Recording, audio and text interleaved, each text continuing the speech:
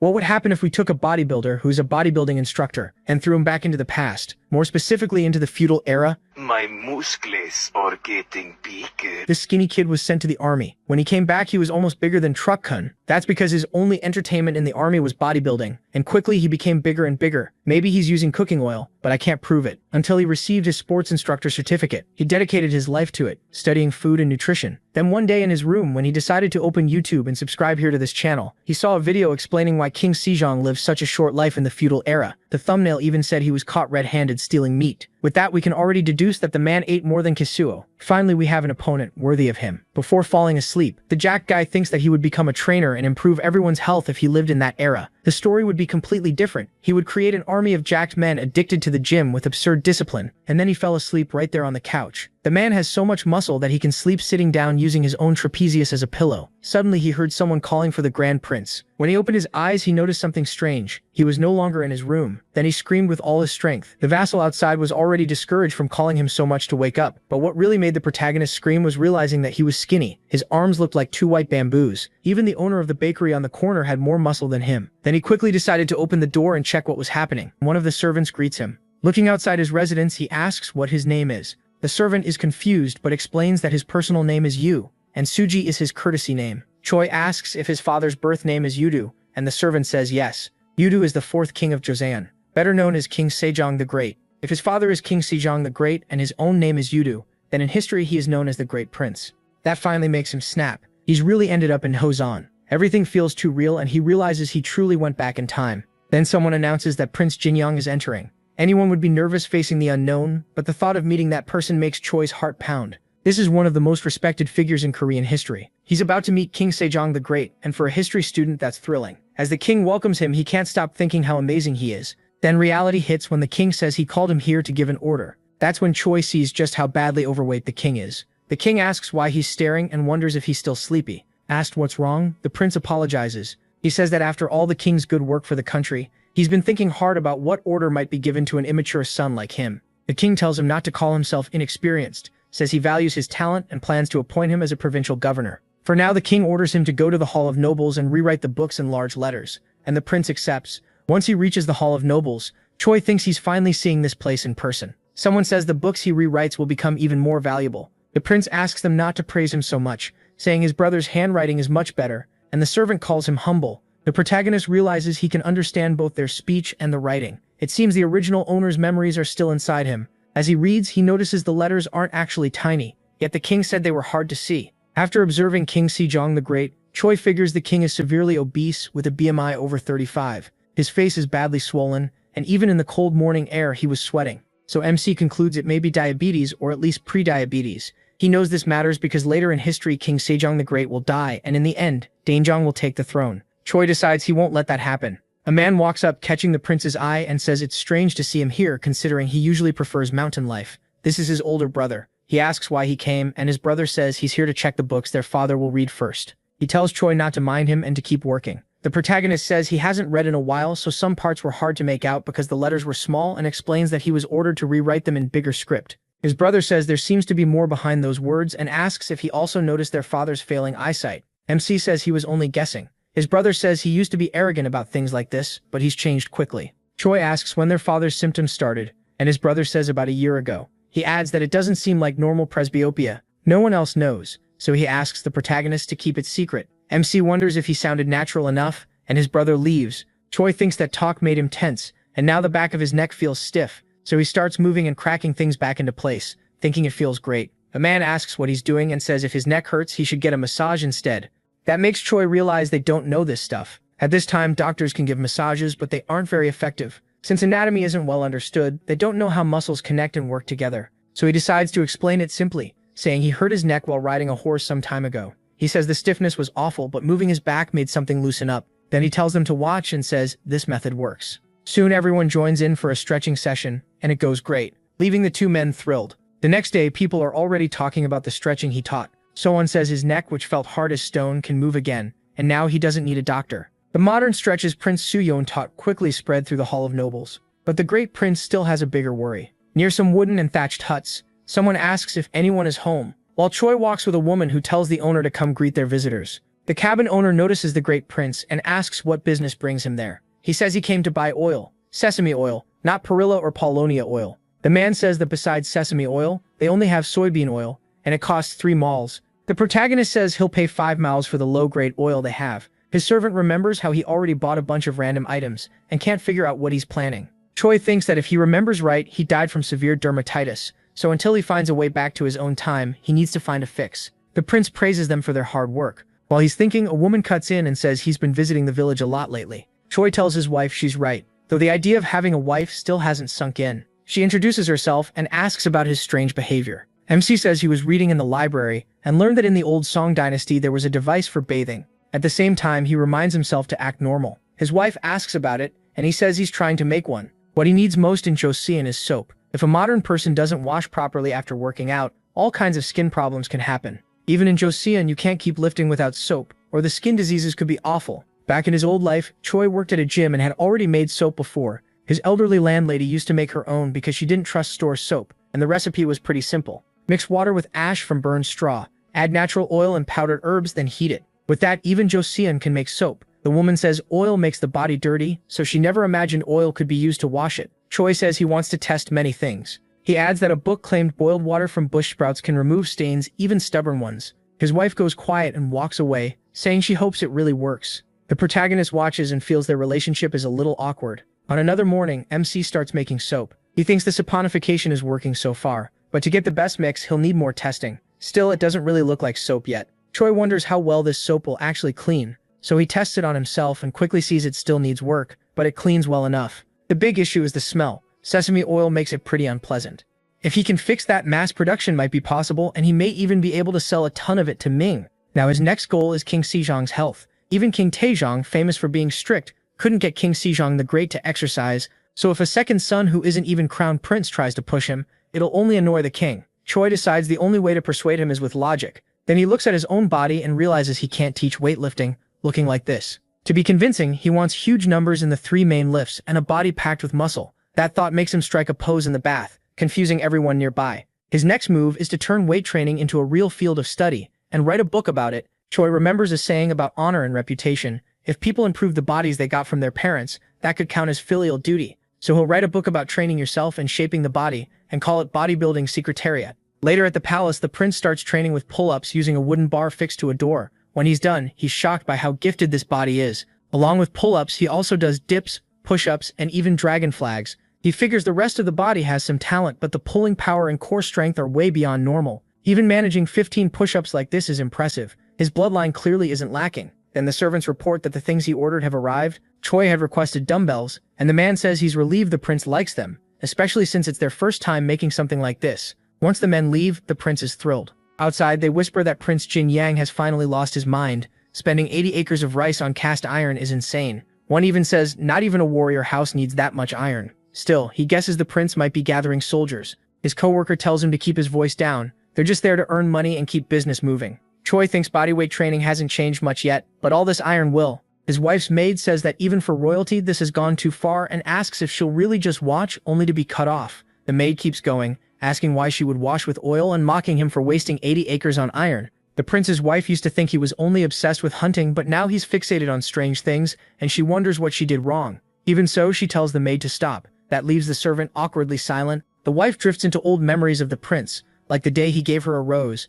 But things aren't like that anymore, and she cuts one of the roses he once gave her, thinking she'd rather sleep early. She says she doesn't need anyone's attention today. Then she begins her bath and notices the soap the prince made. After hesitating, she decides to try it once. She rubs it over her whole body and realizes it's completely different from a normal bath. Elsewhere, Choi is thinking he really needs weights if he wants training to feel complete. Then he suddenly hears a sound and asks who's there. He soon realizes it's his wife, and she tells him the soap, the one called Dirt Remover, is great, but the sesame smell is too strong. If she uses it every day, people might think she's married to an oil seller. Choi wonders if pig fat or beef tallow would be better, but remembers both are expensive and wouldn't smell much better. So instead of aiming to sell it in Ming, he jokes it may become a luxury item for nobles only. Then he says he found a simple fix and asks what she thinks about adding camellia oil. She eagerly agrees it would definitely smell better than sesame oil. He thanks her, leaving her blushing. In the Gyeong region, a man greets the great Prince Jin Yang. Choi says he remembers his face clearly and asks if he joined last winter's hunt. The man had been badly injured while driving deer from the brush, and the protagonist says he's come to make up for it. even if it's late. Instead of handing over silver, MC says his home will receive 2 sacks of rice every 15 days, plus eggs, chicken, and other food. He tells the man to make sure it all gets used by his whole family, and the grateful man asks how he can ever repay him. Choi says no repayment is needed. He only wants updates every 2 weeks on his children's height and weight. He plans to support 20 families. For 10 of them, he'll track the children's growth while giving them a balanced, protein-heavy diet. The other 10 will get meals focused more on carbs and fat. Then he'll compare how their bodies and physical ability change and use that as data. In his mind, this will give Choi an edge when the time comes to convince his father to exercise. At the forge, he asks a blacksmith if he can make what's drawn on the paper. The man says he can't read, but he knows numbers, and 1 round iron plate weighs 30 kilograms. He compares it to a few large pots and asks if those plates will go onto a pointed rod. The protagonist says yes. The blacksmith asks if that means 4 on each side, then is stunned. 8 plates would mean 240 kilograms. Choi admits that in the end he'll need even more weight, and the bar has to handle at least 300 kilograms. Then he pulls out another sheet of paper and tells the smith to wrap the iron plate around a bar about 3 feet long. Choi finds it interesting and thinks that with this era's skills, making a gun might actually be possible. One man says the king will surely value such an invention. MC thinks that since taking over this body, the prince's image has improved, and now he's here to set things right. Then his attention shifts to the man beside him. Using his coach's eye, he notices a solid build, great shoulders and triceps, a strong back, and dense muscles around the traps and shoulders. Choi figures the man can't become an officer because he's illegitimate, which makes him perfect for early testing. He tells him to become his first student on the road to a perfect body, promising that if all goes well, no one in the land will rival him. The man is overjoyed, thinking he's gained a huge chance, and asks how he can thank his lord. He says there's no need, just trust him, while thinking the poor guy has no idea what's coming. Back in his quarters, Choi summons the crown prince. The crown prince asks if he really came, and the protagonist says he did. After looking him over, the crown prince says he's noticed a lot of improvement and wonders what this meeting is about. MC says his body got better after he stopped hunting and started new training methods,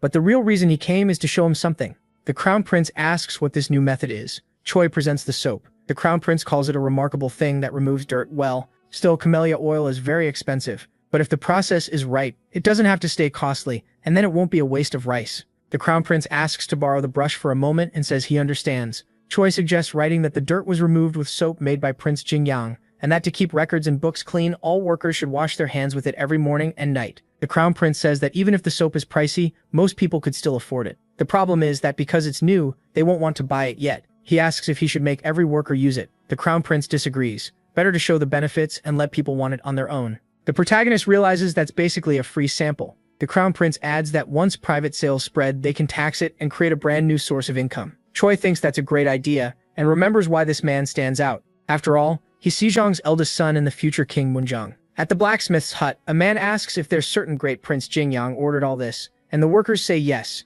He warns them they know what happens if they mess up, and the blacksmith sends the lord off safely. One smith says the things Prince Jingyang ordered should be melted down and destroyed at once, but another points out the deadline is close and the losses would be huge. The first asks if money matters more than their lives. If it does, then go ahead. After all, they have no idea what the prince wants with these iron bars. The travelers from earlier keep moving through the village, and word spreads that the second prince, who has no claim to the throne, has spent a huge amount on iron. For days now, he's been training his body non-stop. So people start saying Prince Jingyang is finally showing his true nature. Then a man asks if the others saw how a thing called soap removed ink stains from his hands. They say the soap even cleaned the oil off his face with no trouble. Everyone calls it amazing and wonders who invented it. One person guesses it was the crown prince. Another corrects them and says Prince Jingyang deserves the credit, though the others have a hard time believing it. Choi keeps training his body. This time he's doing the bench press. With his servants spotting him, he reaches 9 reps. MC thinks he's now strong enough to press 45 kilos for 10 reps. Then he racks the bar, and the servant praises how good he's gotten at the exercise.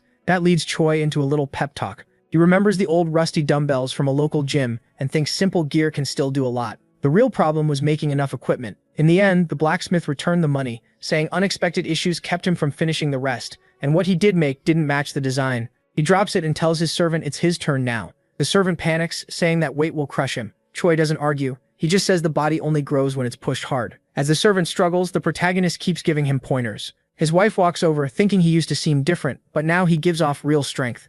Her maid even says he looks like General Bana Wakelu. That pulls MC's attention away. He asks if she really means it, then recalls hearing that the general was a hero from youth and became famous as an adult commander. That makes him wonder if military training should come with a fee. While his servant nearly dies under the bar, Choi says weapons alone can't win battles. Right then, a noise from the gate makes everyone turn. He wonders who would dare barge in looking so grim and march straight toward him. His wife asks what this is about and reminds them this land belongs to Prince Jingyang. One of the men coldly says they already know that, and if she's his wife, she should stay quiet. She starts to back down, but Choi steps in and knocks the man flat. On the ground, the man can't understand how he got dropped so easily. The protagonist warns them not to put their filthy hands on his wife. The samurai move to draw their swords, but their leader stops them. He introduces himself and says it's good to see Choi again after last year's hunting event. MC asks what they want and warns that if they touch his people again, it'll get ugly. A samurai yells, asking if he forgot his past crimes, while the chief points to the tool that can make 20 swords and asks what he plans to do with 400 of them.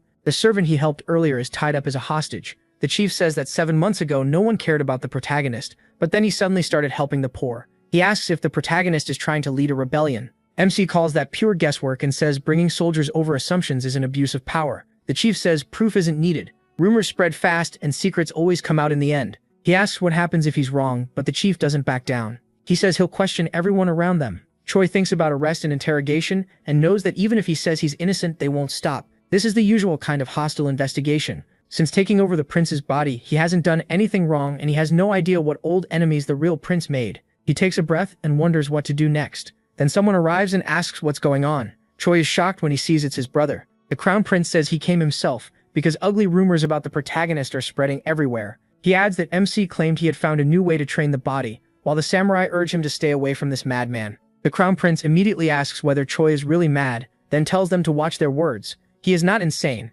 He admits people will be upset when someone spends wealth for personal use, but he'll still give his brother a chance to explain. Even so, because they're family, clearing these rumors won't be easy. The protagonist will need strong proof. He finishes by warning that if the accusations are false, the accuser won't walk away clean. The crown prince says that if someone blames his brother without proof, he won't get away with it. Choi slams the bar onto the ground and says he needs help, telling his servant to bring the book. He explains that everything he made has a real purpose, teaching people how to live in a healthier way. Choi gives the book to the crown prince and asks him to read it. As he looks through it, the crown prince sees the ideas actually make sense. Still, he doesn't get why MC spent so much on it. Why put that much money into this healing method? He leans in and reminds his brother that their father is getting weaker by the day. His brother says it's just early presbyopia, so the protagonist shouldn't worry so much unless he really knows something about medicine. Choi says their father has also had a fever lately, and even in cool weather, sweat keeps running down his face. He doesn't want to jump to conclusions, but he suspects diabetes. He thinks too much yang energy may be part of it,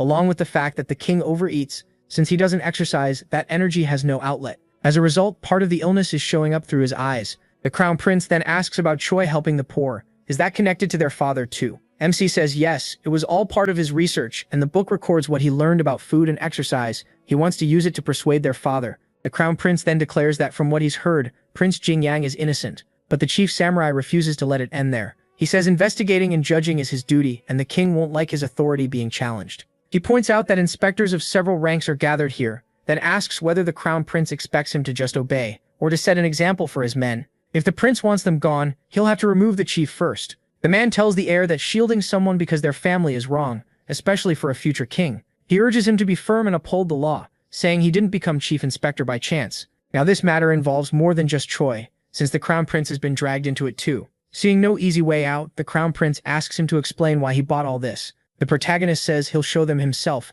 and prove it with everything he's got. He explains that too much yang energy is built up in the king's body, harming his sight and causing presbyopia. But he believes stronger health can fight back against disease. Everyone knows the king doesn't avoid effort, so if they show him a kind of strength he's never seen before, he'll pay attention. If they can display power on the level of Yang Yu's feats, his doubt may disappear. Choi says if he can't convince them here, he definitely won't convince his father. The crown prince calls for everyone's attention again and explains that Prince Jingyang has been making healing methods for the people, and all this equipment was built for that reason. The chief asks if this stuff is really for training. He stares at a chunk of iron heavier than a solid pot. The crown prince says he now sees that maybe all these purchases were made for inspection and training, and if that's true, why not let the young prince prove himself and clear his name? One samurai steps up and says he'll test it himself. He's the strongest among them, and if Choi loses, then everyone will know he lied. MC stretches and gets ready. The two take turns on the bench and Choi explains the exercise, including the right way to do it. The soldier asks if this isn't really just about raw strength or if he is scared to lose. Then he braces himself and pushes with all his might, only to realize the weight is much heavier than it looks. Still, he can't afford to fail. Giving it everything he has, he barely finishes one rep. The man spotting watches, wondering what comes next, and glances at Choi, only to see that the protagonist is still going. The soldier mocks him, saying he acted tough but is already tearing up. Then everyone's faces change when they realize what's happening. Choi keeps going all the way to 10 reps. When he finishes, his servant blurts out how incredible it was, and the soldier can't believe he lost a contest of strength. MC explains that in fitness training, the number of reps changes depending on the goal, then casually adds that he can lift 105 kilos for 1 rep, stunning everyone. The soldier says that's ridiculous. Even if Choi won, that still sounds unreal. The chief inspector says they're leaving for now, but that doesn't mean he is free from suspicion. He'll keep doing his job to the end. The protagonist, looking sure of himself, says he will too. He thinks he's safe for the moment, and at least his older brother now knows about the king's illness. The crown prince says he'll head back as well, and Choi tells him to be careful. MC remembers his brother promised to help with the book, and figures things turned out well in the end. He apologizes to his wife, but she says she's the one who's embarrassed for doubting his good intentions. He promises he won't let this happen again. Then he pulls her into a hug. That makes her incredibly flustered with everyone else still around. She says they can't do that here, and should go to their room instead, which only makes Choi even more embarrassed. One of the inspectors apologizes for what happened and says he'll take responsibility, but the chief says the trip wasn't a total loss. Among those devices, he noticed one strange item, thin, hollow, and a lot like a chung tong. He wonders if Choi is improving the Sinic Chang Tong to create a new firearm. He remembers the hunting contest a year ago, and the cruel look he saw in that beast was Prince Jin Yang making this body training book as some last act of mercy. The chief calls that idea absurd. Still, he says he'll keep watching until he learns what the protagonist is really hiding. Prince Jin Yang goes back to his normal routine, and a few days later word comes that the forge has started making the devices again. Then 3 months later, Choi's wife returns from the doctor with shocking news. She's pregnant. She says she thinks it happened that day. MC flashes back to a talk with a friend at a bar where the man complained he never had time to work out. Back then, he told him to trust him. Exercise would change his life. But the friend laughed it off and said he didn't want advice from someone still unmarried at 40. Now Choi thinks about how he once bragged that he had 2 wives, his barbell and dumbbell. Just days ago, that was his whole life. Now he was going to be a father. Overjoyed, the protagonist grabs his wife by the waist and asks if it's really true. He quickly says they should tell the king, and she smiles, saying it makes her happy to see him this excited. Then she says she wants to give birth to a healthy baby, so she also wants to learn the body training method. Choi starts her training with the basics, telling her to focus on breathing in and out. But he knows stretching alone won't be enough for a safe delivery, especially since the crown princess died after childbirth from pleural fever. That kind of illness can kill both mother and child, so he thinks a disinfectant could make a huge difference. Then a servant announces a guest, and the man asks if this thing is called sojagori. The old man admits he never thought liquor could be distilled like this. Choi explains the design is his, and he added the long narrow part to get purer alcohol. The second prince orders them to bring all the soju into his house. Later, MC realizes that now the distiller works. He needs to test how pure the alcohol really is. He uses 2 glasses of equal weight, with one filled with water to the 80 mark. Alcohol has a density of 0.8, so if the filtered alcohol ends up heavier or lighter than expected, the process failed. They carefully balance the 2 containers on the scale until it finally levels out. That result makes them both thrilled. The disinfectant worked. A long time has passed since Choi came to Shozian, and he used to think working out might send him back to the modern world, but that was only wishful thinking. He still wonders what happened in the world he came from, and many questions remain. Even so, once his child was born, he threw himself completely into life in Shozian. At the palace, people start talking about Prince Jin Yang's latest achievements. The king says Choi gave soap to the people, filled the royal treasury, and created a disinfectant that helps treat wounds. That leaves him thankful. Even so, he says he still has a lot to learn. Shozian tells him he doesn't need to be so modest, and rewards him with 200 silver nyangs. Prince Jin recently had his first child, and the princess recovered in just a week, proof that the disinfectant works. The king declares that from now on, all mothers and newborns will be treated with it. Proudly, he says he once saw his son as a problem, but Jin has truly matured. As he looks at him, the king's eyes slowly close, and he collapses. Panic breaks out as everyone screams for a doctor. It is March 1438, and Sujian's illness suddenly gets worse. The crown prince says the king's condition worsened, though luckily he recovered fast. Even so, the fear remains. When Choi asks how he is now, the crown prince says their father feels constant thirst and drinks a lot of water. His eyesight has also gotten much worse, and even the medicine did nothing. The protagonist asks whether their father ever mentioned symptoms like seeing fog or bugs floating around. Those were things his grandfather once described when he had diabetes. His brother says no, but adds that the king is upset because he can't see distant things clearly anymore. Choi says that means it may not be too serious yet, and the vision problem could still come from overwork. But he knows they can't relax because if this disease is left alone, then just like in history, within a year the great King Sujong will lose his sight from complications. He says their mother's birthday is in September, and he plans to use that day to change their father's mind. His brother asks what he's planning to do at a royal banquet, and MC explains that his training book centers on 3 heavy lifts, squat, bench press, and deadlift, the famous Big Three. At their mother's birthday banquet, he plans to lift a total of 375 kilograms across those 3 lifts. The Crown Prince thinks that's insane. Even the palace guards who were ordered to try couldn't manage 225 kilograms. Choi admits he can't lift that much yet but says he'll get there for his father's sake. His brother promises to help however he can, and he adds that he also wants to make a book their father will respect. But his brother says he needs to study too. That leaves Choi confused. Then his brother explains that since the protagonist already wrote a book, he should add teachings from all 13 classics. MC keeps a straight face but inside he's panicking. Still, it's all to save King Sujan. So in the end he says his brother can count on him. Once he reaches 375 kilograms in the Big Three, they'll present the book to their father and make sure he tries their method. The two brothers join forces for their father's sake. Choi knows this goal is nearly crazy. Even gaining a few percent in 6 months is hard enough. And even if he succeeds, this soft, heavy body won't be convincing. To show real muscle, he figures he needs to drop about 3 kilos of fat. In this era, the best way to burn calories is simple: walking. He just hopes this body's huge potential is enough. Back home, he studies the books his brother asked for, all while thinking about how brutal his routine has become. Whenever he wants to quit, he imagines what his brother would say. That reminds Choi he has no right to complain now. At mealtime, his wife asks if this food is really fine for him. She says oatmeal is usually just something people eat to fill their stomachs. Choi replies that he has to prove himself at his mother's birthday. Talking about his extra fat, he says he'll keep eating this way until he proves his devotion. His wife says she doesn't fully understand his drive and worried the porridge would taste too plain, she added salt. Then, respecting his choice, she calls for the servant to take the tray away and bring a new one. She firmly says no seasoning is ever to be added to her beloved's food again, while the protagonist tears up. After more running, deadlift training, climbing, and non-stop reading, Choi realizes on a mountaintop that time has flown by in a flash. At last, Queen Sojin's birthday banquet arrives. One man gives a performance on horseback. Sojin is delighted and says Ryugu's riding has reached a whole new level. The king also seems pleased, but inside he's troubled by how bad his vision has become. Then the crown prince says it's Choi's turn and everyone expects something like a street act. MC asks if he mentioned the book, and the crown prince says that when he told the princess MC could lift 112 kilograms, she didn't believe him. So he tells him to go ahead with the plan. Surely that will make their father interested in the book. In a serious tone, he says this is something he truly wants from his brother. During Queen Sojin's birthday feast, Prince Jin Yang's turn finally comes. He bows and congratulates his mother, saying his very life in this world is thanks to the grace of the king and queen. Because of that, he created the body training book, a method of healthy discipline for building and strengthening the body. The king asks what the huge iron tool behind him is and what exactly he's about to show. Choi says he only prepared a small gift to repay their kindness, and as he grips the bar, he says he's filled with emotion. He takes off his robe and reveals the body he built. He says everything they see today was made possible by the gift of his parents. At Queen Sojin's birthday in 1438, a moment that will change history begins. The soldiers are stunned. They've never seen a body like that and can hardly believe this is the same prince. Choi says he'll begin and everyone waits to see what happens. He lies on the bench press then starts the set. Once again he shocks the crowd as he keeps pressing rep after rep. The soldiers can't understand where all that strength came from. Then the bench press ends in success.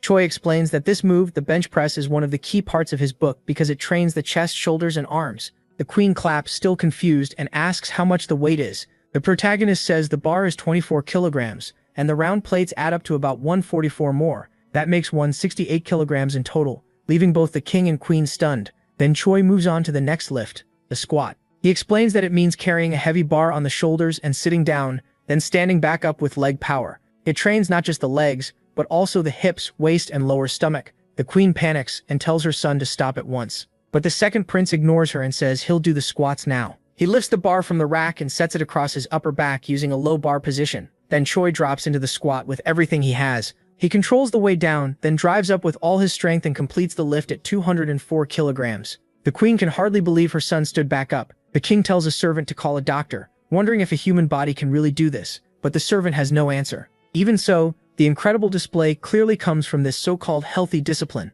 Choi moves on to the final exercise, the deadlift, using the biggest bar of all. The crowd erupts, and the crown prince steps in while the king is still speaking. He says he's worried MC might hurt his lower back. After getting the king's approval, he decides to take a safety measure. He wraps a belt around his brother's waist. For a second, the two brothers share a nervous look, because the bar now weighs 240 kilograms. Choi tells his father and mother that since they gave him a body strong enough for this, he'll keep taking proper care of it. The officials whisper that the prince must have completely lost his mind. He says he could lift even more, but with his body right now, this weight already feels crushing. Even with the belt helping a bit, the whole plan is still ridiculous. Trying to reach 375 kilograms across the big 3 lifts in only 2 years, In the end, he decides he has no choice but to use the sumo deadlift stance. He gets himself ready, takes a deep breath, and locks both hands on the bar. Then he starts the lift. Everyone sees the bar rising and can't believe one person is actually lifting that much iron. As it keeps going up, his palms start bleeding. Still, Choi refuses to stop and completes the lift cleanly. The queen nearly faints,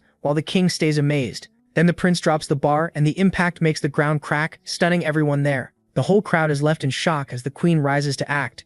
She stands with a grim expression, and even the king is confused. Going straight to her son, she checks the hand he cut during the lift. She says he's been training with these iron weights for 2 whole years, and now his hands look like this. So what is he talking about when he calls this filial devotion? Seeing him push his body this far makes her break down in tears. The women around her feel the same pain and begin crying too. A man remarks that martial artists may show abs, but muscles this defined are unbelievable. The king says he did test the training method from the book himself, but there is still one thing he wants to ask: why show this healthy discipline here today? Choi answers that it's to build and properly care for the body his parents gave him. The king asks if lifting this much is supposed to be the standard, because if so, weaker people might suffer trying to follow it. The protagonist says not at all. He began this training just to lose the fat on his stomach, and the strength came along the way. In only 3 months, his body moves better and his tiredness is gone. King says he knows Choi and the crown prince wrote books on this, and he'll read them carefully to judge what's right. After that, they can discuss the corporal construction secretary in the palace. That leaves MC thrilled. The king then adds that the title Grand Prince Jingyang no longer feels fitting. Since he created a new discipline and pushed it so far, he wants to add Su from him Young Jake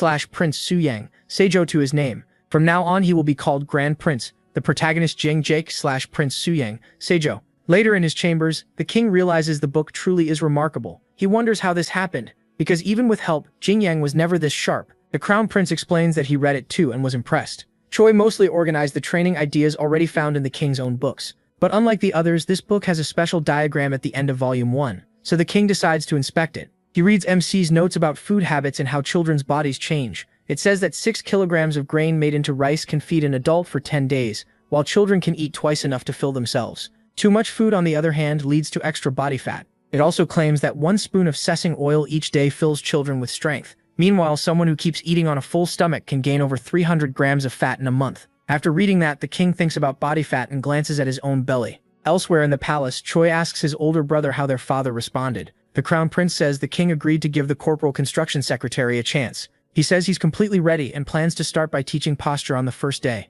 But the crown prince cuts off his excitements, saying state matters are piling up, so they were told to wait for a lucky day before continuing. Choi asks when that day is, because if this drags on, his vision could get so bad he goes blind. Then he quotes a saying, "The hardest part of living healthy is getting started, and if the great king won't come to him, he'll just go to the king himself." The protagonist rushes off, and the crown prince calls after him to wait. The guards remind them there are palace rules and order them to stand. Choi won't back down and tells them to drag him out by force if they can. 3 guards start hauling them away when the king suddenly appears and demands to know what's going on. He sees the second prince kneeling there with his book. Shueijing says they're making a scene in the royal palace in broad daylight and asks if they've forgotten their dignity. Choi speaks up and says there's something important they need to discuss. The king replies that if this is about the corporal construction secretary, he already read it and said he'd try it when he had time. But MC insists this training only works if you begin right away and keep doing it. Father and son lock eyes, each refusing to yield. Sejang asks if the second prince wrote the book because he thought the king was sick. Choi says yes, the signs are already there and the book says illness should be treated early. The king then asks the royal doctor what symptoms he has, and the doctor answers that he mostly sweats heavily and drinks lots of water. He realizes why the king brought the doctor. Sejong is using him to claim there's nothing wrong, even though he believed the king had read the chart and seriously considered his condition. The real problem is simple. He just hates exercise, so the protagonist says the symptoms point to type 2 diabetes. He claims he once tried putting his own body in a similar state, which shocks everyone. In truth, he never actually did that. He explains that diabetes is an illness where excess yankai harms the body, and since sugar is also used as medicine to restore yankai, eating too much grain syrup or caramel can cause temporary diabetic symptoms. Because of that, he says he would become terribly thirsty and drink a whole bucket of water. He also says his vision often went dark from extreme fatigue, and he'd fall asleep right there. After hearing that, the king starts to recognize the signs. Choi then asks if those are the same symptoms his father has felt, but he was lying about testing it on himself. He was just using knowledge from the modern world, and to convince the great king, he feels he has to lie. Without meaning to, he even fools his own brother. The king asks how long it will take to fix his condition if he learns the corporal construction secretary, and Choi answers 5 days. Hearing that, the king agrees, but warns that if he doesn't improve in 5 days, MC will be charged for deceiving the king. At the training ground, the second prince tells the king he needs to get onto the horse a little faster. The king feels like his insides are twisting, then he tells him not to let his body sink. King Sejong the Great thinks his son is being too hard on him and wonders how much longer this will go on. When Choi says an hour has passed and they can stop, his father is relieved until he learns that was only the warm-up. While the king squats, the protagonist instructs him to breathe out when pushing and breathe in when easing off. He says 24 reps is enough and tells him to brace himself firmly against the bench, keep an eye on his foot spacing, and lean forward properly. A servant announces it's time for the royal meal, and the king tells him to bring it there. But what arrives is a tiny bland meal that makes the king furious. As he eats, he thinks the rice feels awful. Horse feed would be better than this. He slams his spoon on the table and orders the royal chef brought at once. The servant says he'll call for him, and the king only grows angrier, ordering the food removed from his table and calling it disgusting. He demands to know where the meat soup is and why all he got was tofu and sliced radish. The single piece of meat has no fat, and he can't even enjoy it. Just as he says to throw it to the horses, Choi walks in with a fierce look and asks if the meal doesn't please his father. He explains that he prepared it himself. Grain syrup and honey were cut out to control sugar levels. Germinated brown rice helps him stay full longer, and tofu works as a good stand-in for meat. Furious, King Sejong the Great says none of it tastes good. Choi apologizes before speaking, but reminds his father that he already agreed to follow his instructions for the next 6 months. He adds that the Analects teach that a wise man values a promise as much as his life, and says he'd do the impossible to keep such a promise. So can the king not keep even this simple one? King Sejong the Great falls silent and eats, wondering where his son's stubbornness came from. Later, in his room, he writes on a scroll with a shaking hand. He tells a servant the brush must be bad and says they should have a new one sent from the workshop. But King Sejong the Great knows the truth. Since he started weight training, he barely has the strength to hold the brush. He says it's already been 2 weeks and he still doesn't see the point of any of this. Then his stomach growls and he calls for something to eat. But Choi's eye appears through the door, making the king nearly jump out of his skin. He bowed and apologized, saying he knew something was off when the king suddenly stopped talking. King Sejong the Great tells him to leave, then thinks this whole thing might even haunt his dreams. After the candle is put out, the king gets ready for bed. He grumbles that because of that brat, he can't even do his royal work right, and if he hadn't made that promise, he would have quit already. That night, the servants outside the king's room are shocked. Usually the king sends them away because his snoring is so loud. Just 2 weeks ago, he could barely breathe and kept tossing around, so they think something must be wrong. But this time, the king is sleeping peacefully, and in his dream, he sees himself being trained with a strong, fit body. That dream leaves him feeling pleased. At last, the 1-month results of the body training secretary are in. Choi asks who is there and notices someone asleep. The man wakes in confusion and starts mumbling about the king's second son, like he's seeing things. He chats with a doll and rambles about the deadline for building the armillary sphere. Then, with a strange grin, he asks the doll if His Majesty will throw him out once the high-torque water clock is finished, saying he already knows the answer. Laughing to himself, he wonders if he was only ever a tool for the king, and asks where his life went wrong. In the middle of that delusion, Choi cuts in, and the man finally notices he isn't alone. He quickly apologizes for showing such an embarrassing side of himself, then asks why MC came. Deputy Jang, the second commander, is a genius who rose from slavery to become a third-rank official. As a royal engineer, he played a huge part in Joseon's growth. Even today, people remember him as a great scientist, but he wasn't at all what Choi expected. Wondering if all scientists were like this, he says he needs Jang's help with something. Then he hands over a royal order from the king. The moment he hears royal order, the scientist falls into despair. Choi tells him to relax since he hasn't even explained the real request yet. He asks if Jang knows about the body training routine, and Jang says he saw it himself. He still remembers how incredible it was. The protagonist says that makes things easier to explain. The king is learning the method, but the days are getting colder, so he can't train outside. So he wants a device that lets the king feel like he's running across a field without leaving the room. Jang says he's never built anything like that before, so he'll need time to study it, and with all the work already piled up, it might take years. That makes Choi realize building a treadmill may not be so simple. He says he'll have to find another way, since the king is already suffering enough from this training, and considering how much pain the king's in now, it may be too soon to use a step machine anyway. Jang asks if the prince's routine isn't supposed to make the body healthier, and MC says the weight goes up as the person improves. He admits there were many times his arms, legs, and stomach hurt so badly that even remembering it makes him shake. Thinking the method sounds miserable, Jang says he'd refuse if it were his choice. But since it's a royal order, he has no option except to make it fast. He says he'll start the draft right away, and asks him to come along. But he asks if it really has to take years. Jang explains that if it's made from wood like the drawing, it will break fast.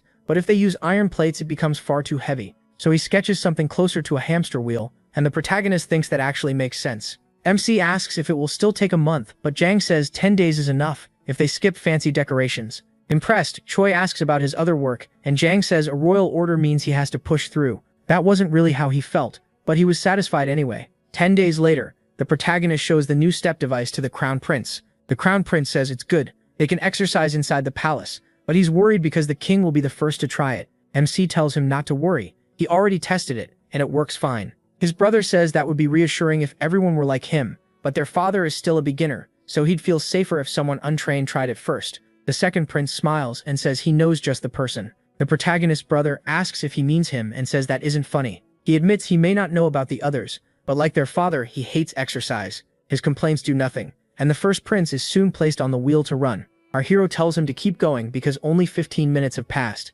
Later, the first prince asks why he also has to do bench presses, and the second prince says it's a waste for someone that handsome not to train his body, so he should do more reps. Convinced his brother is just torturing him, the first prince whines through the workout, but Choi still asks for more reps, no matter how much he complains. Later, the first prince demands the truth. He says he already did 12 squats earlier, so is his brother cheating by raising the count? The protagonist says his counting changes based on how the muscles are working and tells him to hold proper form. He points out that the prince's knee is collapsing again and his back is leaning too far forward. The first prince nearly cries, begging for his nice brother to come back, but Choi says he'll gladly play the villain for his brother's body and expects him to behave and train properly. Among the weights, a scream rings through the palace. The king runs inside the wooden wheel, while the second prince says there are only 15 minutes left. At first, King Sejong the Great was gasping after just 15 minutes, but now he can handle a full hour. His brother also improved from barely managing 12 bench press reps. This family's talent is clearly on another level. Deputy Jang helped a lot too. Making that step device with the technology of this time was already impressive, but he even asked to study it in use so he could improve it more. Choi had wondered why Jang's image felt so different from history,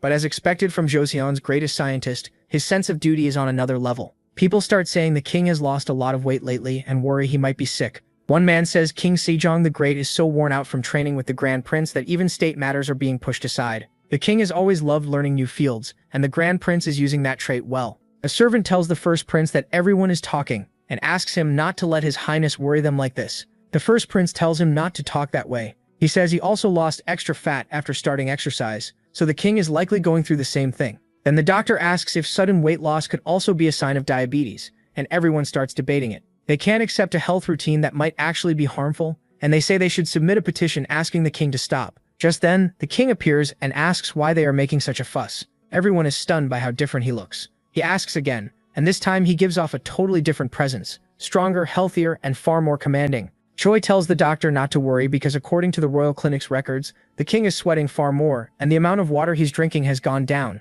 The doctor asks what if it really is a symptom, and MC reminds him they're only halfway through the promised 6 months. He then tells his brother to wait and watch, because muscles don't lie. Looking at the calluses on his hands, the second prince thinks time is moving too fast, and his life in the 21st century now feels like a dream. Suddenly someone walks up and speaks to the Grand Prince. It's the chief inspector who had accused him before. He says the prince entered the office again before sunrise that morning. Choi asks what the inspector general is doing there so early. The chief replies that the king has been complaining of fatigue and has less time for state affairs, so he came to help ease his burden.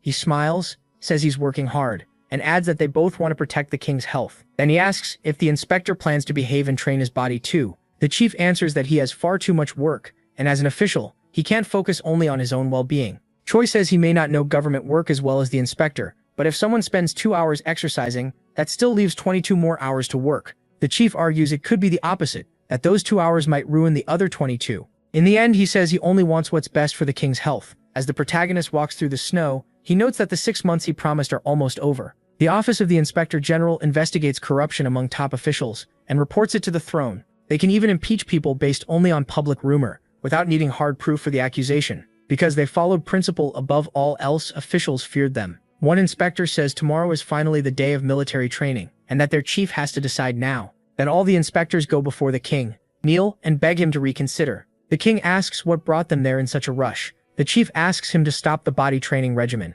He says every discipline takes time to learn, but this case is different because governing the country matters more than anything. Though the king has never actually neglected state affairs because of exercise, the chief insists a ruler must still set the proper example. They argue that he's chasing a strange new practice and straying from accepted principles. With a hard look, the king says the inspector's problem is clinging only to principle, and he sometimes wonders whether that is loyalty or a challenge. The room turns tense. The king asks what principles they mean and says he learned the bodybuilding method to strengthen his body and lead by example in military training. One official warns it's dangerous because military training is a law set by the great King Taejo. Another adds that if the king isn't skilled at riding, he could get hurt, and even young men need a year to shoot well from a moving horse. Still, King Sejong doesn't back down. He only says a royal guard should stay close to prevent accidents. The inspector general tries to object again, but the king cuts him off, saying that if he leads the training himself, it will prove the bodybuilding method works. Then he adds that once that happens, he expects everyone else to do at least half as much as he did. After getting the warning loud and clear,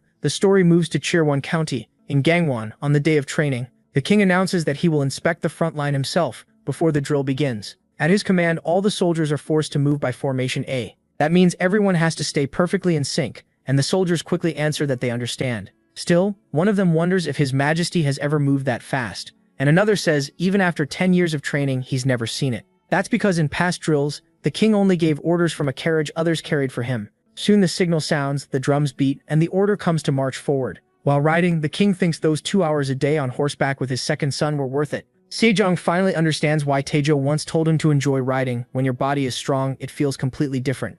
Seeing this, the crown prince says he never imagined his father would ride so fiercely. And just then the king spots a wild boar in the bushes and realizes he can see farther than before. He tells his son to hand over the bow and arrows, and the prince does at once. Elsewhere, a soldier asks why the inspector general isn't joining the hunt. The inspector tells him to go on ahead. He isn't in a hurry. The real reason is darker. He's still brooding over Choi, whom he sees as a cruel threat to His Majesty. To him, military training exists to prepare for war, and in war, anything can happen. With that thought, he looks toward the prince with obvious bad intent, but just as he seems ready to act, a shout rings out. His Majesty has taken down a wild boar. At once, the men around him start praising the king for the amazing shot. One even says it feels like watching the great King Taeho in training again. After that, Sejong starts getting off his horse with an aide's help. The moment his feet touch the ground, he slips, and his son is instantly worried. When they ask if he's all right, the king suddenly laughs, which leaves the first prince confused. Sejong says he's fine and that he was never good with a bow before, but now, even at his age, he's finally starting to understand hunting and riding. The aide asks him to be more careful next time, and Sejong lightly agrees. Watching from afar, the inspector general sees it all, and with everything going smoothly, he no longer has a chance to strike at the one behind it. So he swallows his pride, lowers his arrow, and leaves the area. This becomes Choi's moment of victory, as the king's own body proves his method works while he helps him stand. Sejong then says he has confirmed for himself that the bodybuilding secretary's method is more than a simple routine. The inspector expected failure, but the impossible has happened, and now it's time for the warriors to keep their promise. An order is given that everyone must not only try the technique, but become skilled in the system proposed by his second son. Since they're only subordinates, the soldiers accept without protest. Later in the palace, an official reports that the first requested piece of equipment is ready. Worn out from the work, he presents a lat pull-down, a machine meant to train the back. Choi gets excited right away, knowing it must have been hard to build, and decides to test it himself. So he sits down on the machine and takes hold of the bar with a wide grip before starting his set. As he moves, the strain hits his back and the muscles begin to swell with a pump. When he finishes, the feeling makes him nostalgic, and a staff member asks what he thinks of the machine. Since it's back day, Choi says he'll keep it, and adds that he really likes how it feels. The inventor says he learned a lot from the prince too, especially how a movable pulley can balance the weights. That surprises MC. Jang is learning from him, but then he remembers pulley tech still isn't common in this era. Jang explains that when he tested the machine, it felt like his armpits were being ripped apart, so he worries the king will suffer badly. Even so, he says it's a royal order, so he has to do it. Then his creepy grin slips out, making Choi wonder if obedience is really his only reason for helping. Either way, they mention the next machine to build is a leg curl. Jang explains that one will be much harder to make and could take him a month. Hearing that, he thinks the inventor is overwhelmed and says he'll ask the king to let him rest, but before he can even finish, Jang refuses. He says he already owes too much to the king, who gave a former slave like him a government post. Because of that, he says he could never ask for comfort, and just seeing the prince train and recover is reward enough. He also explains that the leg curl will look like a chair used for drumming. Then that unsettling smile returns as he says he's eager to see how His Majesty will use it. Later in the palace, people wonder how long Choi plans to keep the king training, since he's been exercising an hour every day. Sejong answers that if the soldiers refuse this path, they will be breaking a promise no servant should ever break with his ruler, so the soldiers keep running, even though they're totally exhausted, because it's a direct order. As the protagonist watches, the men beg him to help and ask him to stop the king's run, but he just smiles and asks if he really has the power to command someone that great. One soldier realizes right away that the prince is clearly taking revenge on the inspector general's office for its past schemes. But while saying that, he trips over a dumbbell and slams face first into the ground, making the others rush to ask if he's okay. Crying on the floor, he says they should have just kept running and left him behind. Instead, the others say they'll stay together even if they have to carry him. Watching them, Choi thinks all he can hear are groans from men on the edge of collapse. And that makes him smile. He He finds the whole scene strangely satisfying. A week after the training, at Inspector General Yusuf Chi's house, a warrior asks if his superior really has to leave. Yusuf Chi asks what the point is of bringing that up now. The young man says outsiders who don't know the truth are already talking about dismissal and exile. The inspector replies that he'll be 50 soon, so there isn't much left for him to cling to. He openly admits that the king really is getting healthier because of the bodybuilding method. Not just the king, even Choi has become a completely different person from before. He adds that even if it's outside the main court's work, the recent movements of the Jurchens are strange, so he plans to go to Hamjul province as governor and watch them himself. Before leaving, he tells his subordinate to warn MC to be careful about a visit from the Ming Ministry of Rights. He heard that during the last visit, the eunuch Changsheng tried the soap and bought around 100 bars, which likely ended up with Wang Zhen. That's bad, because rumors say that man is feeding a hungry ghost inside himself, and someday that same man will likely approach Choi with a business offer. Back in the present, people discuss an article about him and the idea that he might be a time traveler. At the last Mid-Autumn Festival, one family gathered to enjoy the folk game of weightlifting, and the grandfather was proud of his grandson's progress. By then, the bodybuilding method had clearly spread through the country. But it all started with the protagonist, the second son of King Sejong the Great. And people say folk games weren't his only contribution. He was also the first to create soap and surgical alcohol, which is why some came to believe he had traveled through time. A Joseon history expert, Dai Yun, says the Great Prince's method looks a lot like modern bodybuilding. She adds that when he was young, he seemed so capable people could mistake him for a time traveler. But later he stopped putting in the same effort. If he had kept spreading the bodybuilding secretary, it might have gone far beyond a folk game and become known across the world. So in the end, he's remembered as a minor figure who simply added one folk game to the nation's culture. Back in the present, Choi wakes up and gets right back to changing the future. While working, his brother asks what kind of dream made him act this carefully. He adds that MC looks pale and should cut back on reading for a while. That makes MC remember what he saw in the dream. Not wanting future generations to blame him, he pushes himself even harder, even as he's nearly passing out under stacks of books. He recalls King saying he would create a new writing system for the people the very next day. Choi knows he isn't the best scholar, but when it comes to leading others and training the body, he believes they can handle anything. So King asks him to help shape the Sanskrit sounds using the phonetics books in the library as a guide. That leaves him realizing just how hard it will be to create the right sounds to teach the people. At the same time, he remembers that his son still sees his father as a strange man who showed up in the middle of the night. Hearing the protagonist keep sighing, the crown prince jokes that he sounds just like Assistant Commander Zhang. After a pause, the prince asks when Choi plans to find disciples, since he was told he needs both a trainer and an assistant. MC says Million could work since he's the son of a concubine and can't rise to government office. Still, he says it would be even better to gather people from different backgrounds. When he asks why that matters, the prince explains they also need someone of high rank to spread the bodybuilding secretary inside the Eastern Palace. One disciple has to come from the royal family. Choi thinks it over and realizes only one person fits, though he's not sure he wants to teach him. He doesn't even know if that prince would enjoy the training. The candidate is Prince Seisian, third son of the deposed crown prince Yamian. Yamian had once been heir under King Taejo, but he was removed after corruption and betrayal. After that, King Sejong took the throne. People also said Yamian's son grew up wild and unruly, but when they finally met him, the boy acted polite and normal. That made Choi think Sozin was far more reasonable than expected. The protagonist knows Sozin later went mad because his father insulted his concubine, but for now, that still hasn't happened. So Amsi asks if he's heard of the bodybuilding secretary, and the boy says yes, it's already well known. Then he asks if he wants to become his disciple and learn the method. Everything seems fine, so the protagonist calls over Mei and tells him to start the prince's warm-up. But the moment Mei, a commoner, speaks to him, the prince's whole attitude changes. In a cold, proud voice, he tells Mei to leave, saying the smell of sweat gives him a headache.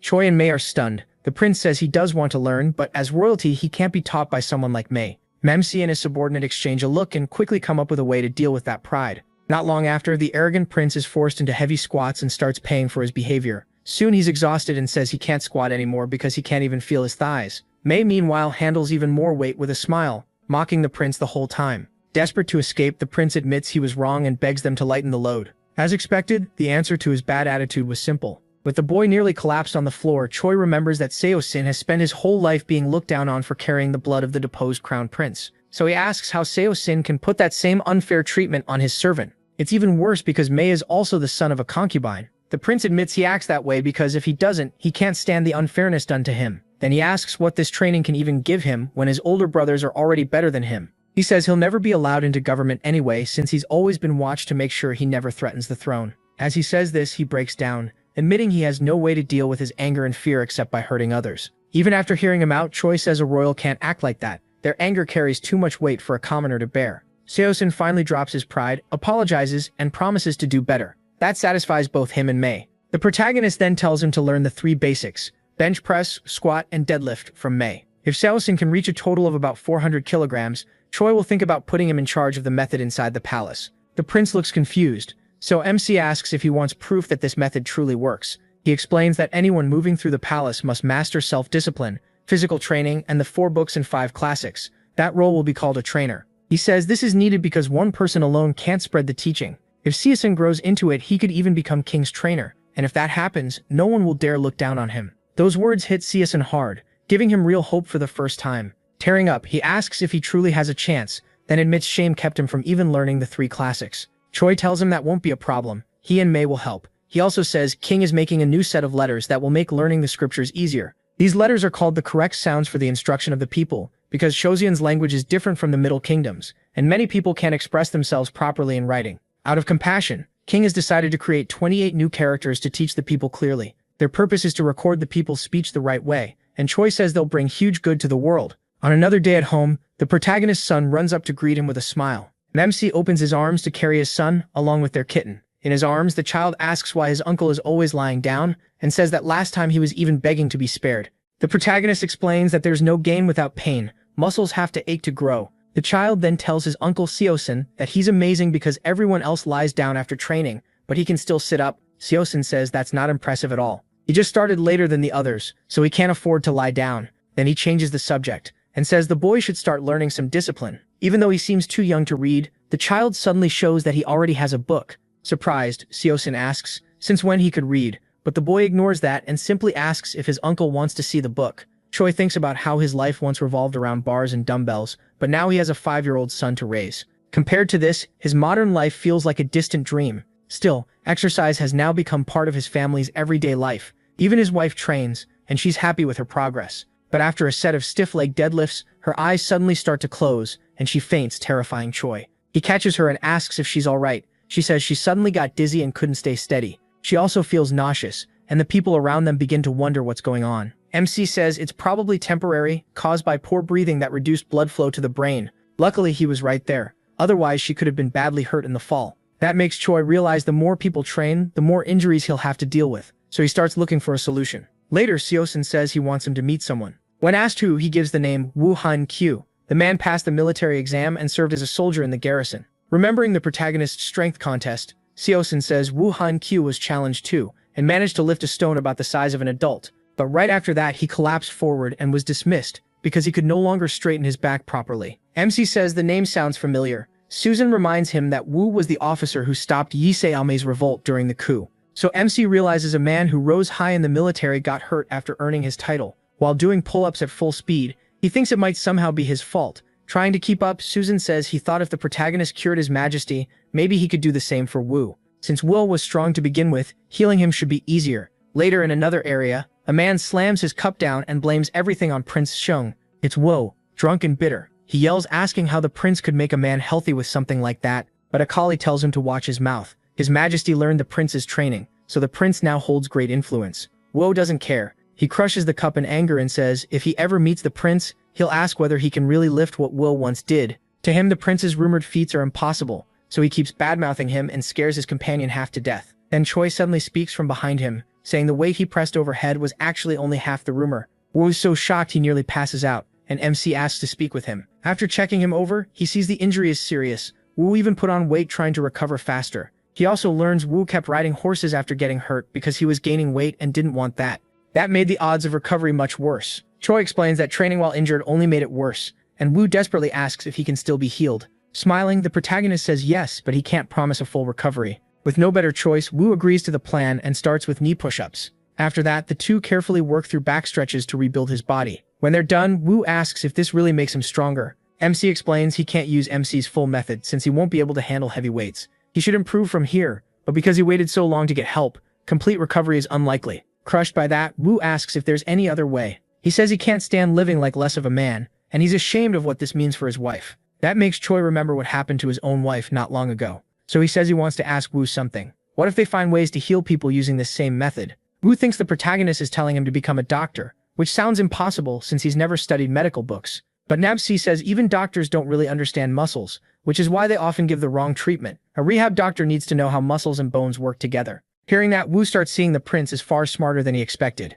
He figures things will be fine as long as Wu keeps quiet. Soon, Wu begins training, and he realizes he's slowly gathering disciples. With Hangul spreading, his ideas will spread fast too, and at this rate, people might start working out outside half naked. That means he needs simple workout clothes anyone can afford. Using his wife as the tailor, he quickly makes a shirt, even rushed. It turns out well, and the fabric is cheap and easy to get. His wife asks why he's using cloth usually worn by peasants. But the mood shifts when the protagonist asks what she thinks of the clothes he made. She's surprised and asks what kind of outfit it is. She's never seen anything like it. Choi tells her it's a special outfit he designed for exercise, and he chose cotton because it's easy to find. Right now, he says, it's also the most comfortable fabric for training. Still, nobles may not want to wear it yet since they're not used to the feel. She apologizes for judging too soon and admits the fabric really does seem good for exercise, so he has a tailor make more sets from the same design, turning common cotton into workout clothes. Later that night, a scholar reads with his book open and is stunned by the amazing ideas inside the bodybuilding secretary. That same day, inside Jinwan Temple, a man speaks to Song Sam-won and asks if he's getting too lost in his reading.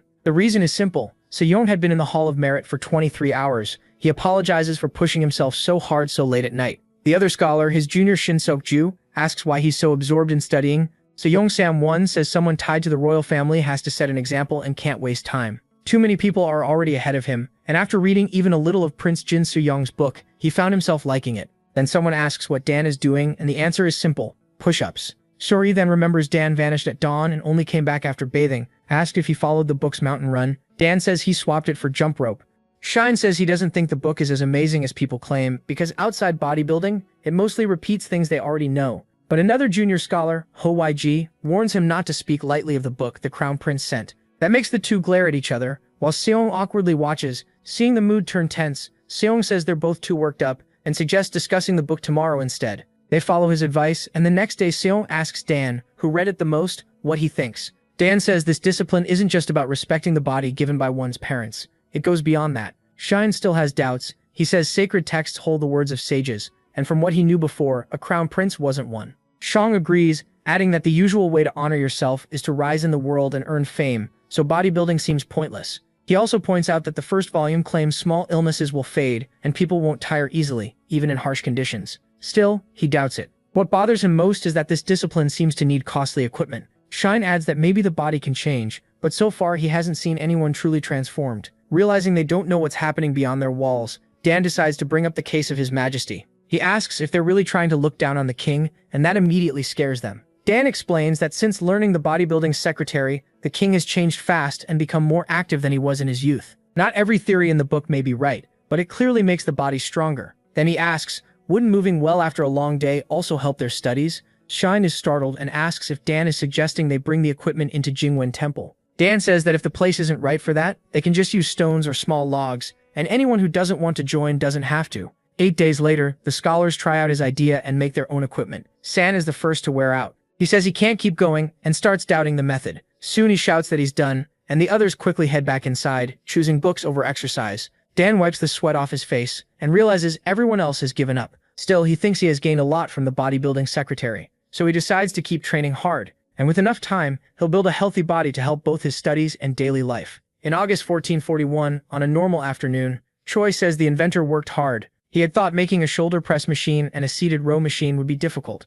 Then Jane puts on his usual wild look and says it all happened thanks to his effort, which everyone knows comes from a certain reason. With a fake smile, the inventor says it's only natural for someone funded by the court to follow royal orders. He adds that the Inspector General's office worked the hardest, since they provided the resources to test the machines. Choi then enters the testing hall and says he came to see the finished equipment, but as soon as he walks in, the inspector's soldiers turn nervous and scared, hurrying to report that they've already confirmed the machines are stable. Then they ask the prince to get on the machine and try the exercise himself. After testing them, MC thinks his older brother should use the equipment for the 3 big lifts.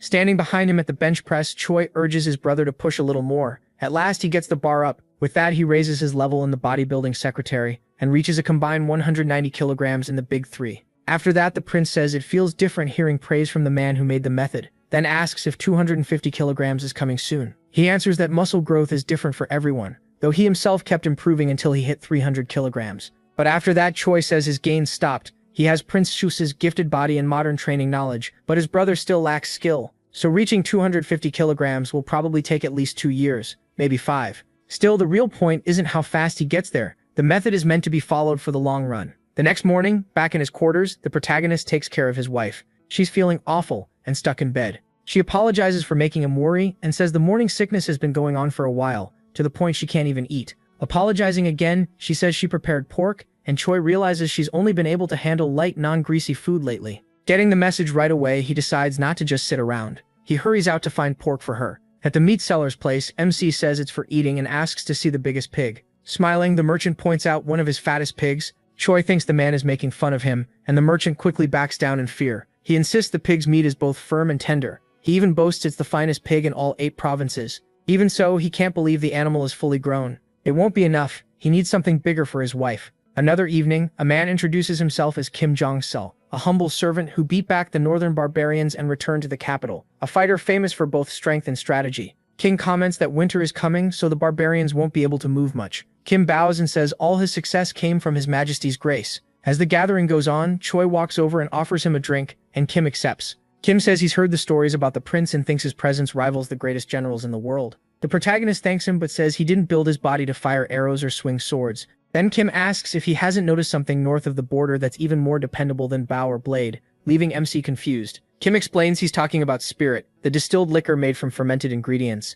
At first he doubted the sudden supply of strong liquor sent to the capital, but they were told it was the prince's invention. They used it on wounds with clean cotton cloth, and because of that, far fewer soldiers ended up with infected injuries. Choi realizes that may be why the still never rusted, and he's glad the liquor is helping so much. But sending it out also caused trouble, since northern soldiers often drank to fight off the cold. They kept overdoing it, because once mixed with water, it was still alcohol. He asks how they fixed that, and Kim says they mixed in a bitter herb called wormwood. After that, anyone trying to drink it in secret just spat it right back out. The story gets everyone laughing, and Kim asks his fellow officer Lee Won-bong to bring tea too. That name immediately catches Choi's attention. Lee Won-bong, known for incredible strength, also played a big part in defeating the barbarians. When Kim calls him over, the young man refuses, saying he uses his strength only for King. Still, Kim points out that now 2 strong men have met. They should have plenty to talk about. He adds that King has new writings for him to study, then leaves the 2 alone. Using his trainer's eye, Choi studies the warrior and realizes this is the first person he's met in Joseon who feels anything like him. His build alone marks him as an amazing fighter. In the old story, when Sujin took the throne and faced a possible purge, he tried to strengthen the army by gathering Jurchens from Hamel province, but the tale says his own subordinate generals killed him, so the rebellion failed. Even then, he's remembered as the strongest man in history. That makes the protagonist uneasy about Yu's look and wonder if the young man came to say something important. Everything feels strange, but Choi can understand it. If events follow the old story, he'll die by this man's hands. Yu says word of the prince's amazing strength has spread all the way to the north, which he finds a little embarrassing. Even so, he says he has many questions about the bodybuilding secretary and asks if he may visit later. MC figures a public contest of strength would make people uneasy, so the request makes sense, and he agrees. He starts thinking the warrior may be better than he first assumed, and the next morning, the man arrives asking if this is the prince's residence. His presence alone is enough to make Choi's 2 disciples tense up. He says he's already read the bodybuilding secretary and asks if the object in Susan's hand is a small dumbbell. Susan confirms it. The warrior asks to hold it, and since it's dense cast iron, the boy warns him to be careful. The moment he lifts it, he can tell it weighs far more than it looks. Susan is shocked. He can barely row that 10-kilogram dumbbell, yet this man curls it on his first try. Getting right to it, yet brings up the prince's 375-kilogram total in the 3 big lifts. Then he asks how much he himself could lift if he tried them too. Instead of waiting for an answer, he decides to find out firsthand. He begins with the deadlift and quickly shows that it takes serious strength. That leaves Susan terrified, because the gap between them is obvious. Soon the warrior sets the weight back down, and Choi praises him for reaching a 260-kilogram total across the 3 big lifts. To him in this era, a soldier like that really could be called someone with divine strength. Still, he notices something in the warrior's face. Something about the bodybuilding secretary bothers him. Ye denies it and says he learned a lot, but the protagonist tells him to be honest, since even he found flaws after creating the method. Ye then recalls that King said the great prince made this training to perfect the body for military use. So Choi asks if he thinks the method would be hard to apply in the army. Ye explains that bodybuilding focuses on adding muscle, and that's not the same thing as using weapons. Well, a fighter needs a different kind of body, and hearing that, MC feels like he's heard this argument before. The idea that muscles are just for show is a fair opinion, and Yemin adds that the method also calls for eating meat every day. Regular soldiers obviously can't do that, so if military texts and scholarly texts go separate ways, this method only fits the academic side. After saying the bodybuilding secretary isn't practical, the warrior leaves, and Choi is left irritated, thinking the man knows nothing about military training. The great prince may not be a soldier, but he once served in the Korean military as a reserve sergeant before coming to this world. Since the military was his first field, he vows to create a new method for soldiers within 3 years. Elsewhere in the palace, King studies a scroll carefully. The crown prince asks his father if something is wrong. King says it's a letter from the Ming Empire. They want to buy about 100 bars of soap. That's great news, making the effort to grow ulidia trees for the soap worth it. But they also want to meet Suying, the prince who made it, and King can't understand why, since he has no ties to the empire. The crown prince, though, says everything is going well, and that among the royals his brother is known for seeing farther than anyone else, so he suggests sending him to the Ming Empire as the nation's representative. After another round of bench presses, Suying is worn out, and Choi is pleased with his progress. In just about a year, the boy has reached a 190-kilogram total in the 3 big lifts, so he may become an assistant instructor next year. That makes him happy, though he still doubts he'll ever catch up to the crown prince by then. Then Suying changes the subject and asks if the protagonist remembers when he almost took a concubine. The protagonist does. He gave up back then to focus on other things. But now Sui says he's accepted one after all, because people around him kept worrying that he still had no children. In the end, he took the daughter of the young family from Himyang, and Choi remembers that's normal for someone over 20 with no child. In this era, most people have children before 20, and even King Sejong the Great had been deeply worried before his older brother finally had one at 23. Sui Sejong asks if something is wrong, and MC worries he'd never believe the truth that his own father might go after his wife. So he makes something up. He says he read a sign in the Book of Changes, and warns that after taking a second wife, a disaster caused by people will happen. That only confuses Sui more, since this isn't about floods or storms, it's a human threat. Choi then asks if he knows how to stop that kind of disaster. The answer is simple: meet force with force. Sui nods, saying that makes sense. If it's a person causing harm like a thief, you fight back. Still, he doesn't know how a woman is supposed to build that kind of strength. The protagonist tells him there is a way. Then he says to watch closely and asks Sui to grab him by the collar. Choi explains that before someone hits you, they often grab your collar first. Sui agrees, admitting he's done that plenty of times before and he's not proud of it. Once Sui grabs his shirt hard, MC starts the demonstration. With one quick strike to the joints, he shuts the attack down. Sui is confused for a second, then cries out pain drops him to the floor. When he asks what happened, Choi explains that hitting the joints made his body give out. Now that Sutang has felt how well it works, he tells him to bring his concubine to the training yard, so his wife can teach her too. A few days later, the protagonist's wife begins training Suing's concubine. At first, the girl takes it easy because she still hasn't found the rhythm. Afterward, they ask if Lady Yoon had trouble learning, but she says she understood it all just fine. She still wonders why she's being taught this. Suing doesn't tell her the full reason, only that it will help her someday. Time passes, and by June 1442, urgent news reaches the second prince. A servant rushes in, saying something terrible has happened to great Prince Susan. Choi realizes the day has finally come. The servant says he was attacked by a family member and ended up with an injured arm and broken teeth. That shocks MC, because even after learning basic self-defense, his brother was still hurt this badly. Then the story jumps back to show how it happened. In his room, the prince's father lay drunk, mocking his son for studying so hard. Bored, he demanded tea, and it was brought to him right away. The girl personally served her father-in-law the tea, but he slapped it from her hands. As she fell, he complained that she only cared about her husband and that he'd been kept waiting too long. He kept cursing her over what he saw as disrespect, then suddenly noticed something else. Seeing her soaked with tea and helpless on the floor stirred ugly thoughts in him. With that twisted look in his eyes, he said his son had brought home a pretty girl with tastes much like his own. Then he grabbed her clothes, and while she begged him to stop, she used what she had learned and struck back with a headbutt that knocked out some of his teeth. She also used an arm lock to pin him down, but with adrenaline rushing, she went too far by accident. Since the victim is a royal of high rank, the case is taken to the king's court. King asks the chief inquisitor to present the findings from the Royal Investigative Agency. The report says Great Prince Yang Myun was attacked by a concubine and badly injured. Before anything else, King says he wants to know how Yoon managed to beat a man trained in martial arts. The inquisitor explains that Choi and his student trained her in techniques meant to disable an attacker. He adds that the prince survived only because he knew martial arts. An ordinary man might have died. At that, the abuser begs King to punish not just the girl but also the people who taught her those skills. Hearing that, he remembers this man once called him his favorite nephew. Now he's being blamed too. When King questions him, he says he only taught her self-defense, and King accepts that at first. So King says this was not a killing art, but a way to protect oneself. Then he asks the court who they believe is truly at fault.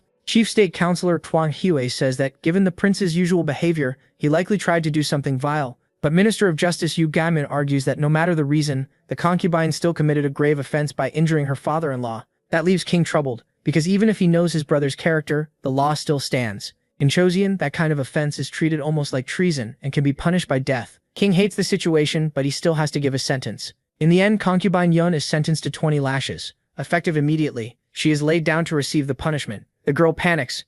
Soon the whip swings toward her back, and she squeezes her eyes shut, waiting for it. But before the blow lands, the soldier hesitates. Then he strikes, and she groans in pain. But from nearby, the prince demands to know what the soldier is doing. It's obvious he held back, so the prince orders him to hit her properly. Then the prince shoves the servant aside and says he'll do it himself. He snatches up the rod from the ground and lifts it, ready to bring it down in rage. At the last second, King steps in and stops him, ordering his brother to calm down. That stuns the prince. When they were young, his brother could never overpower him, yet now he's stopped cold. Angry and confused, he asks what this means. When the woman who wronged her father-in-law is being spared, that only makes King angrier. Losing patience, he tells his brother to shut up and asks if he wants to be sent into exile. Then King lets go of the rod, and his brother drops to the ground. King reminds him that their father, King Taejin, had forbidden him from entering the capital. Even so, he showed mercy and let him stay nearby. He adds that even after all the trouble his brother caused in Aegean, he was the one who kept others from pushing for harsher exile. So this is the last mercy that abusive prince will ever get. With that, King orders his soldiers to place Great Prince Yangyang under house arrest. The prince struggles and begs for mercy, even calling King by his personal name, but his brother ignores him. Then the same soldier returns and says he will carry out the girl's sentence, but King cancels it and orders them to untie her. Overwhelmed by that mercy, Yang thanks him with complete sincerity. Seeing how awful this whole event was, King quickly arranges a new home for the prince's household. Noticing how much Suing must have suffered, he tells him to stop worrying and simply rest, which Suing accepts gratefully. Not long after Great Prince Yang is put under house arrest, Choi's second child is born healthy. One peaceful day, a visitor comes to the protagonist's house for the first time. After greeting the prince properly, the boy introduces himself as Weiji Sumanem Damte of the Jinjuha line. MC remembers seeing him often on the road to the Hall of Merit, though he'd heard the boy was studying at a temple. He asks why he came, and also notices the boy's body has changed so much he almost didn't recognize him. Dan explains that he was weak when he began studying at the temple, so he started following the bodybuilding manual. At first it nearly made him pass out, but he got used to it. After seeing the results, he came to thank the creator in person. Choi says there's no need to be so formal since he doesn't think he's really teaching much. Smiling, Dan asks if he can join his training routine. That makes the protagonist pause. He'd say yes to almost anyone else, but not so easily to Dan, one of the future 6 martyred ministers. Dan is too talented, and if he joins MC's plans, the country could lose a lot later. So the protagonist says he's worried the boy is already heading down a hard road. But Dan tells him not to worry. In Dan's eyes, his talent is nothing special compared to others. Choi points out that maybe the real problem is who he keeps comparing himself to. Then he asks if he truly wants to become a trainer, and Dan answers right away that he does. With a smile, the boy adds that he already told his superior he'd be leaving the Noble Hall group. Since he won't back down, the protagonist finally takes him to the gym. Introducing himself as the new student, Dan says he's happy to meet all his seniors. Sai tells him that even if he started working as an official, he's still a beginner in bodybuilding, so he should watch and learn first. Dan agrees at once. Feeling a little shy, Dan decides to show what he can do on his own first. He walks to the equipment and says he'll begin with pull-ups. Sides quickly tells him not to push too hard, since real pull-ups are tough for beginners. He adds that even after half a year of training, he can only do 3 or 4. Then he looks up and realizes Dan is doing more than twice that. Trying to save face, Seuss argues that Dan isn't fully extending his arms and says proper form matters most. Watching from afar, Choi smiles, thinking this new student will push the others to train harder. Later, MC stands on a veranda with Dan. Dan admires the Euonia trees and says that if they press all their oil, they could get about 7,500 liters. He adds that turning it into soap and selling it to the Ming Empire could bring in a lot of silver. But he says he wants something worth even more, leaving Dan confused. What Choi really wants, he says, is a better future for his country. Another morning, King says he heard the protagonist helped cure a man named W's back through the training method. Since the protagonist had already helped his father-in-law, the king is even prouder. So he decides to reward MC, who accepts with thanks. Because the method has worked so well, he is asked to visit Huang Hui, the chief of the state council, before leaving for the Ming Empire. Even if nothing can fully fix him, they still want the prince to check on him in person. When the protagonist arrives, the staff are shocked and scramble to greet the great prince. Right away, Choi feels something is off in the house. In Huang's room, a servant apologizes that his master must remain lying down before such an honored guest. He speaks in a quiet, shaky voice while relaying Huang's words. Huang says he still wants to serve the king, but after turning 70, his back bent and his limbs grew weak. Choi replies that the king ordered him to care for Huang's body. Though with things this bad, he isn't sure how much he can do. Still, an order is an order, and if a man doesn't understand his own body, he won't even be able to enjoy a simple board game comfortably. Then MC casually suggests that maybe Lord Mengcheng's eldest son should keep this fine Go board, but he notices something odd. Even with Huang supposedly bedridden, the board is still warm, like someone was just using it. In the end, the protagonist says he can't reverse the effects of old age with what he knows, but he can teach a way to manage the body, even if he can't fully cure it. Later, Huang says he's grateful the prince is trying so hard for an old man like him, and ashamed that his body has failed him. Through the servant, he adds that though he's embarrassed by his condition, he's willing to use the exercise method to stay as fit as he can. Choi says he also hopes the chief can recover as much strength as possible. He advises the servant to keep the room warm enough to protect the body but not too warm since too much heat can do harm. MC had already been wondering why the room felt so hot that even the go board was warm, and that remark makes the servant nervous. The board still felt like a game had just ended. Even so, he smiles and takes his leave for now. Afterward, he reports that the chief isn't in critical condition, but because of his age, the method won't do much. King sadly says it would have been better if they had stepped in 10 years earlier. If that had happened, the chief might have served in government another decade. Back then he was 69, and the king regrets not speaking with him more while he still had strength. Lost in thought, the king realizes this is what people mean by preparing for old age while you're still young. Then he changes the subject and asks his son how the disciples are doing. Choi says he gathered some solid students and they're slowly showing promise. The king also remembers the recent meeting with Kim in the north and says this is a good time to think about strengthening the northern soldiers too. The protagonist agrees. Then the king asks about the Ming trip, wondering if he'll head to Hainan after passing through Beijing. MC says yes, and the king notes that from what he's heard, his son plans to cross nearly half the empire. Part of that route through Nanjing and Hangzhou is because of livestock. Choi explains that the pigs here are so small they're almost like toys, so bringing better pigs from Ming could help everyone get protein, no matter their status. In China, he says, meat mostly means pork, and the pigs there are easy to raise and fatten fast. The king gives him a suspicious look and says there has to be more to it. Livestock alone can't be the whole reason. He knows that from his father's side, letting his son be gone for a year won't be easy to accept. So he explains that the Ming Empire's huge land and population also make him curious about many kinds of grains and vegetables. He adds that he wants to stop in Nanjing to collect books as well. That catches the king's interest, and he says Nanjing has long been a capital and should have many books. Then he asks whether the chief eunuch of the Ministry of Rites will help on the journey, and Choi says he believes he will. Wang Zhen already loves power so much that ministers call him father. If a proposal hurts the country, he'll reject it, but if it helps him, he'll gladly aid the protagonist. The king says he's never met the man, but his bad reputation alone is reason to stay careful. Then he brings up MC's newborn daughter and asks if he's spoken with his family. Of course he has. After some time, the day of departure finally arrives. Choi prepares to leave and says his farewells to his wife and close companions. His wife, who is especially close to him, breaks down crying while his son stays cheerful, not fully understanding what's happening.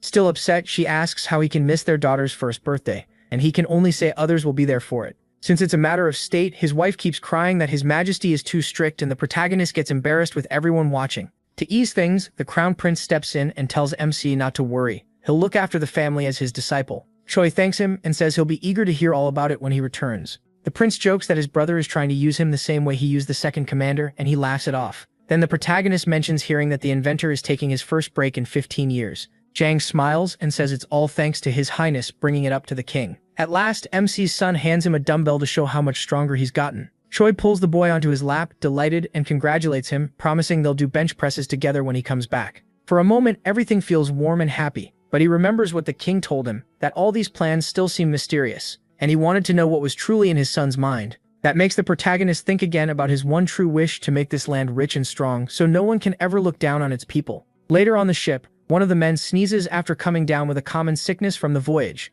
Another remarks that it's odd since people with stronger bodies usually don't catch colds so easily. The young man says he took in too much cold sea wind and apologizes for being weak. Choi worries a little because his interpreter isn't doing well. He also sees it as a chance to train him properly and improve his health. The interpreter is the assistant scribe and deputy, Shin Sok-ju. As the trip goes on, the wind shifts and turns the sail, and MC spots land from the edge of the boat. Seeing that, he asks whether the soap they're carrying has gone moldy or been damaged. Yaegai and Pak Gang from the Noble Hall say they just checked, everything is still in good shape, and the dry weather has helped. The group also has the escort warrior Nam Bin with them. Hearing all that, Choi feels the journey is going smoothly. Excited, he says people call the Ming Empire the center of the world, and now they'll finally see it for themselves. After a while, they disembark and are struck by the empire's scale. Compared to Hanyoj, which was moved less than 50 years ago, the difference is enormous. Many can hardly believe people built all this, saying it feels like looking at endless mountains. But while the others stare in awe, the eunuch Chan Sheng mocks them as country bumpkins.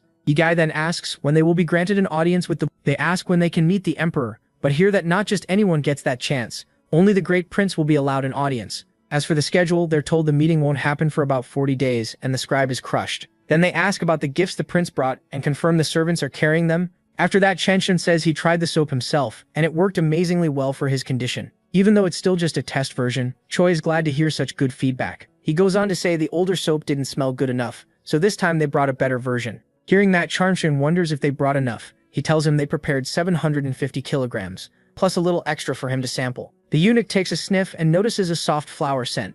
Once he hears they have 750 kilograms, he says it's impressive for a not very wealthy country to bring so much. He also says he's heard the king of Zijen's second son looks like a warrior. Looking Choi over, he adds that the boy's wide shoulders and strong arms make him look like one of the 4 heavenly kings. But right then, he gets cut off. When he asks why, he realizes he'd already gone too far. Later on, the long-awaited day finally comes. Representing Zijen, Choi bows before the emperor and offers his greeting. He praises the emperor's endless grace, saying peace fills the world because of him. And by the end of it, the protagonist is worn out from all the ceremony. Emperor Yingzong remarks that the king truly has several remarkable sons. He says Chen recently brought him the soap, and it washed away all the dirt on his body. What surprised him most was learning such a young boy made it. Then he notes that bringing 750 kilograms all this way couldn't have been easy, so future trade should be discussed somewhere else. That decision annoys 2 of the counselors right away. Then the emperor tells Choi to withdraw, leaving him confused by the tense mood. Later, as they move through the empire, people keep staring at them. The locals whisper insults, calling the people of Zijen bumpkins from the countryside.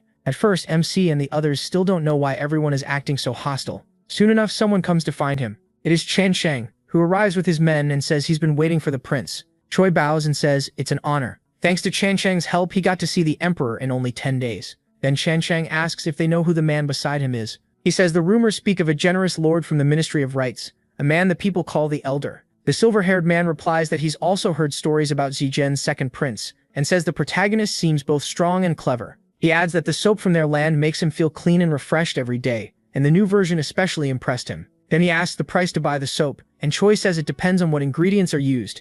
A ginseng bar costs 10 sacks of rice, while the scented bars are cheaper at 6 sacks each. That comes out to about 1 tael of silver per bar, and MC confirms it. The man then asks what the manufacturing method would cost, and the scribe is shocked that he wants both the soap and the recipe. But he calmly explains that the soap is made from seaweed, from Hamble. The man is surprised he gave up the method so easily and asks if this isn't their key export. Choi says that as a subject of a vassal state, he's only trying to show respect. Still, since it's made with seaweed, production must stay in Zhejiang, especially with the capital banning use of marine resources. Even so, the noble asks whether they can raise production. He wants as much scented soap as possible. The protagonist asks how much he means, and the man answers 3,750 kilograms. That leaves Choi speechless. He continues saying new batches should keep coming, and the amount can grow little by little as conditions allow. After that, the man says it's only fair to reveal himself to his future business partner. MC introduces himself as the second son of the king of Zijen. Then the chief eunuch of the Ministry of Rights gives his own name, Wang Zhen.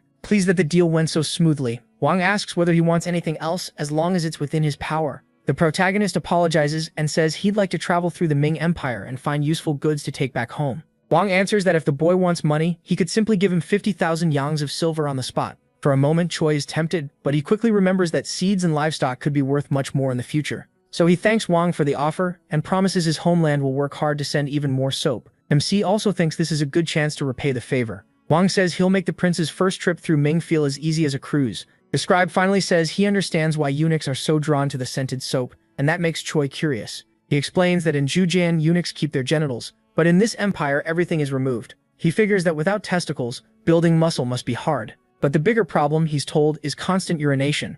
Over time, their bodies start to smell like urine, and pouches or lotions can't cover it. That's exactly why they wanted the soap so badly. The next day, another development follows. After the group rides in a fine carriage, they get out, and a man asks if they are the envoys from Zhejiang. He says the chief eunuch ordered him to make sure their trip went smoothly. Still, the carriage draws attention because it's almost as fancy as a prince's. So Choi asks if they can really accept it, and the man reassures him by saying the prince's own carriage is nearly twice this size. Once they get moving, the carriage reaches 60 kilometers an hour, which shocks one of the passengers. Then someone coughs and politely asks for the window to be shut for a bit. Yuga grumbles about all the dust, saying it's just like back home, and Choi has to admit he's right. Since paved roads were rare outside ancient Rome until much later, they close the windows. The scribe then asks His Highness why he's leaning against the wall when there's a proper seat open. The protagonist says that in a foreign land, people often miss their parents, and this is his way of honoring them with his body. A body given by one's parents shouldn't be neglected even for a moment, so he keeps training. That leads into his real goal. Choi points out that the boy's stomach is already hanging over his belt.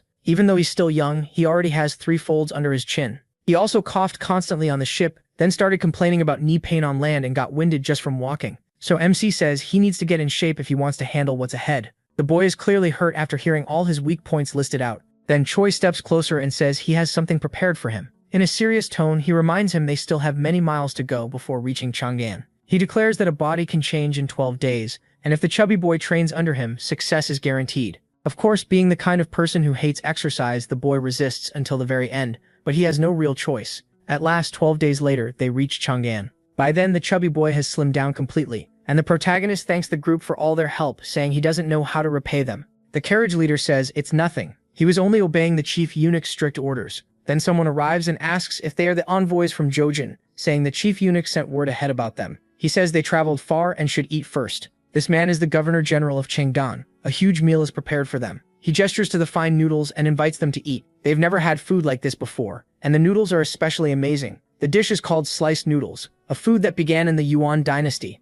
Next, another carefully prepared dish is brought out. It's boiled meat, and they begin tasting it. Choi says the pork is excellent, but the beef is another story. He says it tastes like it came from a cow that starved after being badly fed its whole life. He can't hide how disappointed he is that meat like that was cooked so poorly. In the back, the cook can barely stop himself from grabbing his cleaver. Someone quickly says there may have been a misunderstanding, but at least everyone agrees the pork is delicious. The praise continues. They say if it were this pork, they could eat it every day for life, which delights the cook listening nearby. That night, under the full moon, they arrive in Beijing, the capital of the Ming Empire. Then they receive a message from the Governor General of Chang'an. He says he devoted himself to escorting them and hopes good news about him reaches the Son of Heaven. He also wants to know why he's helping provincials from such a small country. The young man says that when he first became a eunuch, he had only 1 yang of silver, but now he has risen so far that he could hand over 50,000 yangs if he wanted. Then he hurls the item in his hand out the window. It rolls across the palace roof tiles, but there was still something he badly wanted. He asks what 50,000 yangs mean to the second son of the Jojin king.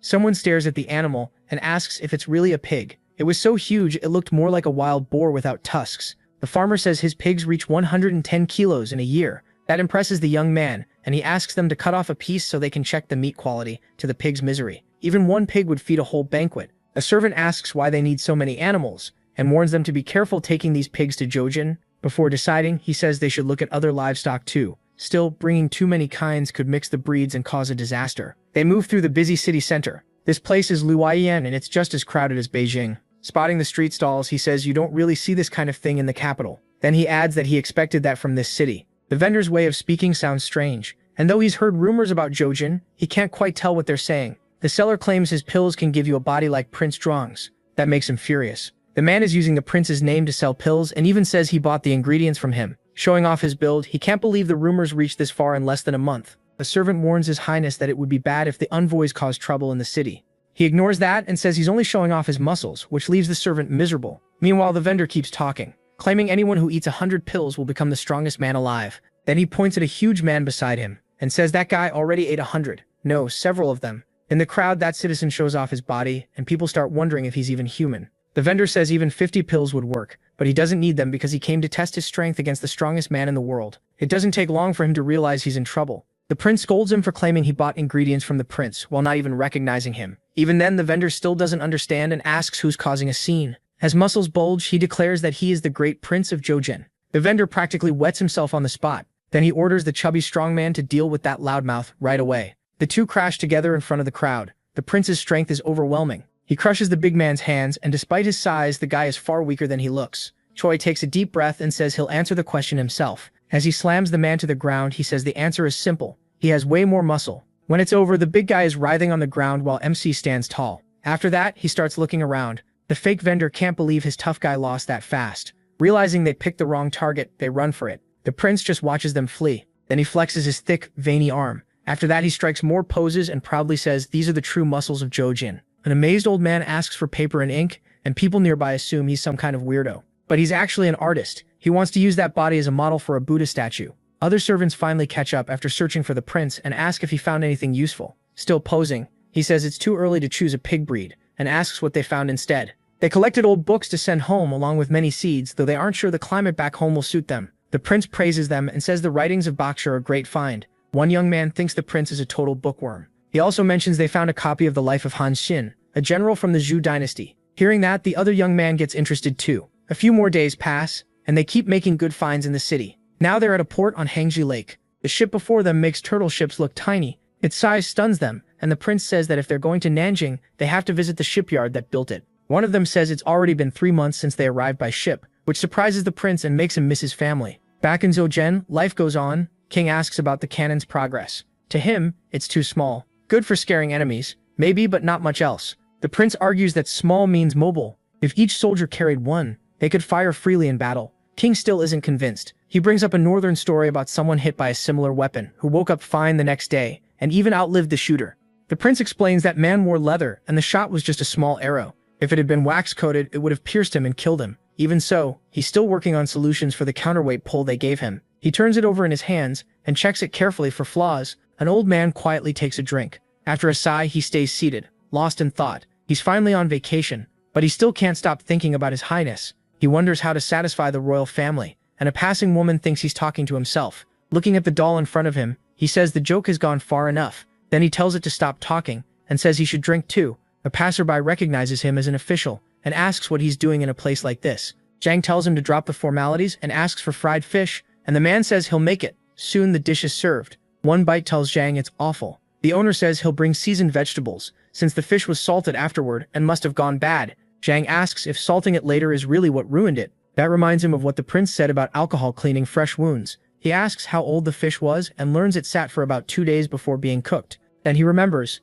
if fish are cleaned right away and salted, the meat can last almost a month. Out at sea, the men use a crane to pull in the net. In no time it comes up packed with fresh fish. Zhang orders the rowers to keep moving, and tells the men on deck to clean and salt the fish right away. They'll use the same pulling motion he learned from training. The fish are cleaned and salted at once. One worker asks if that can really preserve them that long, and Zhang says yes. In fact, after 30 years of fishing, it's the first time they've caught this many at once. 100 fish would already be more than enough. But they have around 1,000. If they store them the right way, the growing supply could soon let everyone in Zhejiang eat fresh fish. He says it would be even better if they had a strong boat for deeper waters. He needs to send the prince a letter. Inside the house, someone announces that a royal order has arrived. It says Ilium, the prince's disciple, must carry it out. He's going to build a training hall, and he must gather 20 young men who failed the magistrate exam. After that, he's to teach them proper conduct and how to train their own bodies. A month passes after the order. A servant says it's been a while since he trained with the prince, and the younger brother says the older one worked hard to make that happen.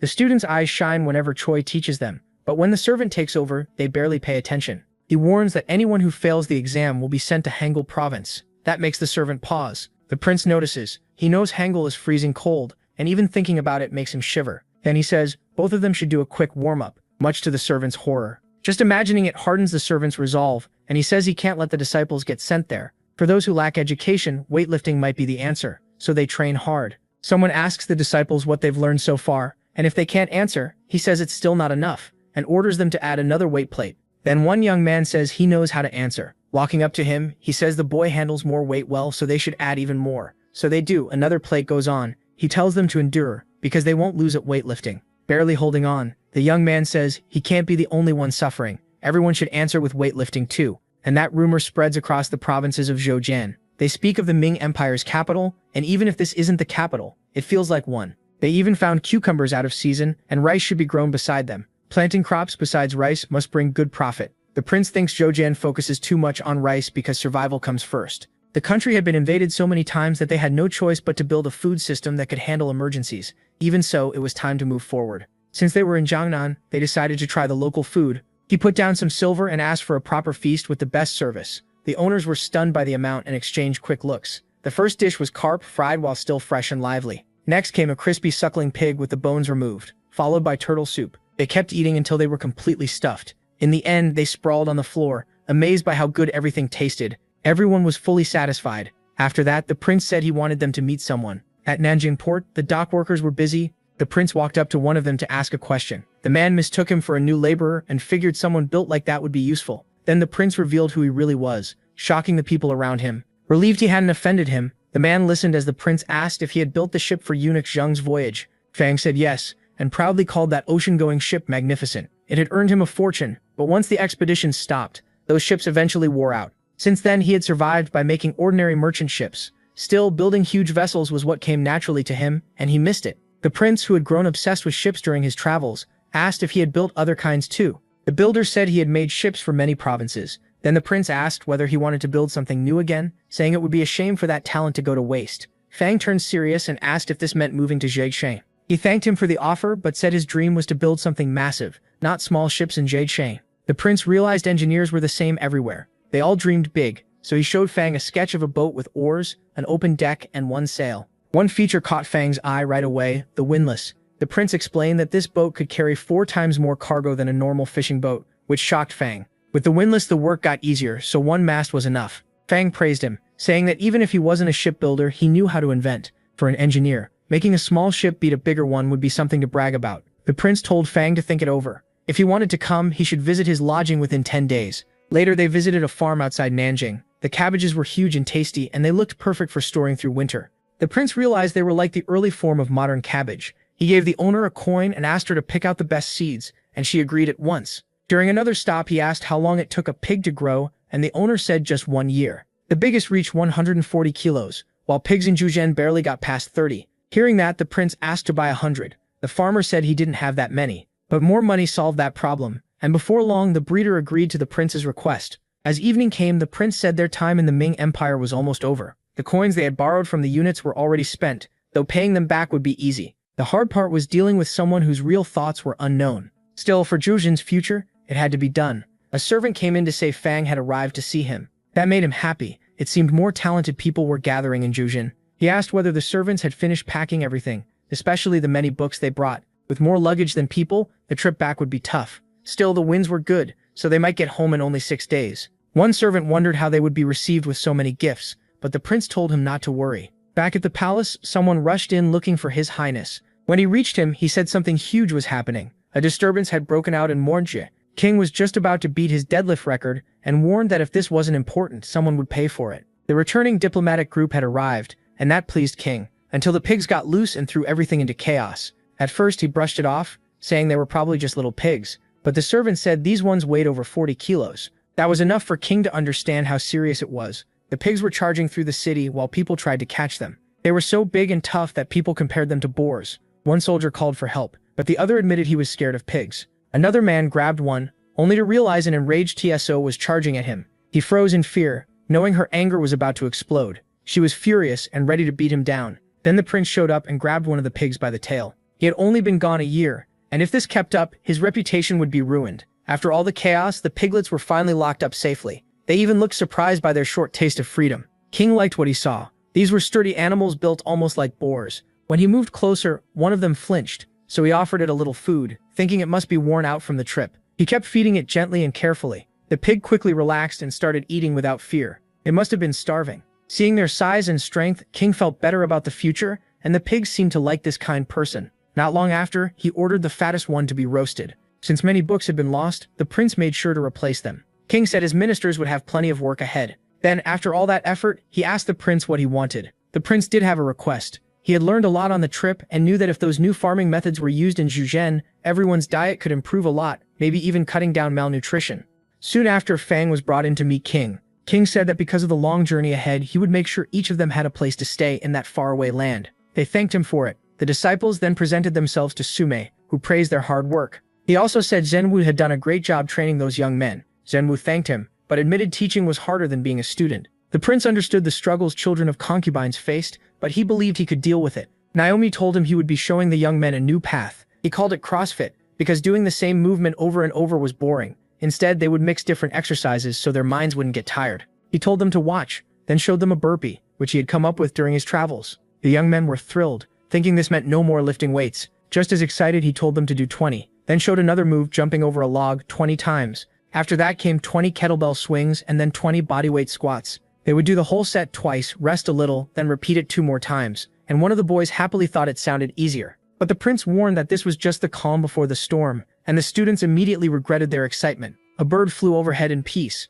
while below, the students were in total misery from the brutal training. Before long, one of them started feeling sick. He insisted he was about to throw up. The prince hadn't expected that and looked surprised. Still, he told him to vomit and keep going, saying the same thing had happened to him. People don't die that easily. The disciples were so worn out it looked like their souls were leaving their bodies. Standing before them, he said that even after 6 months, they still didn't know enough. Now it was time to open their books and study, because once their strength was gone, so were their distractions. One complained that he couldn't read in that condition, but the prince said it had to be done. Jumbo and Susan had managed it, and now both were scholars. The study room fell silent. The younger prince then asked if that was a copy of the famous calligrapher Chu Sui Liang. But that was only one of many interesting books there. The room held copies of many valuable works, to the delight of anyone who loved learning. Seeing that excitement, the older brother said the next trip would be a good chance for his younger brother to come too. That made him happy, since he wanted to visit the province where Confucius's descendants lived. Their father, already pleased with the expedition's results, had even suggested the same thing. When he saw his brother's surprise, he asked if something was wrong.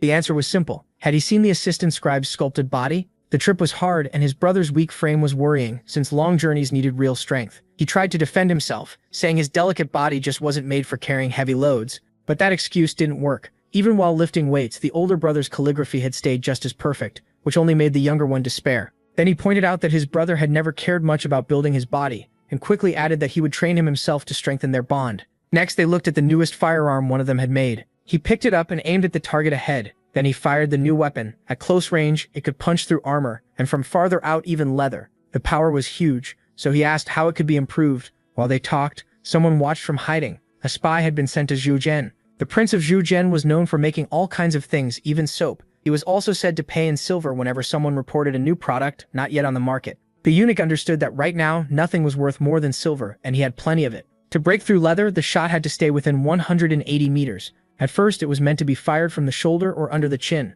but the recoil was too strong for that, so he created a stance that fired it from the waist. The prince could tell this weapon was something revolutionary. It could matter a lot in both attacking a city and defending one. Still, his brother didn't get the idea, since the weapon was made for infantry to carry. But in real combat, it was hard to aim, and he decided to show that himself. The sudden noise sent the birds flying. To his surprise, the shot went through both wood and an armor plate. Still, some shots missed, so the weapon needed better accuracy, and the aiming method was awkward. A weaker soldier could even get hurt by the recoil, so he planned to make it smaller. He quickly asked his brother for ideas. After thinking it over, his brother said he had a solution. Then they realized someone was nearby. At first he thought he imagined it, but then he heard a sound close by. The prince moved to another spot and called out for Pak Gang, who answered that he was there. Pak Gang had experience building crossbows, so the prince asked if he could make the frame. Pak Gang said yes, and he was already improving the design. He said he'd fire it himself to show the problem. Then he raised the crossbow to eye level to aim. A moment later, he took the first shot. Even so, it hit the target dead on.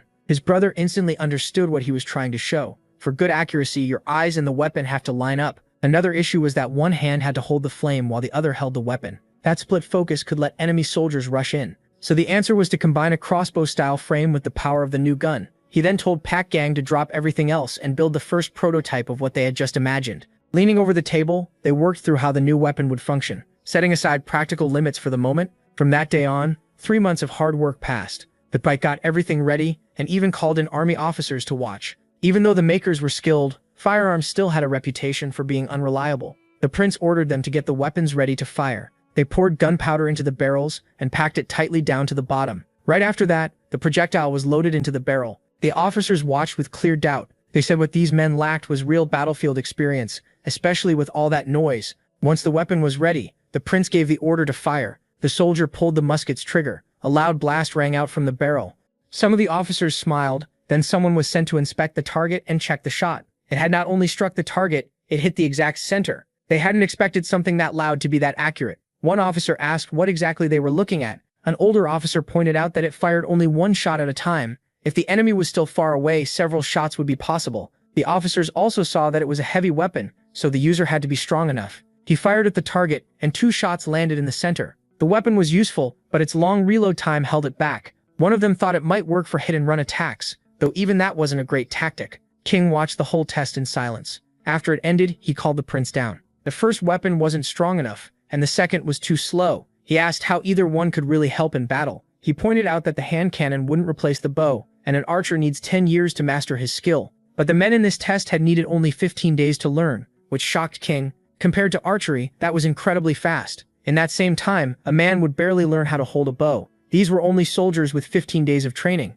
but he still had one more thing to show them. Then a platoon trained in this new method stepped forward. He ordered the soldiers to ready their shots. The moment they took position, he gave the order to fire. A wave of shots struck the targets. Out of 60 shots, 19 hit the center. For that distance, the accuracy was solid, and the reload speed had improved a lot. King was surprised. Results like that don't come quickly. The prince said a soldier with 2 months of training could match an archer who spent years mastering the bow. Now he wanted to show what the 2-inch cannon could do. The cannon was rolled into place. Its size alone shocked the officers. They asked what kind of ammo it used, and they were about to find out. Then the cannon fired right in front of them. The target was struck and quickly burst into flames from the blast. Every officer there was stunned. Now King was convinced their enemies would be helpless against that kind of power. The prince accepted the praise and added that Yu had helped him a lot too. In Zhen's residence inside the Ming Empire, incense burned quietly. The unit realized they were developing weapons, and his servant suggested having the spy send copies of the plans. But he knew drawings from someone who didn't understand the project wouldn't help much.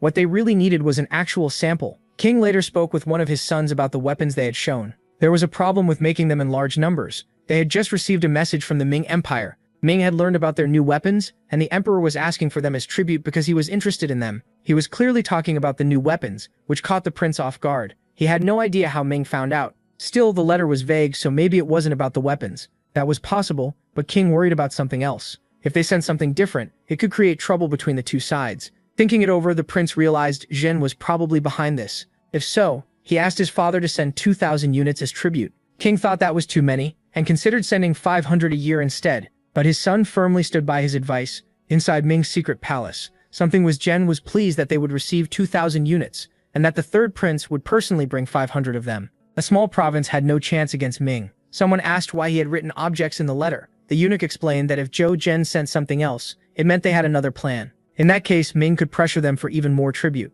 But because King was smart, that likely wouldn't be the case. He would probably turn the situation around and demand something even more valuable. They could even ask for the second prince as a hostage if there was resistance, and if needed, they could use military force. Back in a quiet village, life seemed normal. Outside, someone was chopping wood. A young man asked Xiaoling if he had read the new proclamation, but Xiaoling couldn't read. It said the government was recruiting for a new unit called the Military Training Command. That sounded strange, and if anything went wrong, they might be sent north. Since recruitment was happening in the capital, the training was probably there too, and it seemed Prince Shang had come up with the idea. The woodcutter guessed they were forming a cavalry unit, but brushed that off right away since he didn't own a horse. Still, the notice said nothing about horses or even bows, which made him stop and think. He quickly asked if the young man was telling the truth. All they wanted were names and strong, willing men. They didn't even care about a person's past. Somewhere else, in falling snow, a man asked whether those who finished the training would become commoners. He was told that if he ran away, his family would be punished instead. Lying prostrate, he thanked his lord for the chance.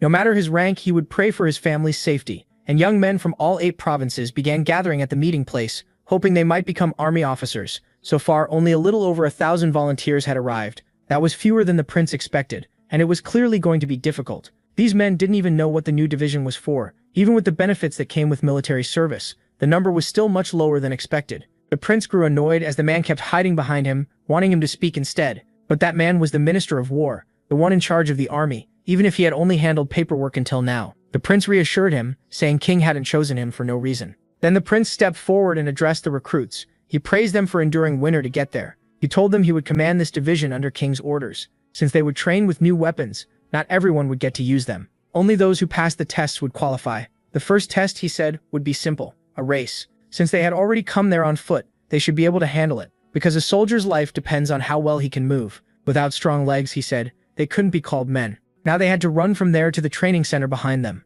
Their goal was set, so they needed to get ready fast. The march began, and they were told to imagine the enemy was chasing them. They took off running, and he told anyone falling behind to move aside for the faster men. The trial was brutal, and only 403 made it through. Next, he introduced a training method he created, saying they already knew the body had to be forged. The second test would measure self-discipline through conditioning, an incline bench press at 80% of their body weight, squats with their full body weight, and a deadlift slightly heavier than that. He chose the man in front to go first, and the recruit agreed at once. The recruit grabbed the bar. Falling didn't matter. What mattered was giving everything he had. He strained hard to finish the lift, but still lost control and dropped. Luckily, the prince's disciples were there to catch him and keep the recruits from getting badly hurt. When the test ended, only 221 were left. They headed to the last training site, marching through the freezing night by torchlight. One recruit said his legs were still shaking, and another feared the cold might make them drop dead. Someone then asked Choi what he thought of the tests, and he flatly said they were too easy. Even with more weight, he said he'd be fine, and the next test would probably be easy too. At last, they reached the fortress of Mahanzan. The prince told them this was where they'd be shaped into real soldiers. First, they were to wash with soap and get ready to eat. One recruit hesitated, asking if they were really allowed to use soap when it was so expensive. The prince answered that soldiers here could use soap every day. That news sent a wave of excitement through the whole group. He then said he'd interview them himself the next day so they should clean up and rest. In 7 months, they would finish as junior officers. Morning came at the fortress, and the interviews were already underway. By then, only a few recruits were left. The man before the prince had once been a slave. Asked why he enlisted, the young man said his master told him this could raise his parents' status too. He was small and thin, below average in build, but ever since childhood he believed it was his job to lift his parents out of that life. So he worked hard. The prince was interested to see how far someone like him could go. Seeing that determination, he told the young man he could leave. The recruit thanked him and stepped out. Then the prince checked the next file. The name shocked him right away. It was the butcher Yan Sheng.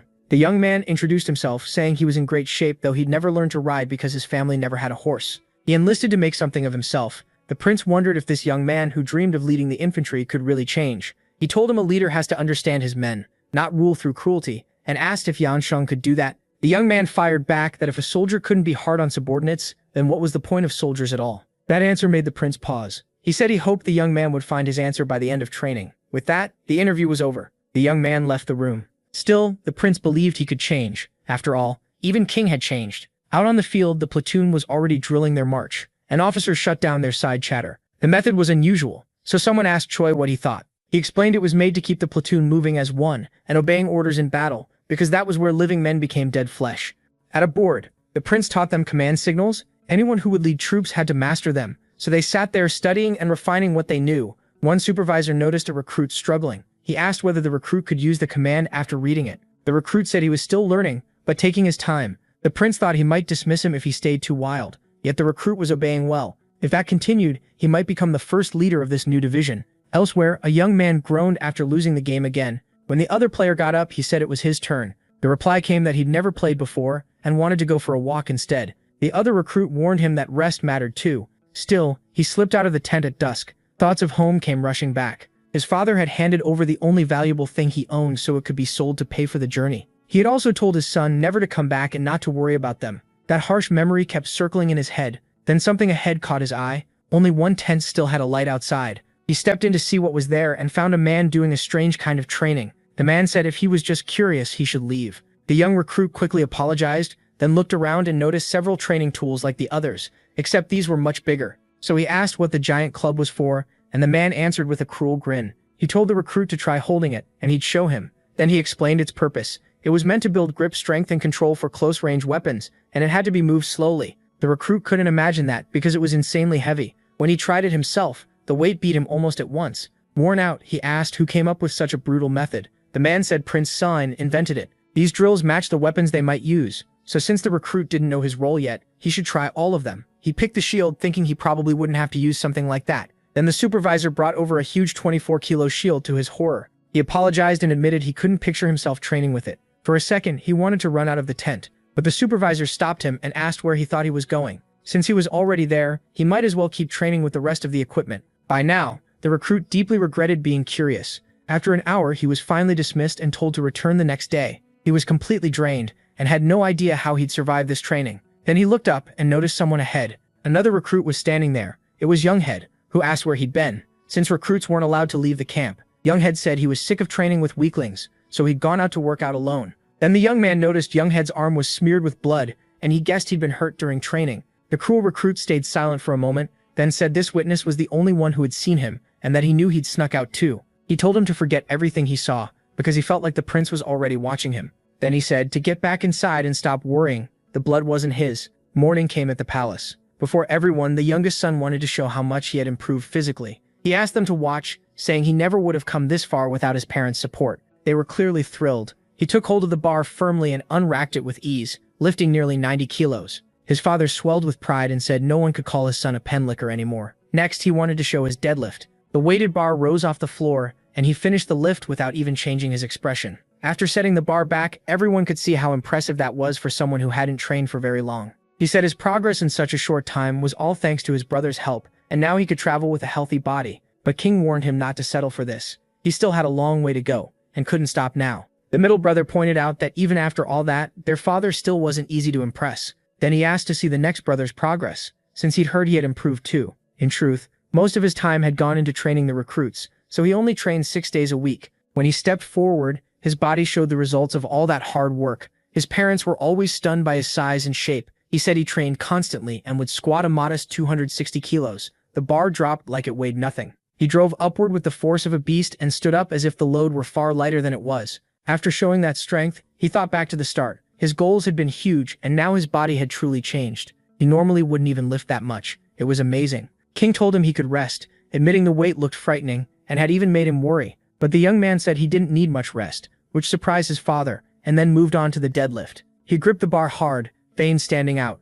Even his brothers stared, shocked by what was coming. The soldiers watching looked the same. Then the bar came off the ground like it was nothing. King was completely amazed that his son could lift so much. He said his son's physique should be painted before he left on his journey, and the panel would hang in the training hall to inspire everyone. The son could already imagine the academy filling up with body paintings and felt embarrassed, but his father said feats like this deserved to be remembered because they were extraordinary. He even declared that the total of those 3 lifts would be named after him. Back on the training field, they were about to split the recruits into groups for different weapons. The shooters would handle the new provincial weapon, and now it was time for everyone to choose a specialty. The platoon answered together. At the order, a servant stepped forward and reported the totals for each group. There were 41 shield bearers, 51 spearmen, 63 swordsmen, and 66 shooters. The number of shooters was lower than expected, mostly because the weapon was still new to them. Choi also had to create the right training for them, and that weighed on his mind. One recruit asked if those huge plates were really for the shield unit, and he was told yes. The shields were so thick and heavy they looked impossible to break.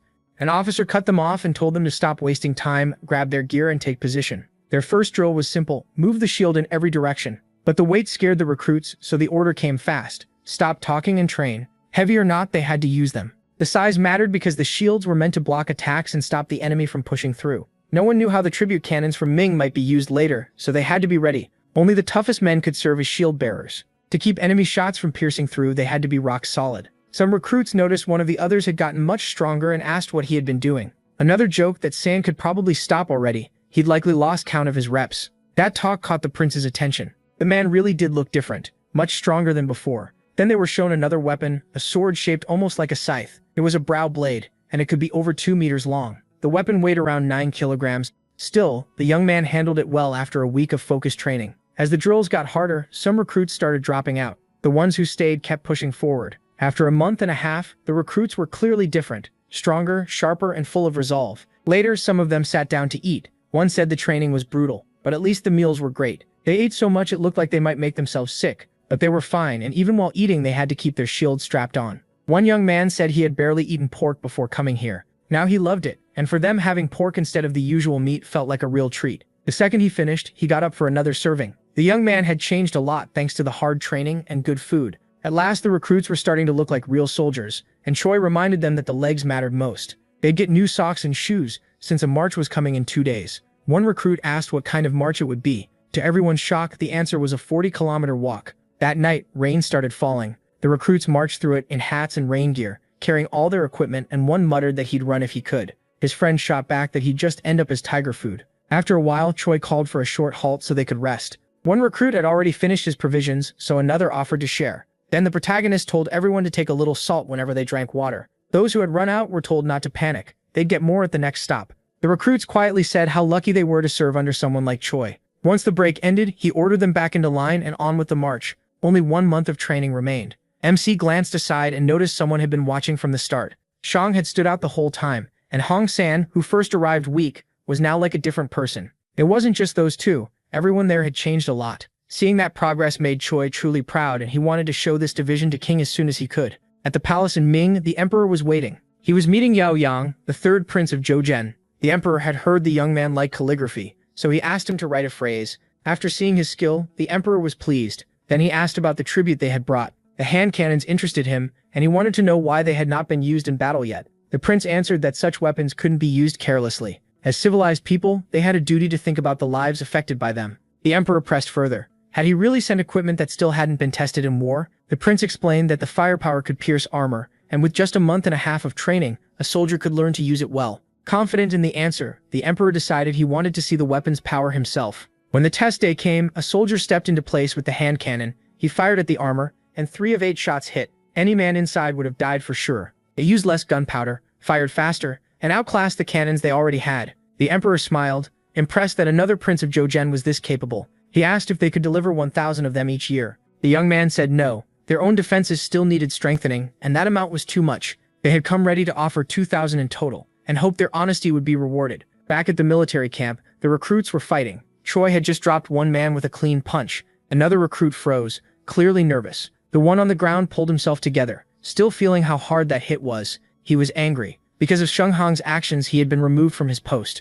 At Longmen Grotto's park, Gai Yum was looking over the many Buddha statues there. He pointed out a newly made one for Prince Ampeyong to inspect. It showed a very muscular man, and they wondered what it was supposed to be. Maybe another form of Buddha. As they walked on, they found more statues just like it. The strange part was the face. It looked exactly like Prince Sheng Hong. Spotting a sculptor nearby, they asked who had made them. The man explained that years ago swindlers had been cheating the people, and a god came down from heaven to punish them himself. Since then, Buddha had started being shown a little differently. Ge Yao Yam smiled, realizing it really was Song Hang's image, something he would probably love to hear. But the prince was furious, because his brother's muscles were far better defined than what the statues showed. Ge Yao Yam begged his highness to calm down before people started rumors, but the prince couldn't accept such soft-looking muscles. Ge Yao Yam could already tell their return would be delayed, and the prince declared he would fix this himself. Soon they found the perfect place, worthy of both his brother's brains and his body. Months later, the new statue was carved into the rock. Unlike the others, it looked like a dragon rising to the sky, and that was how the Ming Empire gained a Buddha statue,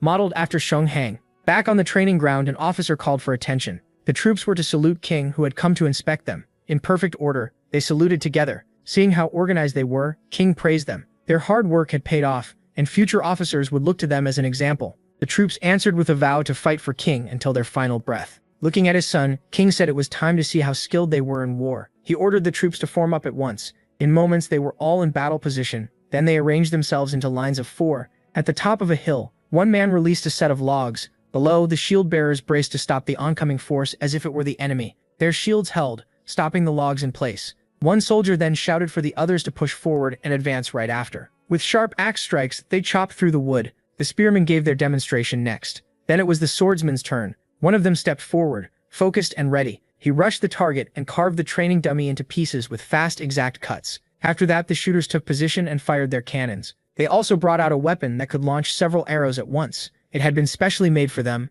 an upgraded version of an older design. They fired it straight at the target. On impact, the target burst into flames. King clapped, clearly pleased by the excellent display. With strength like that, no enemy would stand against them. This new unit's power was crushing. By King's command, men from lower classes were raised in status, and Hong Sam was given a new name, Jung Byung-soo. Elsewhere, someone reading a report asked if the soldiers had truly done all that. His servant replied that King himself had confirmed every feat. If so, this division was far better prepared than normal troops. But there was still one big problem. They were all beginners with no real combat experience, and some might break under the pressure of battle. They also had never trained through winter, so they had no idea what it meant to camp in snow. Since this unit was likely meant to lead the front lines in the next war, he wanted them to gain real field experience too. But his servant warned that winter made everything dangerous. Still, they could send 30 men. Their training was done. What they needed now was actual experience. A veteran soldier would go with them so they wouldn't die from the cold. If even one soldier was lost, they would have no way to answer to King. That was the whole point of the military training command. Yi Ching-gak, a general of Dosian, said they could not trust the northern border to these men yet. The general then introduced himself to the troops. They saluted him in their unusual modern style. He welcomed them to the far north and admitted they were well trained. Then he warned them that the region was dangerous and crawling with bandits. The soldiers spoke about the wounds they had taken and the hardships they had already survived. He asked if they could endure even more and whether they were ready for the brutal cold. For now, they had a first mission. They were to climb to the top of Bac de Luong Mountain and leave their mark there. They chose 30 men for the trip, and he assigned 2 guides to lead them. They had just 8 days to finish it and prove what the military training command could do. One of the guides stepped forward and introduced himself. Once they arrived, they had to figure out how to move ahead. A bad plan could get them all in trouble, and soldiers still had to obey orders even with bandits nearby. This cold was nothing like training. Even veterans could lose fingers in weather like this. That comment annoyed one of the soldiers. He told the guide to come along if he wanted, but if he was just going to complain, he should stay behind. Baim-su said one instructor came from this region and had taught them a lot about climbing, so the guide could still help. But the other soldier got even more upset. He said there was no time to waste and anyone ready should get moving. Some muttered that even prepared men might lose fingers, and more than half probably didn't even know real combat. They were also curious about the metal bar strapped to their backs. The guide thought their weapons and shields were already too heavy, but Baim-su told him not to worry about that. He also said the chains on their shoes weren't gripping the ice that well, and asked who told them to wear them. That made Baim-su think back to the tension between the prince and his fellow soldier. The prince had punched him without hesitation, and he was the one who ordered them to use the chains, so Byam-su told the guide to stop asking questions. After marching all day, they made camp for the night and started putting up the tents. By the fire, the guide asked how they handled the cold so well. Byam-su said it was thanks to the prince. They trained in the mountains before. When dinner was ready, the guide said it smelled great. Byam-su told him it was just camp rations, not very tasty but full of energy for the march. The guide took a bite of the stew. He liked it a lot and asked how it was made. Byam-su said the special taste came from smoked meat and the apples he'd added. Then a soldier came over to report that the tents were done. Next, they would guard the camp in shifts, 6 men at a time. Byam-su told them to split into pairs, stay along the edge of the camp, and carry whistles. Before long, most of the soldiers were asleep in their tents. One man stayed by the fire. Another asked if something was wrong with it, but his fellow soldier said it wasn't even his watch yet. That was true, but he wanted to talk and told him he should be less harsh with people. The reply came fast. Even if they were comrades, he was still the leader, and people liked taking advantage when they could. If the real problem was that they shared the same rank, he should just say it. But that wasn't what Byam-su meant. Instead, the other man accused him of telling the prince about his late-night trips. Byam-su tried to explain, but he was cut off. Then it was time to switch the guard teams. Before leaving, he warned his friend to be careful, because next time, he might be the one betrayed. Days later, the platoon finally reached the mountain's top. Some could hardly believe it, and even the guide said he'd never climbed it this easily before. As they stood by the flag, someone asked what was wrong. Storm clouds were gathering in the northwest, and nearby, a starving tiger was watching them. The leader ordered everyone down at once and told them to make torches, even if they had to tear up the tents. Staying stranded on the mountain was too dangerous. Then a tiger sprang at Yonghae from behind, and his comrades barely shouted a warning in time. For a moment, everything seemed to freeze as he turned toward the danger rushing at him. Yonghae started drawing his sword. An officer struck first, slashing the tiger and knocking it back. But the cut wasn't deep enough to stop another attack. Byam-su rushed in with his shield up. The tiger was huge. One paw nearly covered the whole shield. The impact knocked Byam-su off balance. His comrades could only watch in horror. Both of them went over the cliff. At that same time, the prince was leading drills, making the recruits go through another round of reps. They were already worn out from the brutal training, but he kept pressing them and refused to let anyone quit. They kept doing sit-ups, counting with the prince. Byam-su was struggling, and the count only moved when each rep was done right. His legs were giving out, and he could barely keep them in the air while the prince watched every move. The recruits cried out as their bodies neared the limit. When it finally stopped, a heavy silence fell. Every soldier felt like his whole body was broken. But the prince said the count wasn't over, and demanded to know why they had stopped and what number they were on. The recruits sank into despair. Training still wasn't done. He asked again, where was the count? They answered, 62. That memory flashed through Byam-su's mind, but now he was far from his unit, lying in the snow. He was still alive and his companion was beside him, unconscious.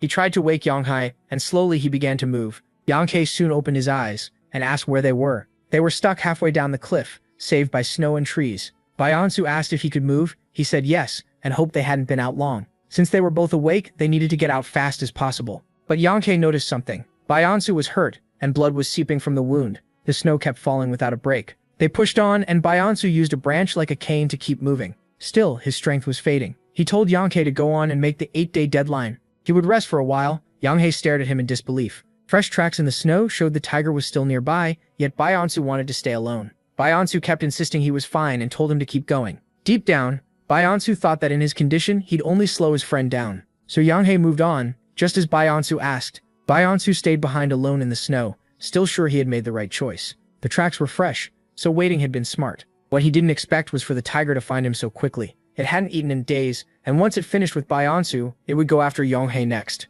There was no way back, and a beast that big might not even feel a normal shot. But one of its eyes was hurt, maybe that was his chance. So he waited for it to come closer, knowing one perfect shot was all he had. He fired, but the shot went over the tiger's head. The tiger lunged at him, its jaws opened wide for one killing bite. Byam-su saw death rushing at him. From the start, facing it alone had been hopeless, and blood splashed across the snow. The tiger roared in pain because a blade had pierced it. Yongse's sword. Yongse looked at him and said, "Don't get the wrong idea. I didn't come back for you. If anyone failed to return, it would stain the unit's name." Hearing that excuse, Byam-su smiled. He asked Yonghae if he was still mad at the prince. He remembered the talk they had after Yonghae slipped away from camp. Someone had seen that incident. A supervisor noticed one of them was covered in blood and said Song should be thrown out for leaving camp, pretending to be an officer in town and picking fights with troublemakers. That kind of behavior would ruin their name. He wasn't expelled, but the prince still punched him. The look on his face and his answer were anything but friendly. One supervisor asked if that was really necessary since the whole camp had been shocked. The prince said he did it to stop the gossip around Song,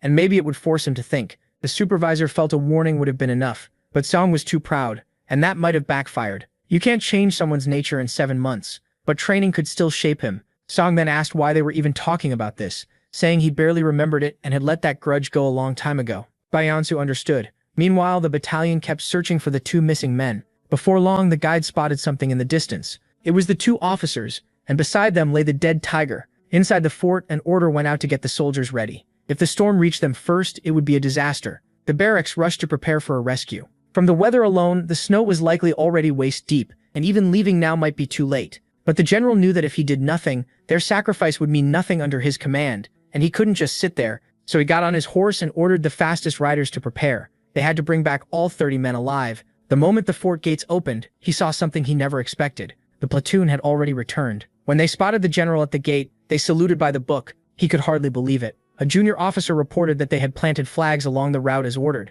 Then he added they also had a surprise. They had run into a mountain tiger and had no choice but to kill it. He apologized, saying that was why their return took a little longer. The general said that even with 30 men, bringing down one tiger was no simple task. But a soldier spoke up. Only 2 officers had taken it down. Yonghae added that was only possible because Choi drove the tiger back with his shield, though it left him badly hurt. A nearby soldier heard that and had a hard time believing it. The general was amazed these rookies pulled it off, and they got promoted unusually fast because of it. Back in the barracks, some soldiers mocked King and the others. Sure, the story was fake. They called them smooth liars and said no 2 men could take down a tiger. Finally, Choi snapped. He said he stood against it with only his shield, and they should be grateful everyone made it back alive. One of the loudmouths instantly went pale. Then the protagonist said training was about to begin, and it wouldn't be hard. Even so, a few kept saying he was lying and that the tiger must have already been starving. After all that pushing, MC finally ran out of patience. He pulled off his clothes and showed a body hardened by brutal training, shocking everyone who had mocked him. Then he showed the scar from the tiger. If the wound had gone any deeper, his guts would have spilled out. Seeing how bad it was, left them speechless. Choi then started boasting, saying he took one of the tiger's eyes as his reward and chewed it on the way back like a snack. He called it a real treat and said it was a shame they'd never know the taste. Just hearing that made the Joker tremble. When he was done, he told them to grab their sticks and they thought he was about to beat them with them. He took a breath, then asked if they really wanted to know. Once outside, Choi said he'd show them how weak they were and told them to come at him. If he fell or let go of his shield, he promised each of them a big pile of money, making the offer to all the soldiers there. One man stepped up, thinking he had nothing to lose. He rushed in to strike the officer, but got wrecked so badly that only the fact this was a friendly spar kept him from being completely destroyed. Before long, they were all sprawled on the ground after a brutal beating. The soldiers apologized for doubting him, and Choi asked if they were ready to train under him now. They didn't expect training to start right away, but the protagonist didn't wait for an answer and put them straight into sit-ups. Soon the valley was filled with their screams as they struggled through the exercise. At the same time, things were moving in Henyang. The prince had finally returned from Ming. Because of that trip and the Han cannons they delivered, the yearly horse tribute was reduced. After getting home, he ran into one of his brothers. Suong praised how fit he looked and asked how the trip went. The prince said he had talked with descendants of Confucius about physical training, which surprised his brother. He also said he brought Suong a gift from the journey. When Suong opened it, he found a drawing of the grottos. It showed a sculpture based on him, and the prince said Suong should see it himself if he ever visited Ming. He added that the statues of him there didn't look right, so he had a more accurate one made. Suong could only sigh at the story, then hugged his younger brother, proud and happy for him. Just then, someone at the palace announced a visitor, and Suong wondered who it could be. He soon went to check. Since the king had gone to the hot springs with the crown prince, Suong didn't understand why the king's grandson was there. The boy wanted to hear about his uncle's trip to Ming. He even asked if the ships crossed mountains, but his uncle explained they traveled by river instead. The child was fascinated and wanted to know how that worked, so Suong started explaining how the canal was built, including how cruelly the emperor used the people, so badly that some hurt themselves just to escape the forced labor. Then a servant came over and said it was time for the boy's lessons. The boy glanced at the teacher who had arrived, and then back at his uncle, clearly not wanting to study. Since it was lesson time, he asked if his uncle could teach him instead. Suong agreed, as long as it lasted, no more than an hour. He told the boy to wait while he went to get something. The child almost cried, afraid his uncle wouldn't come back. But Suong returned holding a racket and introduced him to badminton. He explained that his sharp mind also needs physical exercise, and harsh training wasn't right for children whose bodies were still growing. That's why he made this game. It was exercise, but also a kind of learning. Then Suyo smashed the shuttlecock with huge force. His shot passed the boy so fast he barely saw it. The shuttlecock even pierced the wall. The boy thought he'd never be able to do that, and Suyos realized he had hit it way too hard. He'd gotten used to using too much strength while practicing with adults.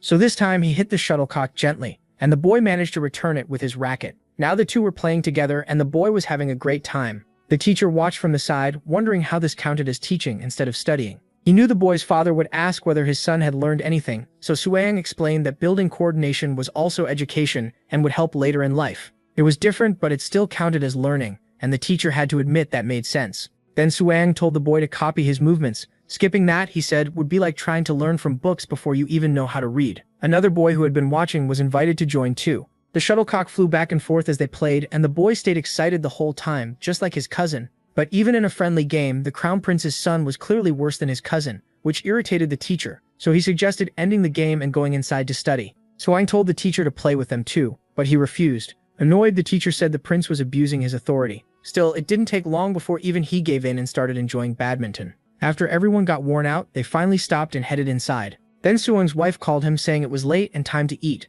but before long she got pulled into badminton too. The game was spreading fast. The Crown Prince soon heard that his son had been visiting Suang and skipping his late afternoon lessons, which normally would have earned a scolding. But he also ended up getting hooked on badminton. The eldest prince said people should tell him anytime his brother came up with another fun new exercise. The sport spread even more after that. Soon commoners were crazy about it too. Before long, Zhu Jian had a new favorite traditional game. Meanwhile in Ming, the emperor asked how many hand cannons they had. His minister said they received 3,000 from Zhou Jian, bringing the total to about 8,000. When asked about their own production, the minister said their versions were similar but heavier and wore the soldiers out faster. The emperor ordered those cannons given to stronger troops, saying this weapon should be used to crush the northern invaders. The eunuch bowed and said he would carry out the order and increase production. The minister asked if he heard right and ordered to strike the northern invaders. The emperor confirmed it. They would use this chance to attack their enemies in the north. In the military resources department, the king praises how the infantry has finally improved. But the grateful man says it was all thanks to the prince's inventions. When the axle on that spinning machine had to be patched up, the king thought about stripping the barrel too. So now he shows off a new spinning machine that's way more nimble. At first, the apprentices would spin a device in the middle using their forearm strength, but it always slipped. So as compensation for letting them leave an hour early, they made them use the device. Everyone was excited, and the blacksmith warned that he didn't use soft iron folds because they couldn't handle many runs without breaking. Actually, Prince Jimsong had a lot of ideas, so the sheet steel rolling cannons were going to disappear. While the cloud cannon has longer range and more power, it's very expensive. The other one, though, you can make more of without worrying. The hero in turn asks why make so many weapons, so he explains that the Empire sent a message. They punished the northern people and wanted cooperation. They went further into Yuan because they were against the Great Ming and asked for reinforcements from their country. They wanted 20,000 cavalry and 80,000 regular troops in Yuan to attack Yuan from the rear. With that many people, the country will be emptied out, but even the protagonists will have to go. Later they find out they're going to gather 500,000 people, but they're still annoyed about having to provide 20,000 cavalry, and the regular troops, they'd have to move everyone except the ones from the Samnam area. Because of the situation, Kim Jong-seo is appointed Minister of Border Affairs, so he gives thanks but cries a lot on the inside. The king then asks his opinion, and it's said that recently Yuan Muchong and Yuan sent their rulers away. At least with Yuan Jing-Hami province didn't have any problems, but the condemned area has barbarians, and half of them are thieves, like Li Manzu's gang from the Pajio River. It's impossible to reject all the demands, so Jong-seo says they can send 70,000 troops total, but it'll still be a loss. If the north collapses now, the barbarian forces could reach 100,000, and if they take advantage of the lack of men to invade Yuanji, Pyongyang will turn into a wasteland. In that case, the protagonist says he has an idea. In the Ming Empire, they read a letter about Joseon having suffered losses but still wanting to punish the north. They were told about the 70,000 they could send, and the Minister of War thought it was good. Because of the barbarians, there were dangerous places, and they needed to secure the rear for the great emperor. Li Manzu was the Jurchen chief, who when he came there received the post of Deputy General Commissioner. But even with an official post, he was a rotten thief.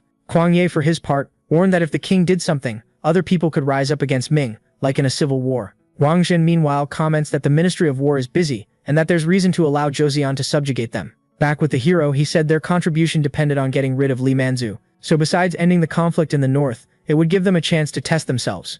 And Wang Zhen wanted exactly the same thing. Let them act on their own to see what they were capable of. Even after the emperor defeated the northern people, driving out the nomads was impossible. That's why a network of horse markets was created. Ming bought a bunch of horses to reduce the north's power, but problems happened. One day while trading a horse for 40 silver coins, a seller offered wool to take it along. But the man shouted that it was a bribe, even though he always accepted it. The reason became clear when guards surrounded the merchant. Taishi wasn't going to let it slide, but the noble squeezed the kid with an impossible price for the raw materials he bought to work with. The Oirat chief named Arlak heard that Shozan was buying a lot of iron. He ignored it and went to Taishi to report the violation the empire committed against the merchants. And since the excuse was Shozan, the northern leader yelled that it made no sense. Anyway, Taishi thinks it's a good idea to send a messenger. because if they treat him badly it'll be bad, but if they don't, it'll be a sign of an alliance. Days later, the messenger arrives, recognizing Shozan as Goryo's successor, and asking for friendship. Since the Yuan dynasty had been kicked out years earlier, the hero gets furious. Every year, hundreds of princesses became slaves, and they sent men off to war. So proposing a deal with a filthy country like that was an insult. Continuing, the messenger talks about how the empire doesn't want to sell anymore, and wants to cut them off from iron. Basically, they want a new market route with Joseon. But hearing that, knowing all their daughters were kidnapped by those bandits, drives a minister crazy. He didn't step in because he trusted the king, but His Majesty agreed to give 1,000 rolls of wool and 50 iron pots.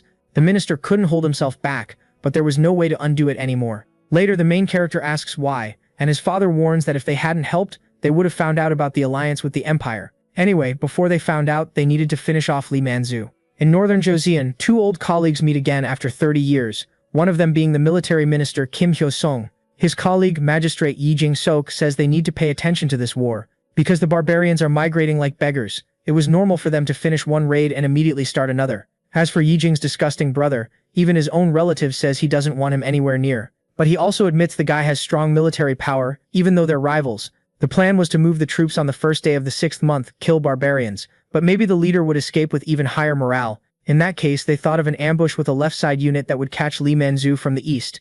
Right now, his gang had already crossed the Pajeo River and hidden in eastern Kaiyuan, so if they didn't catch them all at once, they'd just hide even deeper. The problem wasn't the troops on the right, but the ones on the left, who would have to travel 300 kilometers. Won Bong then comes up with the idea of pulling several troops from the east because he already separated the people they needed. They were already used to high altitudes and would arrive in time, so all that was left was to start moving right away. Kim Hyo-sung is the commander of the central front line, with 8,000 soldiers and 3,000 auxiliaries. Jing-sok leads the right with 5,000 and 2,500. Finally, Yi Jing is put in charge of the left with 4,000 and 1,400. At the end of the day, someone reports that Josong's soldiers crossed the river, but the news was from 4 days ago. One cavalry unit was heading to Shenyang, another to Iju, and the last one to the north. Never in history had Joseon dared to strike back, so the chief thinks the empire abandoned them. Normally they'd run, but if they did that over some small fry like this, they'd be finished.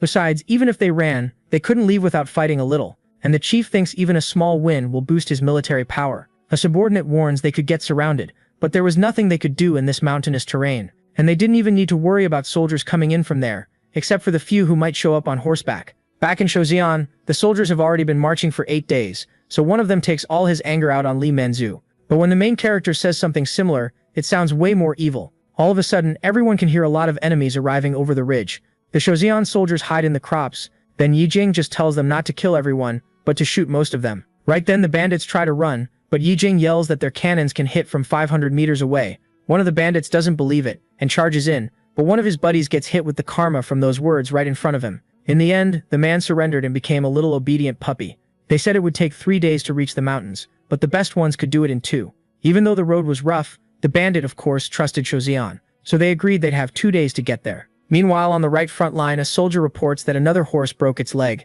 He thinks there's no reason to rush, and that the east can't be doing any better. But Yi Jing-sok doesn't want to fall behind his brother. 2 days later in the mountains of Jifeng, everything almost worked out.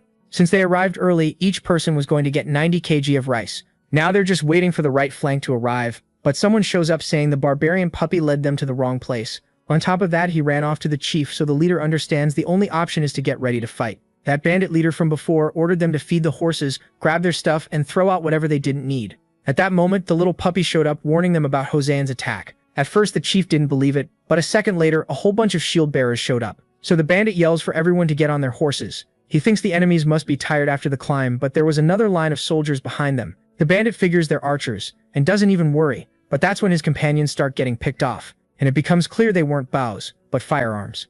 Hosean starts reloading the muskets, and the bandit sees a weakness in that. The problem is that really fast the shooters were already ready for a second round of fire, and it was even worse. At least the distance between them had gotten shorter, so the bandits grabbed whatever they could to protect themselves. The leader also sends troops to the west and starts taking down some swordsmen. He tells his men to charge in with the horses, but Yi Jing-sok thinks that's a terrible move because they can shoot before the enemies even get there. While most of them drop, they fire a second round, but they finally get close enough. The problem is that when they try to break through the defense, they can't get past the shields and they get wiped out. Finally, it's the bandit leader's cavalry's turn.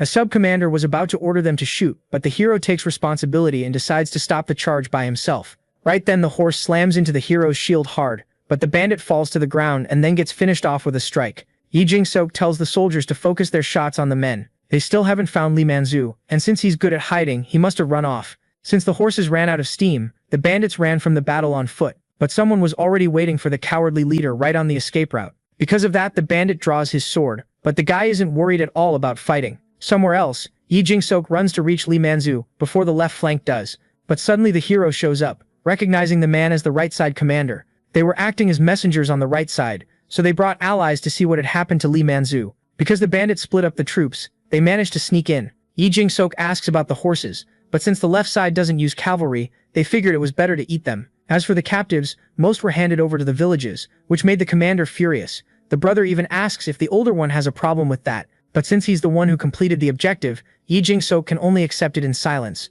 In July of 1448, when the army returned, the king was told about Li Manzu's defeat and how their wealth was distributed across the lands. Yeon Sang-gun became a noble, Kim Hyo-sung got money, and Yi Jing-sok was promoted to second minister of the council. And Yi Jing-ok made the biggest contribution and became the junior first chancellor, which the protagonist thinks is great. Now the soldiers were a powerful army, and because of that, someone who heard the hero had trained them wanted the same thing for the armored warriors. Even though they were the elite, if they didn't earn it, the battalion would be disbanded. So the protagonist agreed, since they got more horses. In history, a lot of them were used in Europe and in the Ming dynasty too. In the Forbidden City, His Majesty is happy about Chozian's victory. Wang Zhen is too, because of the report about the weapons, since they found out what they could do. The loud sound also scares the horses, so there are a lot of benefits. And with the Tartars, even if they didn't respond by shooting at them, hunger would have already crushed the place. Yu-chan thinks the soldiers need to be trained with these weapons. If one got captured, they could use them against them, but Wang Zhen agrees with the Vice Minister of War. The problem is, he says 10 shots are enough for them to learn. Up north in Yuan, the bandits go crazy over the result. Taishi sent a messenger to trick Chozian, but he got fooled by this fake alliance. And the subordinate Bayan asked for calm, so the king agreed to punish Arlak later, but said next time he'd die. Either way, it's clear the king of Chozian is smart and that they're the target. So Taishi warns that he's going to see the Khan to join forces with Kublai's Golden Horde. Later, a man reports that the Khan hasn't gotten any other news and wants Taishi to defeat Ming, but Taishi doesn't even try because of the metal rods. He was talking about Chozian's weird weapons, so Arlak had to draw them to show what he meant. These weapons had a cord to light the fire, but it was attached to the iron at the top of the weapon. So the man thinks it's a firearm like the one that was used to massacre the Jin dynasty. Taishi has never heard of a portable hand cannon that makes a sound like that, and he warned it was so loud that scared horses would knock soldiers over. The warrior thinks it's because of how many shots go off at the same time. As for the weather, he also believes they won't attack on bad days, and for the explosive sound, he suggests plugging the horse's ears. Somewhere else, warriors who made it out alive were complaining about it, until an explosion happened. A bandit immediately ran over to say that wet coal in the fire pit explodes, but that was exactly what Taishi needed to know. Khan's soldiers blew up the bamboo to wipe out the mountain animals. Then the boy came up with an idea for his friend and told Arlak to grab as much bamboo as he could, so Khan asked if they were going to attack Ming together, but Taishi told him to deal with Joseon. The enemy tribes of Li Manzu come to thank Joseon, and Kim Hyo-sung says they don't need to worry about looking weak, because barbarians like the Uriankai faction don't even come close. Commander Kong San thinks it's cool they get to watch the cavalry training, but he doesn't even like Joseon. By the way, they praise the general by comparing him to King Yi Song-gye who founded Joseon, so they get curious to see the training. Prince Im-yong personally runs the lesson, saying that if they can't keep up, they should give up on being mounted soldiers. Right away, he jumps his horse over an obstacle and hits 3 arrows on a target. Then he says again that it's a super easy test. The problem is, obviously, all of them did terribly. They did even worse than the prince did as a kid, so the hero said that's what happens when you stop training. And to motivate them, he showed off his physique and everyone was shocked, which is kind of over the line, but at least it gets people fired up. In the end, the barbarians compared the hero's body to the soldiers and couldn't even believe it. At night, they keep talking about the hero, saying if he becomes a general it'll be scary, and that they think he might be able to draw the bow. Yi Song-gye used, but Kung San asks about Gabielcho. Warriors commanded by the king like Meng Temu fought together, so if soldiers like that showed up again in Joseon, they'd be screwed. Anyway, all of a sudden Keshig Yuan, who's Khan's bodyguard, shows up, and he tells Kung San right away that the reason he's there is because they're going to attack Joseon soon. By backing Ming, the barbarians gathered 40,000 soldiers. With the Uriankai faction, it'll be 45,000, and Kung San needs to tell them everything about Joseon. The bald guy says Joseon sent 20,000 troops to Li Manju, but they didn't get the results they expected, and that's why the king called them back. In Kung San's view, their ally only lost because he had a fever. But as for the 5,000 troops, the bald guy says that won't work. He could gather that number easily, but he had issues with his uncle. His uncle is Fang Tan, Meng Temu's younger brother, who died without leaving an inheritance. Kung San wanted to attack now, but since they couldn't, Keshig told him to handle the troop supplies, saying to forget about rewards. So the bald guy asks if this war is a distraction, and he nails it. The 40,000 soldiers under Taichi's command and Khan's 40,000 were going to attack Joseon and Ming at the same time. So after Kashig leaves, Kungzan tells them to ride to Joseon immediately. The bald guy goes straight to the king to snitch about everything that happened, and apologizes for the deal he made just to survive. But the hero only thinks that an attack like that could wipe out Joseon like Western Zhao. If the barbarians ended up in charge of Northern Yuan, even the Ming general wouldn't be able to restore order. And the reason the bald guy snitches is because he wants Hozan's help so he can be protected. Just like the king rules the country, Kungzan wants what's best for the tribe, so they decide to keep up the act. Meanwhile, the Crown Prince Su Yang and Minister Kim Jong-so are talking. Jong-so warns that the war won't be easy, and that the barbarians must have prepared something against the artillery. The prince thinks they might also be planning to attack during the storm, but a strong army always matters more. So the hero takes charge of training the armored border troops, while the minister sends the regular soldiers to Shenyang. On the bandit side, Taichi acts sympathetic to the people, saying he wants to kill the emperor just as much as they do. He reminds them they're being treated like servants, but their ancestors brought down Liu Jin and took the Central Plains.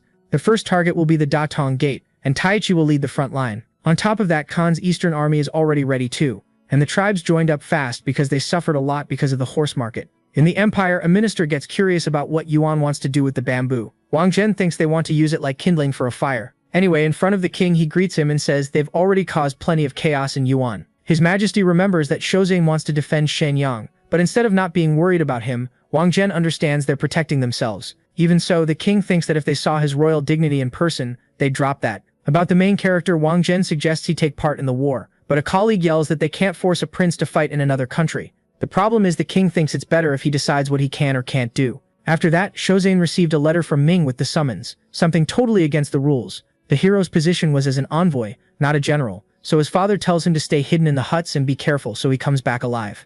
At Namhansan Fortress, at the military training command headquarters, the general humiliates everyone, but praises the climbing device they built.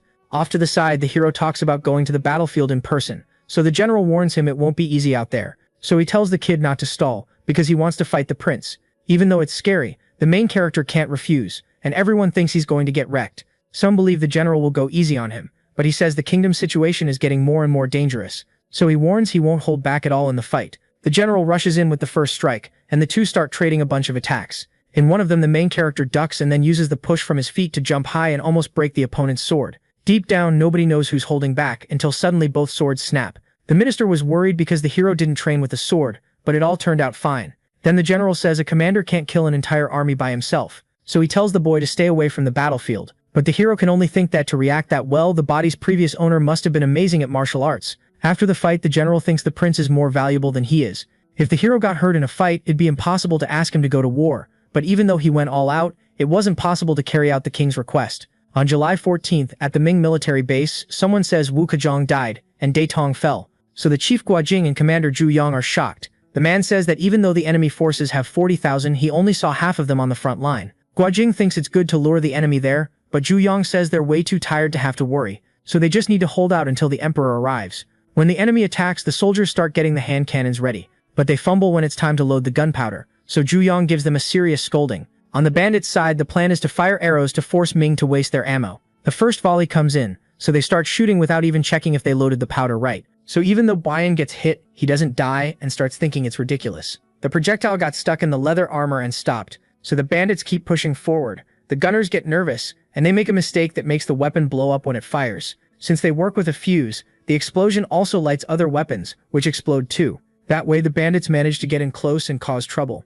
Bayan ordered them not to spare anyone, but he noticed Zhu Yang giving orders, and pointed at him saying he's the leader. On August 8, 1449, Ming had gone 2 weeks without any messages. Only that day did someone report signs of an enemy camp 8 kilometers away, and the king unfortunately saw why it had taken so long when he arrived at the battlefield. Another day, an old man looks at himself in the mirror, thinking about how he became a eunuch for 1 yang of silver. Sadly, he was born the son of a poor man, but climbed to the highest position, and through today's war, he hopes to rise even beyond the emperor. On the trip, the Duke of Ying named Zhang Fu asks how a gunner can beat 5 archers. Then Wang Zhen says 1 shot can punch through armor instantly. Zhang Fu thinks that comparison is nonsense, but the eunuch says the old man is nobody to judge. In that horror scene, they try to get the king away, because the signs point to a recent fight. According to the defeated, they invaded Yu County 3 days ago, which was supposed to be the rear, so His Majesty orders everyone to go stop the invasion at Juyang Pass. The problem was the soldiers were already tired, so the retreat was slower than a march. Taichi already knew the Ming people would take about 15 days to get back. According to the captives, they had 20,000 soldiers and could kill 8,000 a day or force the emperor to open Beijing's gates. So Taichi tells the tribal chiefs to repeat the night attacks. Near the attack spot, archers aim at the embers the enemies use to light their muskets. When a soldier gets hit, everyone starts firing into the forest. But they don't get why the horses don't even flinch at the sound of gunshots. Going back to the bamboo tactic, the barbarians used explosions to get the horses used to it. Boyan had already tested it in Datong, and the sound didn't scare them anymore. The same training had been done with Khan's mounts, so today they shouted for anyone who wanted to live to surrender. So the soldiers got scared of dying, and even started blaming the eunuchs for this streak of bad luck. At the Tumu fortress, the barbarians killed half the enemy army, while losing only 4,000, so they get ready to go all out tomorrow, since only the troops guarding the emperor are left. On the imperial side, things are so bad that Wang Zhen offers 100 yangs of silver for a cup of water, but it doesn't help at all. Suddenly they're told the enemies are running away, so the king gets excited, thinking reinforcements are coming. But a general disagrees, and Wang Zhen argues with him and tells his majesty to go see. To another soldier, it's obvious it's a trap, but Wang Zhen uses his position to shut him up. And since the king is arrogant, he'd rather believe the optimistic version. It's only 4 kilometers to the Juyong Pass. Unfortunately, the group runs into the barbarians. Wang Zhen orders the soldiers to push forward, but the general blows up in rage because if it weren't for him, they could have survived. The eunuch even has the nerve to throw money at the soldiers, asking to be escorted. So Fan Zhong answers by landing a solid punch on him, since that isn't worth their lives. In the end, Wang Zhen still said he was following the emperor's will, so maybe if he hadn't been so arrogant, his face under the makeup wouldn't have been exposed and he wouldn't have died either. A day later in Shenyang, the Liaodong regional commander named Cao Yi is furious. The vice minister of war Yu Chan gave a tough order. So they told the hero that even though the empire said it won, they needed more soldiers. Cao Yi went to try to get some reinforcements from Joseon, but the protagonist realizes the regional commander is hiding something. The hero asks if something happened that made the Liaodong soldiers run, and swears he'll keep it secret. So Cao Yi reveals that 200,000 Ming soldiers were crushed by the barbarians along with all the officers, and that the king was captured. Still, 100,000 soldiers from central southern China were heading to defend Beijing. Zhongso thinks if the enemy uses the same tactic, it'll be a problem. But he doesn't say he'll defend Shenyang because they're in Liaodong, and really they're supposed to wipe out the barbarians. These enemies had wiped out the emperor's army, but Zhongso still wanted to attack them head-on. Thinking about the future, historically Joseon didn't suffer in the Tumu crisis because it stayed in Liaodong, but now it looked like things were worse. On the way back from the talk, Zhongso can't understand how 200,000 soldiers got wiped out. But then the hero suddenly notices something on a soldier's hand cannon, asks to see it, and finds it really weird because everything is different. The soldier doesn't get it, and to make it worse he says it's their first day training with real gunpowder because it was too expensive. From what the hero saw, they sent soldiers with no training into war with crappy weapons. So Northern Yuan still hasn't felt the power of these little beauties. At the barbarians' camp in the city of Kaiyun in Liaodong, a messenger reports that 30,000 soldiers will be enough to deal with Joseon. Khan asks what'll happen if they pull back, but Mayona Hai's younger brother, Essen Taishi, thinks a few will be left over. Suddenly someone arrives saying Joseon's troops are advancing, basically leaving the city for the open field. Their plan is to stop the march to Kwangshun, so the battlefield will be around the city of Tiling. And about what Essen thinks, he says he got an awesome horse from his brother, and that they'll win with one hand tied behind their back. The next day the barbarians see the enemies camped on the hill, but forming up with the sunlight in mind means they've got experience. Essen for his part isn't worried and reminds them they'll be enemies again after crushing Ming, which worries Khan. Since they've never fought together, Essen says he'll cover his buddy's rear, so he tells the archers to ready their arrows. On the protagonist's side, a soldier says he brought the bow and arrows he asked for, but he asks if he can shoot, and the protagonist says yes and waits at the top of the mountain. The first volley of arrows gets blocked by Joseon, leaving Khan and the soldiers impressed by how fast they are. The problem is that out of nowhere one soldier gets hit in the chest and another in the head. Nobody understands how the weapons are doing that much damage, but the casualties are already huge. Several commanders were killed, so Khan figured it was better to pull back to keep formation.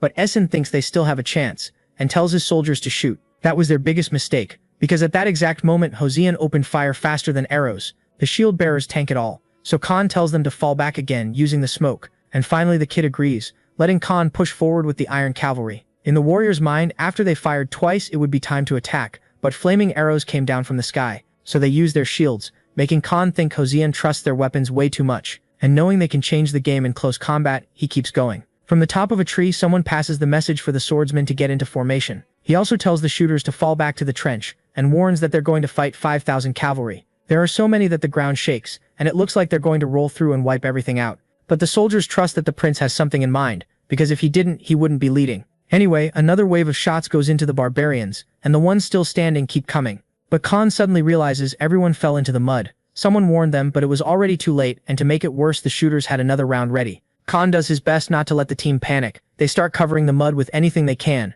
but even so he can't hide how nervous he is. That same messenger tells the general about the plan, saying they'll be caught in a day, but the warrior warns that they'll also hit the flanks. On top of that, he tells them to get ready to fire from where they are and be ready for hand-to-hand combat. With all their strength, the barbarians throw themselves against the shields. Joseon's people just need to hold on a little longer, but some aren't lucky enough to keep defending, and one of the thugs makes fun of it. He says it's their turn to die, but at the last second, a teammate saves the one who is about to be killed. That's the officer who's still pumping the warriors up to hold the line. He says they need to resist, but the moment he got distracted, unfortunately, he took a hit from behind. Sometime later, Officer Young wakes up. In the meantime, the chaos had gotten worse, and they were about to come kill them again. But the kid with the spear takes the enemy down, telling his friend to get up. Young needs to stay ready because they'll only survive if they kill the intruders. The order to fire could come at any moment, so a soldier tells the prince to stay back, but he says that's not how a leader acts. On top of that, he wants to finish these bastards himself.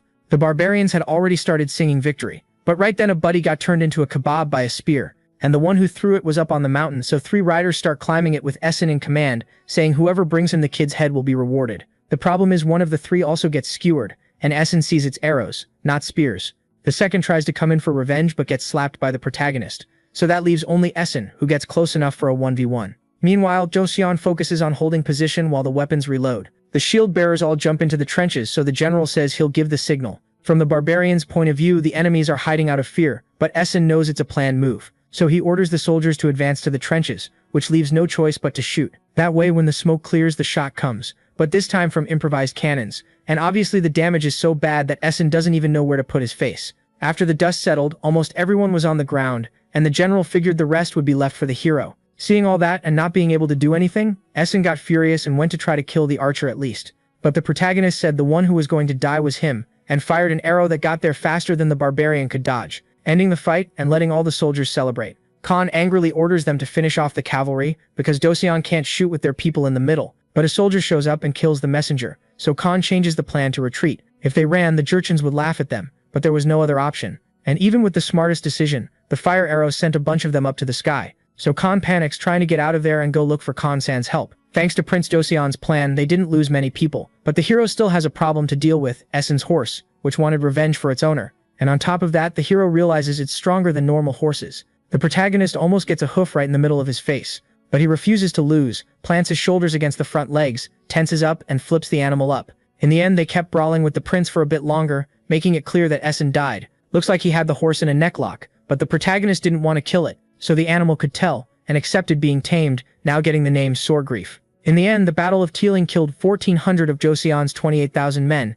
and 20,000 of Yuan's 30,000. While the Battle of Teeling was coming to an end, the Jurchen troops were deciding what they were going to do. In the Joseon army, they wanted to chase Khan, and the protagonist got an idea. According to history, Khan Taesoon was killed by Essen, but now it would be different. While fleeing, Khan asks if the only soldiers who survived are the ones there, and a guy says yes. On top of that, the horses are tired and there aren't any others, because the Jurchen pushed in on them. In that situation, even Moona Hai would have been killed, so Khan thinks Taishi might have sent them there to die. At first, Khan wanted to link up with Essen, who he didn't know had died and attack Ming, but it didn't matter to the Jurchen anymore, because there was another Joseon battalion there. Going back a bit, the hero's idea was to leave Khan alive as the leader, because Essen, who was from the Golden Horde, wouldn't be recognized. Right then, a report came in saying they'd cornered Khan in the forest, but before leaving, the general asked if the hero wanted to show his strength by capturing the bandit, because even the barbarians recognized the king's bow that he used. They were comparing the kid to Taisho because what matters isn't what you are, it's what you look like, so beating Khan one-on-one would make the rest surrender. Back to the bandits,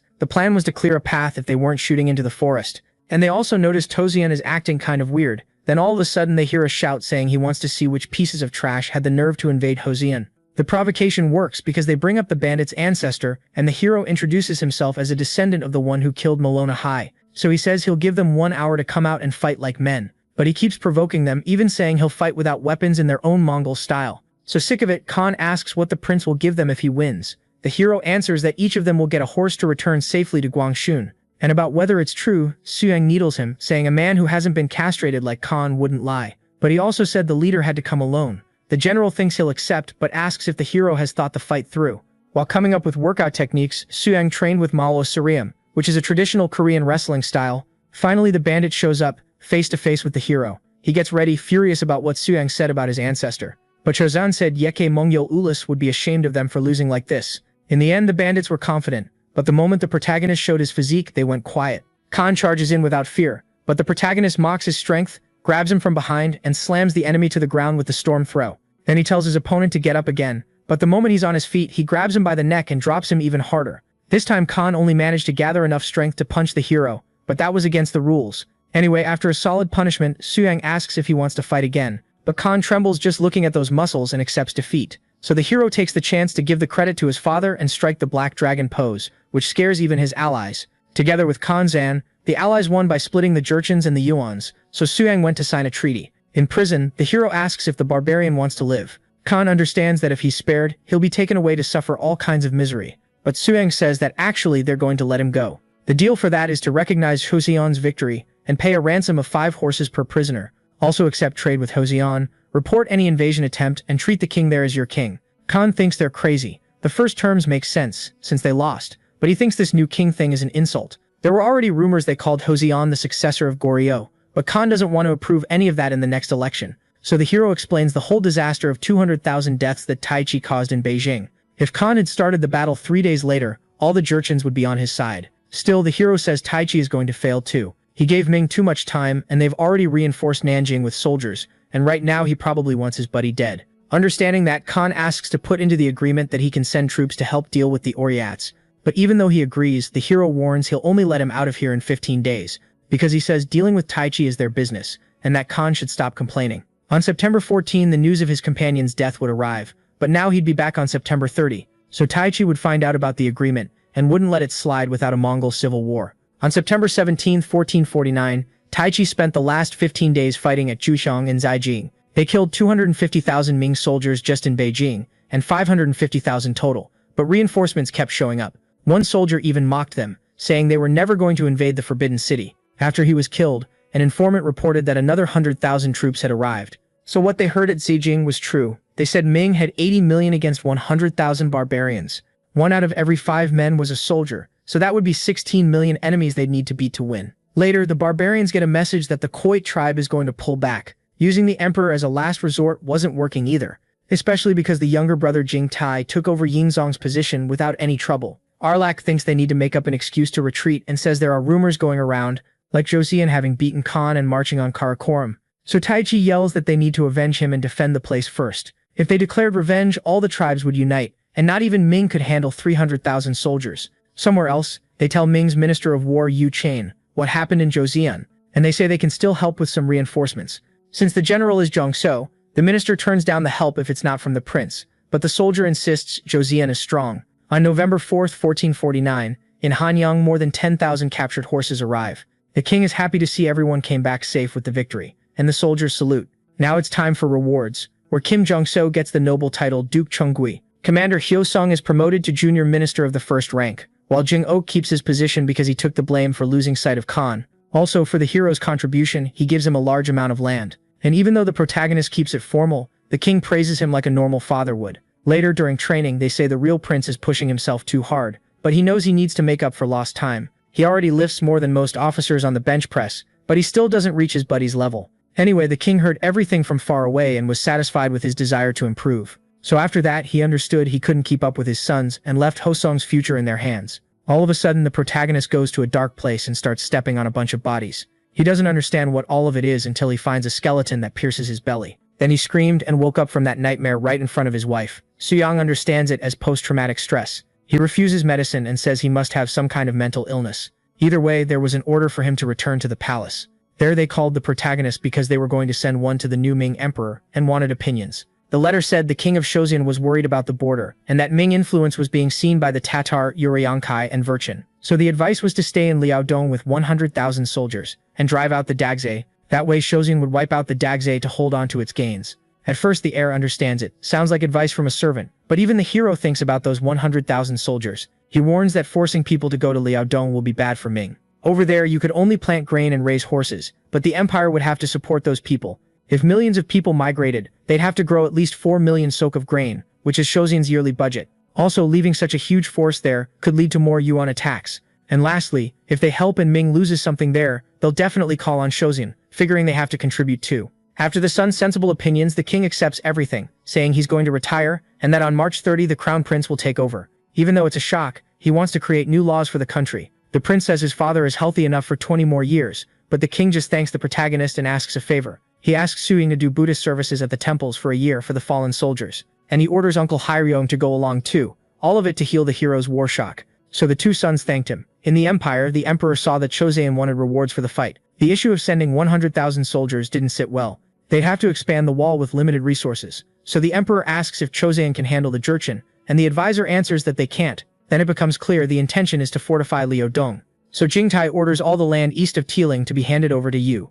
The advisor thinks it's madness, but Jingtai believes this will wear Hosian down and create an opportunity. On March 1, 1450, the fourth king of Hosian, called Munjong, was crowned. But in the middle of the celebration, there was someone who wasn't happy. Old Huang Hui, 88 years old, still couldn't manage to retire even with the change of king. Up in the forested mountains, the protagonist uses his uncle as extra weight while doing push-ups. Hyeryong says if the kid keeps going, he'll start thinking he can take stabbings, but he explains there are people who train by hitting themselves. But to his uncle, hitting yourself just sounds like another mental illness. Suyang stopped by some nice temples, put in new stone mills, and made dumbbells out of the old ones. If the Buddha statues looked bad, his uncle would immediately complain. So the hero called someone in to make a fancy statue, using himself as the model. And to look like him, it had to be one of the 4 heavenly kings.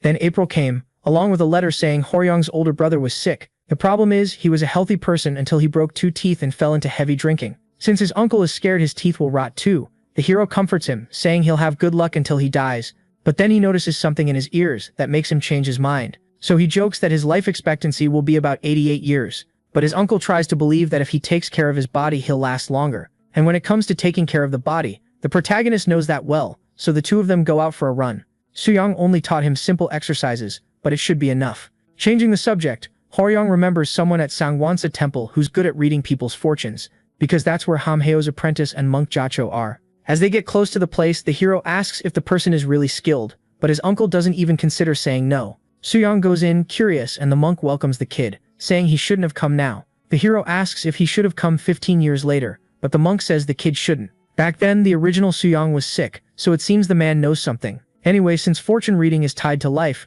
the monk says the hero will become king by sacrificing his family. Suyang gets furious, but the man adds that having a guest could change things. Usually fate can't be changed, so it'll be hard to avoid the bloodbath. Even so, even if it's hard, the protagonist says he has to fix the situation. Since he's already changed a lot up to now, he thinks he just needs to keep going. And the answer is so good that the monk stops worrying and trusts the kid. Then the protagonist welcomes him shirtless, apologizing for not having built the gate yet. Aguchi kneels right away, but like some divine general, the protagonist tells him to stand. After checking out his physique, the young man asks if the hero has disciples. So he explains he already has more than 200, which makes Aguchi want to be like that too. In the north, strength is really important, so Aguchi at least wanted his son as a disciple, which the hero accepts. The young man even cries, but the protagonist had already talked about this with his brother. Since the people weren't very educated, the older one said raising the kids from birth would be worth it. A 10-year-old would learn all the basics, spend 4 years training their bodies, and then they could take an imperial exam made for foreigners. Changing the subject, Aguchi asks about the fight with Khan,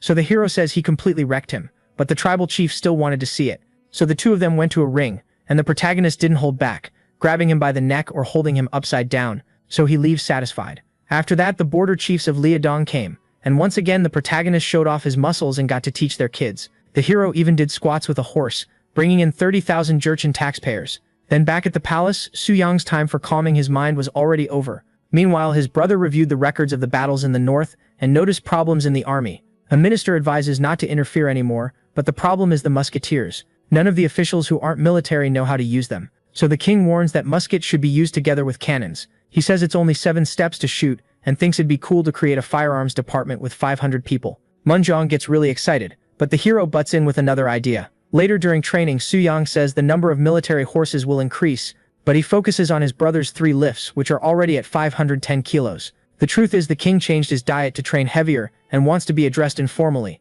but Suyang refuses, so Munjong says he'll only accept when he hits 8-10 kilos on the 3 lifts. The problem was the protagonist was already doing that weight. Anyway, the concern is whether they'll have enough teachers to teach the Jurchen. But the protagonist already recommended someone from Gangso Heian, so on the spot, a student tells him about a request from His Majesty and asks if his teacher isn't even going to want to see what it is. Sometime later, the protagonist uses the barbarian's kids to do squats, and then says that when they take a bath he'll play with them. The maids bathe the children, who are surprised because they've never seen soap, and when they're done, they go off to play without even finishing getting dressed. This game is basically tossing babies, and then they have to be caught so they don't hit the ground. But since everything works out, they think it's really fun, except for one girl who sees the hero as a monster. At one point, a child asks if he can be like the hero, so the protagonist says he'll train him when his bones are formed, at 16 years old. Sometime later, the people ate food with no seasoning and really thick, but one of them knew it was the food they needed for their bodies and called everyone to run over before it was all gone. The routine was tough because they'd finish running and then they had to read.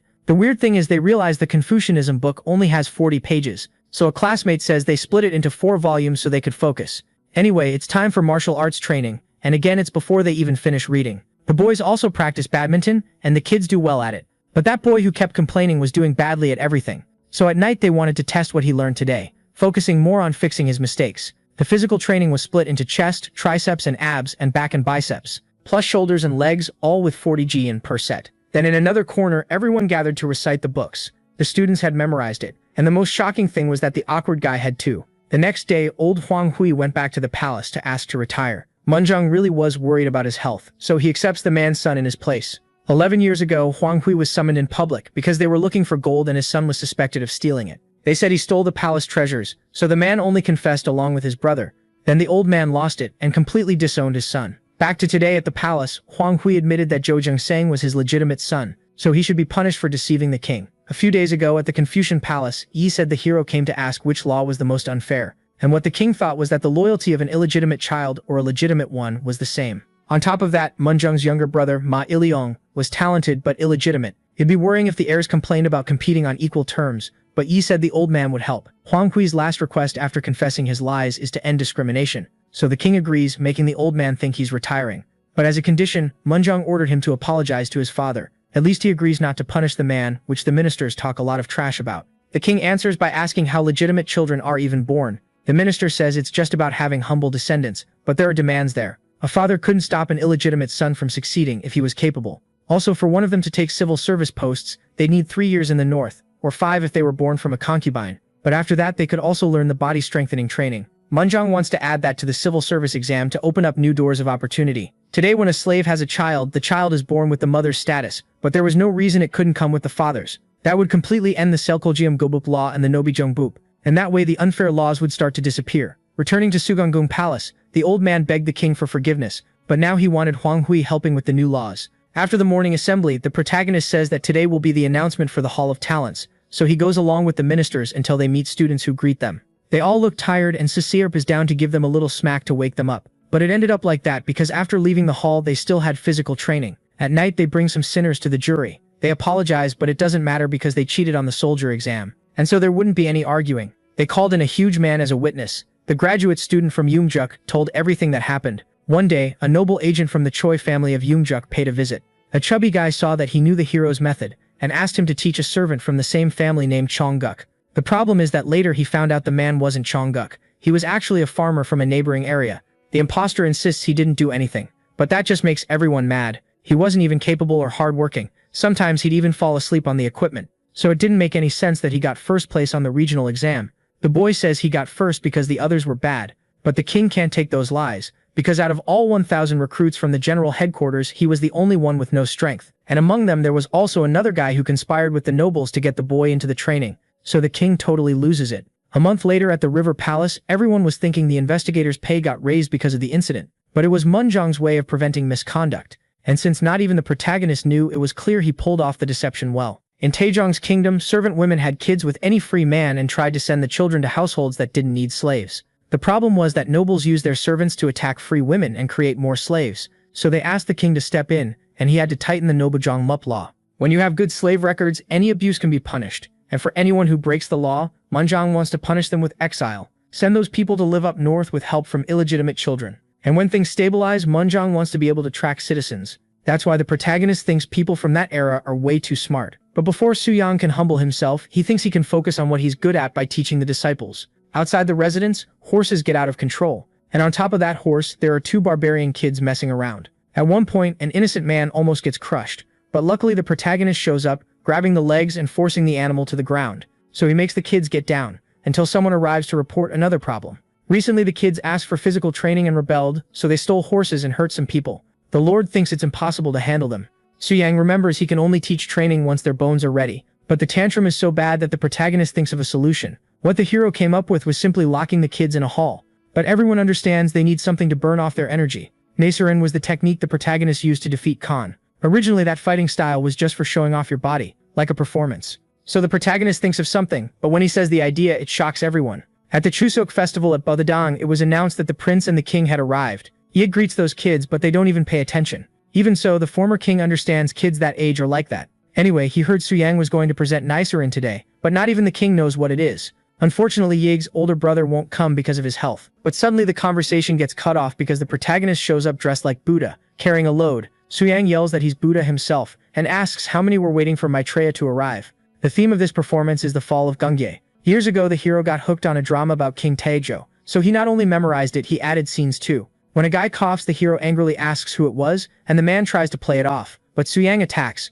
The hero loses it because they interrupted his clairvoyance, and he goes after the kids, but 2 guards show up telling him to stop and not call himself Maitreya. Because of that, Suyang takes off his shirt and starts posing to prove he's the Messiah. But even though the kids are impressed, the guards also show they're ripped. With the 2 of them up on a ring, someone named Park Kyungwi arrives. An old man from the distant land of Sorabael, who came to be the judge of the fight. With everything ready, a signal is given to start the match. The first guard comes at the protagonist, mocking his clairvoyance, but the hero grabs him by the neck and hits a real suplex. The kids cry, telling their master not to give up. Meanwhile, the protagonist charges in at high speed to finish the fight, but the man dodges, grabs his arm, and manages to slam Suyang to the ground. Before, they practiced that on blankets, so now it hurts a lot more. Anyway, the guard climbs up onto the ring post, saying the tyranny of the fake Buddha ends now. And that sight makes you remember someone named Yuya. Then the guy jumps from up there like in WWE shows. But the problem is, taking that hit wasn't in the script. Unfortunately, he takes it, and it hurts like hell even while blocking. In the tense moment, Yi stands up from his chair, along with the kids. But when it looked like it was already over, Suyang gets up into a bridge position. So the second soldier tells General Wang it's his turn. The guys switch places, and the protagonist takes a solid kick right in the ass. Suyang complains to the old man that move isn't allowed. But Park doesn't care and approves the substitution. The kids scream, unable to believe it. Then Suyang keeps acting, saying, "General Nongsan of the Black Army, you betrayed me together with Wang Geon." The guy doesn't pay attention, but the king notices something in the middle of it. Anyway, the 2 go back to fighting, going back to a strength contest. But the protagonist whispers for them to end the show, so his enemy ducks his head down and sends Suyang flying with a headbutt. Nongsan shouts that Gungye has been defeated, but the protagonist gets back on his feet again with that talk about being Maitreya.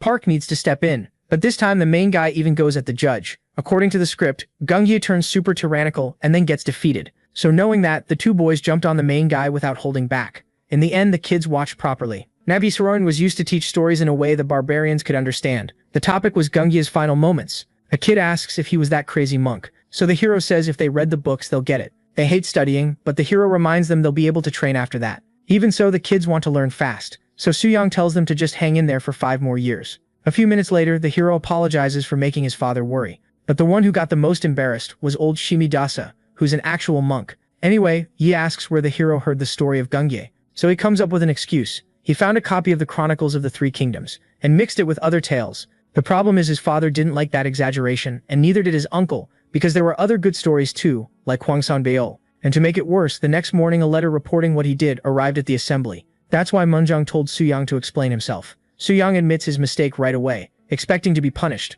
After that whole show, the kids kept messing around, doing violent jokes where they imitated Gungye. So the king tries to think about what can be done now. Instead of punishing him, Munjung tells the main guy to tell the story properly. That story had already been revised twice, but the 3rd time the work didn't get finished. So he tells the hero to grab whoever's willing, but the hero doesn't get why nobody wants to make eye contact. When he gets to the library, it all makes sense because the story is huge. Karen Ram and Kim Woo-jung explain that Goryeo has 139 volumes of content, but for someone who studied history in college, that was an opportunity. So the main guy says he can do it in 2 years or less. The manuscripts aren't incomplete, they just need the secondary sources reviewed. First, Suyang tells them to organize it all in order, but just from touching them he realizes they haven't been training much. So he says he'll help by making them do a few moves.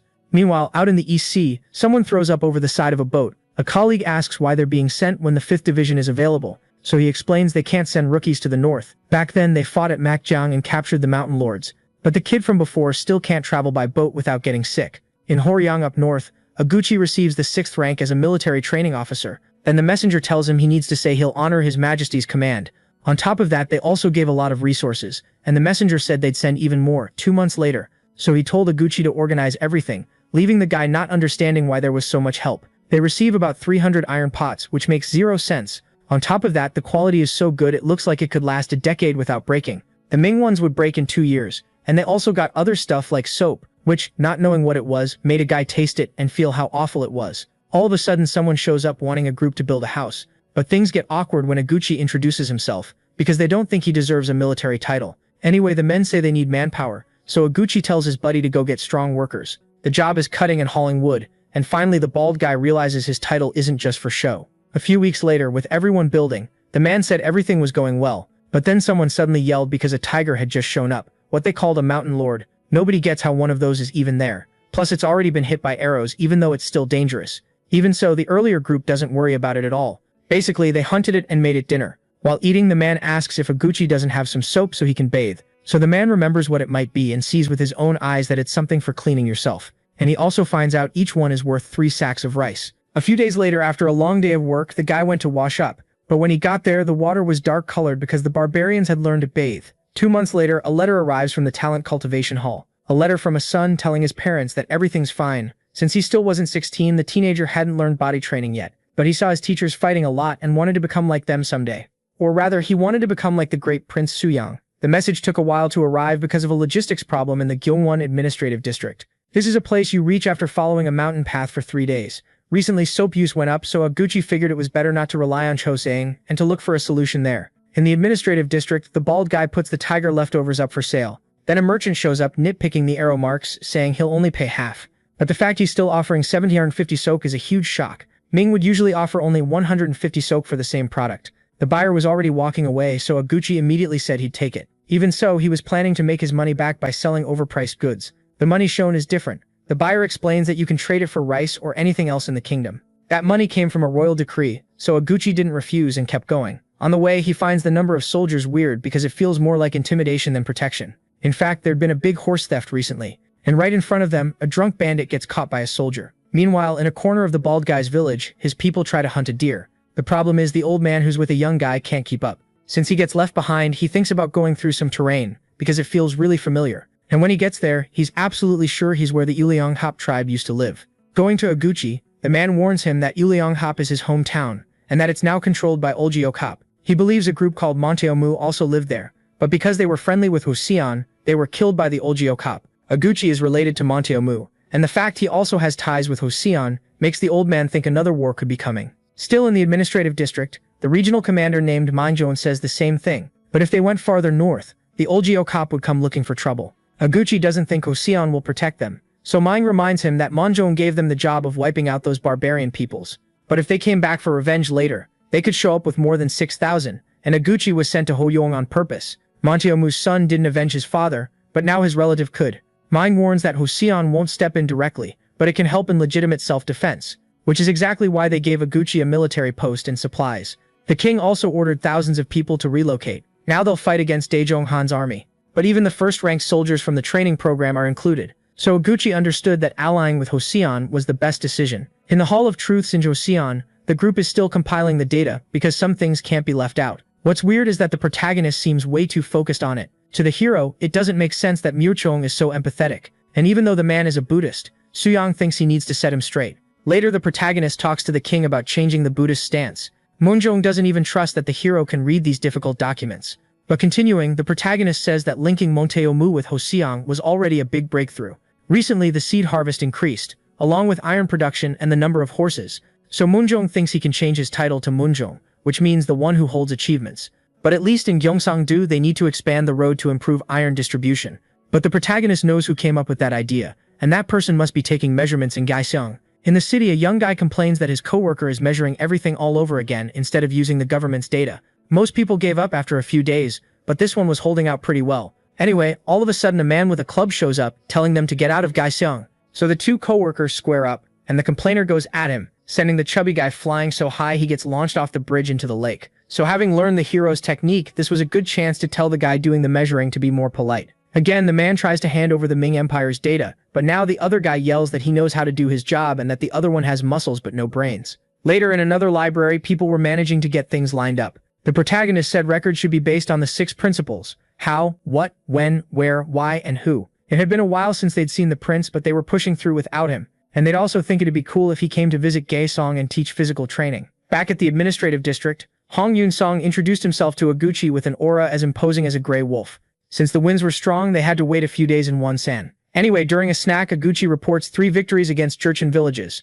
Since they were small groups, they never joined up. But the village also didn't exploit much. That said, Yun-song thinks it's a problem not having experienced horse riders. Oguchi knows that for them, shooting while riding will be very difficult. But at least the king handed over a kind of telescope that can help. Because it's portable, each unit will have one. And after the soldier looks through it, he's impressed. They usually call the object the Mirror of 1,000 Leagues. Anyway, a map with everything Oguchi and the other chiefs discovered is opened. The mountainous areas are dangerous, so it makes more sense to go through the northeast first. Since the cold will be a problem, Oguchi suggests handing out wolf blankets, but he doesn't even know if his men will endure it. 15 days later, a storage house is finished, but suddenly the bald guy's assistant comes in shouting, because the recon team came back. So the moment they meet again, Oguchi is sure Yun-song wasn't a wolf, but a tiger. They managed to get information from Goyang-song but lost 2 men. The thing is, walking 30 kilometers fighting and losing 2 men just doesn't seem like much. The cold that season was brutal even with heated stones.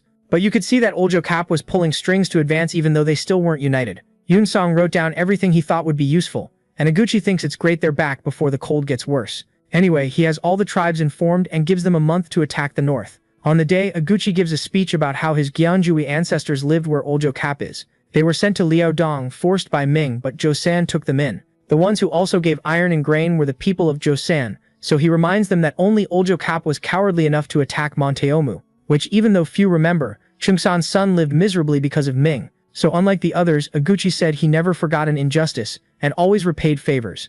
Everyone shows they want revenge, so it's ordered that the 6th officer Yi Hyogang appear. His grandfather was Yi Jiran, who was Monteomu's cousin, but he was killed during the enrollment Jurchen rebellion. Yi Jiran was a hero of the northeast border, so showing they were working with Joseon made the soldiers' motivation grow. At one point, one of the allies hits an enemy with a metal arrow. Then they start wanting to know where they got that, and obviously they surrender. Oguchi asks if they'll submit to Joseon, but that causes problems, since they're both Jurchens. The bald guy warns that they were part of Gyeongjui, and that they're going to wipe out the enrollment tribe, so one of the enemy leaders agrees to submit to Joseon. A colleague thinks it's absurd because they're relatives of enrollment, but that leader yells that relatives are the ones with more money, and seeing Joseon, he didn't think twice. In Namnul, the same question came up, so in Arahop's name, the Namnul tribe agreed to serve Joseon with all their strength. In Golgan too, but it didn't make sense for everyone to be so passive. Going to Naimachak, that was the first real battle they had.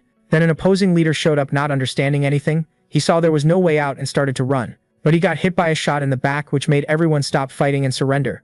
In the village they took, it looks like the population had to eat moldy oats. In the summer, their stockpile disappeared, so they had nowhere to look for food for the winter. Seeing that, Yun-song warned that Ming wiped out all the stockpiles. The chief Yadangi of Olminio, which is near Goyang-song, was refusing to hand out food. That's why the loyal soldiers were eating double like they were starving to death. Because of that, everyone agreed to surrender so easily. In Olminio, the chief receives a message that Oguchi is marching to avenge Monteomu.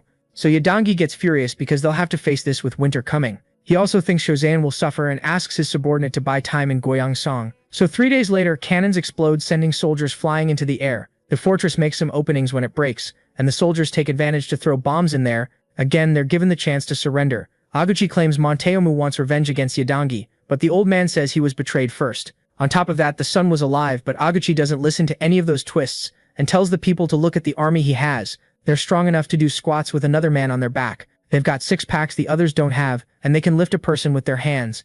All of this kept humiliating the enemy soldiers to the point that they accepted defeat and were about to turn on their leader. So Yadangi surrendered, giving Joseon the victory. In January 1452, the hero says he hasn't even finished 30% of the volumes, but it was still impressive. Up north, with only 8,000 troops, they got 2,000 Jurchens to surrender, and blew up 1,500 enrollment horse-breeding ranches. Pretty much half of the Jurchens wanted to surrender. On the day of the victory ceremony, everyone gathers near the palace in front of the king. In his speech, Munjong says he's proud they managed to get revenge. After that, Oguchi hands over Yadangi, tied up to be judged for killing Monteomu and invading Joseon lands, which are serious crimes. Yadangi thought he was going to die right there, but luckily he was only exiled to live in Tamra. Nobody understood why he wasn't executed, but Suyang did, because it was more like a warning to the other chiefs. Anyway, Oguchi says he has a request for the king, to receive a Joseon name. So since this was a declaration of absolute loyalty, Munjong gave him the name Zhongchongreil, along with the position of commander of Gyeongwon Prefecture.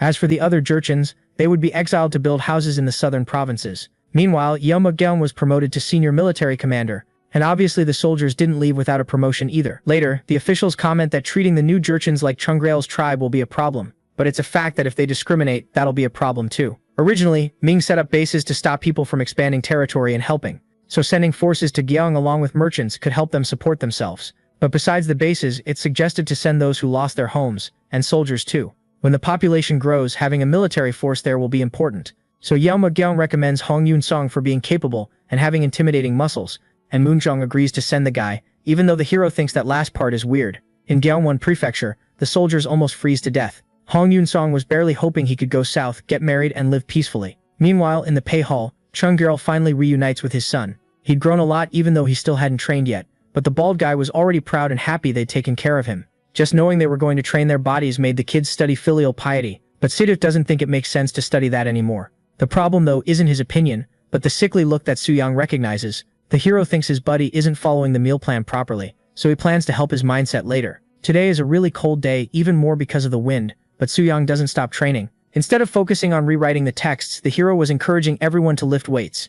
Anyway, Moonjong asks the hero for an opinion, because they need a strategy in the north. He wanted to bring back a feeling from the past based on records from the Jin dynasty. So according to what Choi Seung-gro left behind, Balhae was destroyed by the Kitaeans. The last prince, Dae Gwanghyeon, went south to Gaegyeong with 10,000 refugees and took on the name Goryeo. Back then, seeking refuge was more urgent than keeping records. So Moonjong says he's going to send someone to help the hero with this search. And in the meantime, Soo-young thinks about trying to help Sezep's mental state. First of all, everyone takes advantage of a not very tasty meal so they won't lose muscle mass. Seeing that, Soo-young comes in yelling at everyone. People don't understand why they're eating little fat, so the hero explains that what they need right now is to stuff themselves and not stay that skinny. Adding rich foods to the diet once in a while helps with progress, and since the meal of the day is provided by Soo-young himself, everyone thanks him. They don't forget the fiber, and Choi Baekjong brings fatty meats like pork too. 9 years ago, these different peoples avoided each other like criminals, but now things were different. Besides the different foods, the hero brings spices they've never seen before, so he tells everyone to enjoy it because the next day they're going back to training. Before heading back, the hero calls Sissy up to Gaesong for a month. The guy thinks he can learn enough by staying there, so Soo-young has to explain that it's an order. Later at the Tumen River, soldiers arrive freezing to death. Unfortunately, Hong Hyung got sick during the season. Thanks to the Jurchens, they learned things like putting hot stones on the ice to fish. They also discovered fertile soil on Cheongdeok Mountain. So the administrative officer Lee Gyeongchang asks why they were called. The chief of Hongshun named Hoshune says they found something in that soil. Everything should have been frozen, but they dug and found a reworked stone. Finding carved things like that there suggested there were buildings in the region, and maybe they could also find treasures, but Lee Gyeongchang isn't so sure. And finally he said he was going to report it to Hong Hyung. A few days later at the Hall of Talents, the assistant who would help with the review showed up, and he introduced himself as Seong Sa-mun, one of the 6 great ministers. Anyway, the two complement each other, but knowing how politics works and that historically they'd be rivals, the hero stays serious. Actually, Sa-mun starts the conversation by saying he read the manual Soo-young wrote and was so amazed he had to read it again. Luckily, the hero worried for nothing. Other people say they came to pick up books before heading to Gyeongsang. Soo-young heard they were coming back from Kaohsiung, going to the training centers in Gyeongsang, and he tells them about the helper the king sent. In Kaohsiung, there were already a lot of people practicing the body technique. Even so, there were still descendants of the native peoples causing trouble. One of the men says he has a friend who's a gatekeeper named Young-ho in Kaohsiung. Sasup also remembered him because of how small and weak his body is. Now Soo-young understands why he wasn't mentioned in the official records. Because he was born prematurely, Young-ho was probably discriminated against in the body arts. So Soo-young leaves the work to the assistant and says he's heading out now. In March of 1452, Sasup says the hero is going to be recognized for his body, and worries the Wang family might want revenge. As expected, the kids play around with the story about the Buddhist the protagonist went through. So the caretakers scold them, since the king doesn't like that.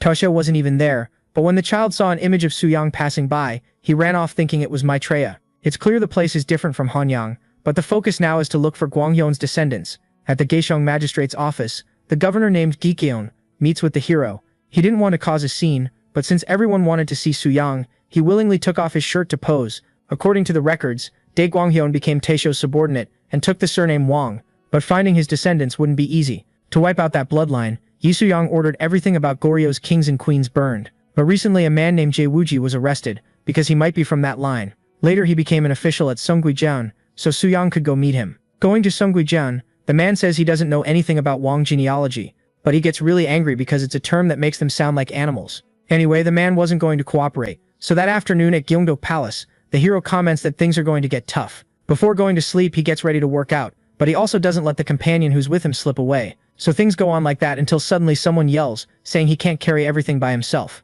Some soldiers joke because it's just weight plates, but the joke goes past what's okay. The man even starts crying, so Soo-young angrily asks if they learned his technique just to treat people like crap. The moment they realize they're in front of the prince, they all apologize. But the victim's small body makes the hero realize he accidentally found Myung-ho. In their first conversation, Myung-ho basically says he tried the body technique but didn't see any difference. So the hero tells him progress will come if he doesn't give up. But in a way that's just like the line the guy would say in the future, like he was hearing himself. Anyway, the bully soldier says again that Myung-ho can only last 3 days. That's why he still hasn't passed the civil service exam, so Soo-young understands he needs more attention. The next day, he thanks everyone for joining the training session. Yun is introduced as someone who will help, and the hero says he's going to add a new concept to the manual about how everyone is different and how everything they do affects muscle mass. Sustainable muscles come from a bunch of factors that have to be part of your lifestyle. In the past, Myung-ho heard from Taoists that drinking mercury was good for you. So to keep the guy from looking for the answer in medicine, Soo-young said he only trained and ate well. Since the protagonist is clearly focused on 2 people, it makes sense for Sispyu, but not for Myung-ho. Anyway, when Sispyu does the deadlift, the conversation even stops because the perfect movement grabs attention. On the other hand, Myung-ho has to struggle a lot just to do it badly. The trainers say the movement needs to be light, but he feels completely drained. According to the records, even though he was premature, Myung-ho drank and rode horses. He wasn't fragile, and training for 7 months didn't make sense based on his build. Myung-ho explains that when he gets hurt, he waits for the pain to go away before trying again, but Soo-young yells that it's normal. In the end, he decides to guide the movement to keep Myung-ho's posture, and after several reps, the guy collapses, exhausted. Soo-young still calls him to train chest and motivates his buddy, saying that if he can last 3 days, they'll drink together. Anyway, those 3 days went by and left Myung-ho like a walking corpse. Changing the subject, the hero asks why the guy still hasn't taken the lower exam. He'd already passed the school level, but recently the lower and up exams were packed with elite people. Soo-young explains those are his students who managed to balance physical training with mental training, and with that he tells Myung-ho to follow him to the pay hall too. Even though he's already 40, the protagonist doesn't care at all, and is happy the guy has the ambition to keep up with him. So later at the governor's hall, there was a meeting because they weren't finding anything from the Wang family, and the idea now was to mess with their tombs. During the search, some descendants say they burned everything, and others say they don't know anything. One person admits he threw a document into the river, so Soo-young thinks they should dig up the statue that was buried 24 years ago. And the excuse he decides to use is just that he's weeding the plot full of weeds. Soo-young also heard that a noble buried a lot of gold and silver in the Hyung tomb, so someone with bad intentions or big ambition could cause an accident. So the hero thinks it's best to start by sending a letter to the king. Somewhere else, someone complains that his whole body is hurting. A masseuse says his body grew this month, but Myung-ho complains because every time he improves, the weights go up. Even so, this was his chance, but the pain was real, so she recommended a rehab techniques clinic. Apparently it's a treatment developed by one of the hero's students, and it works really well. A student creating a whole new area of medicine is impressive, but what's even more impressive is when the woman talks about a treasure buried in the tombs, at Haeyeon-young, at King Taejo's tomb. The hero feels sad about the state of the place, so he asked everyone to help, and Myung-ho was in the middle of it, with other intentions. Conveniently, he ended up getting recruited there with a chance to change his life. Since Myung-ho looks really excited, people catch on to what he's after. But the kid doesn't care and thinks it's a good idea to search the northern peak. He tells 3 guys to come with him, determined, starts digging for that so-called treasure, and doesn't care about being tired. So 4 days later, things still weren't ready. But when the helpers went out to eat, Myung-ho felt a different texture in the dirt. The others on his team came to see, with the promise they'd split it evenly. So they dug for the guy, but all they found was the head of some random statue.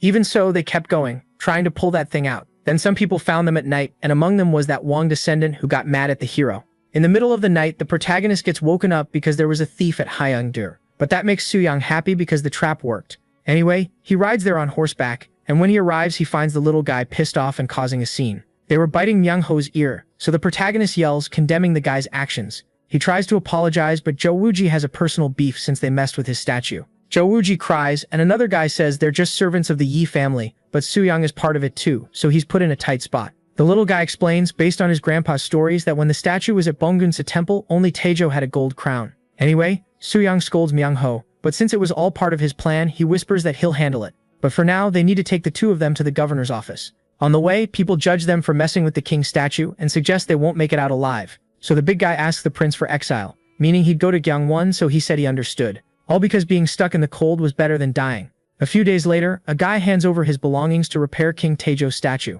Since it's more gold than they need, he also asks if they can use the statue as a symbol again, so Soo-young says he'll leave Woo-ji in charge of that. Anyway, the prince also says he has a request, and the guy immediately understands it has to do with the Wang. So he hands over books with records of Balhae Zhonggan that can help a lot. But what impresses the hero the most is one titled Genealogy of the Wang Family. Luckily it escaped being burned, or maybe it just floated on top of the river. 10 days later, Young Won still thinks that because of what he did he's going to get the biggest punishment of all. He thinks Su Yang is disappointed, and since he got summoned to the palace he doesn't know what to expect. In Hanyang, a servant says the former king will arrive soon. But from far away the first one to show up is the old man Huang Hui, arriving right on time. Anyway, he says that if the kid can get the distractions out of his head that'll be great. Truth is, the old man already knows the young guy is going to follow in his footsteps. He heard Mi Young-ho committed a terrible crime, so he's going to be punished like this. All of a sudden Yi arrives, so the two of them go together to greet the retired king. Anyway, Yi says he's already heard everything, so Mi Young-ho drops to his knees begging for mercy. No matter how he feels, since Munjong is trying to win Gaisong's heart, he thinks the boy should help. Mi Young-ho doesn't even think they'll let him leave there alive, so Yi suggests he change his body until he's unrecognizable. The former king agrees not to punish the boy as long as he trains for the next 3 years in the pay hall. But even though he accepts, Mi Young-ho also cries, knowing he's going to suffer. In the end, the hero went back to Hanyang with the texts and could train at home like he used to. It was also great for Munjong to work out with his brother. Anyway, the hero says they're short on volunteers from the north, but Munjong already got ahead of it. A bunch of illegitimate sons had sent letters asking to be freed from their status. So with things starting to happen in the north and the south, they could see a chance to rise up there. So Yang wasn't paying that much attention to the local demands, but Munjong let him rest after finishing the review. Actually, the king already found someone strong to send north. He isn't a second son, but he has an illegitimate brother he wants to save. So he was appointed magistrate of Gaiyang. This big guy is Hong Il-dong, and his younger brother is named Hong Gil-dong.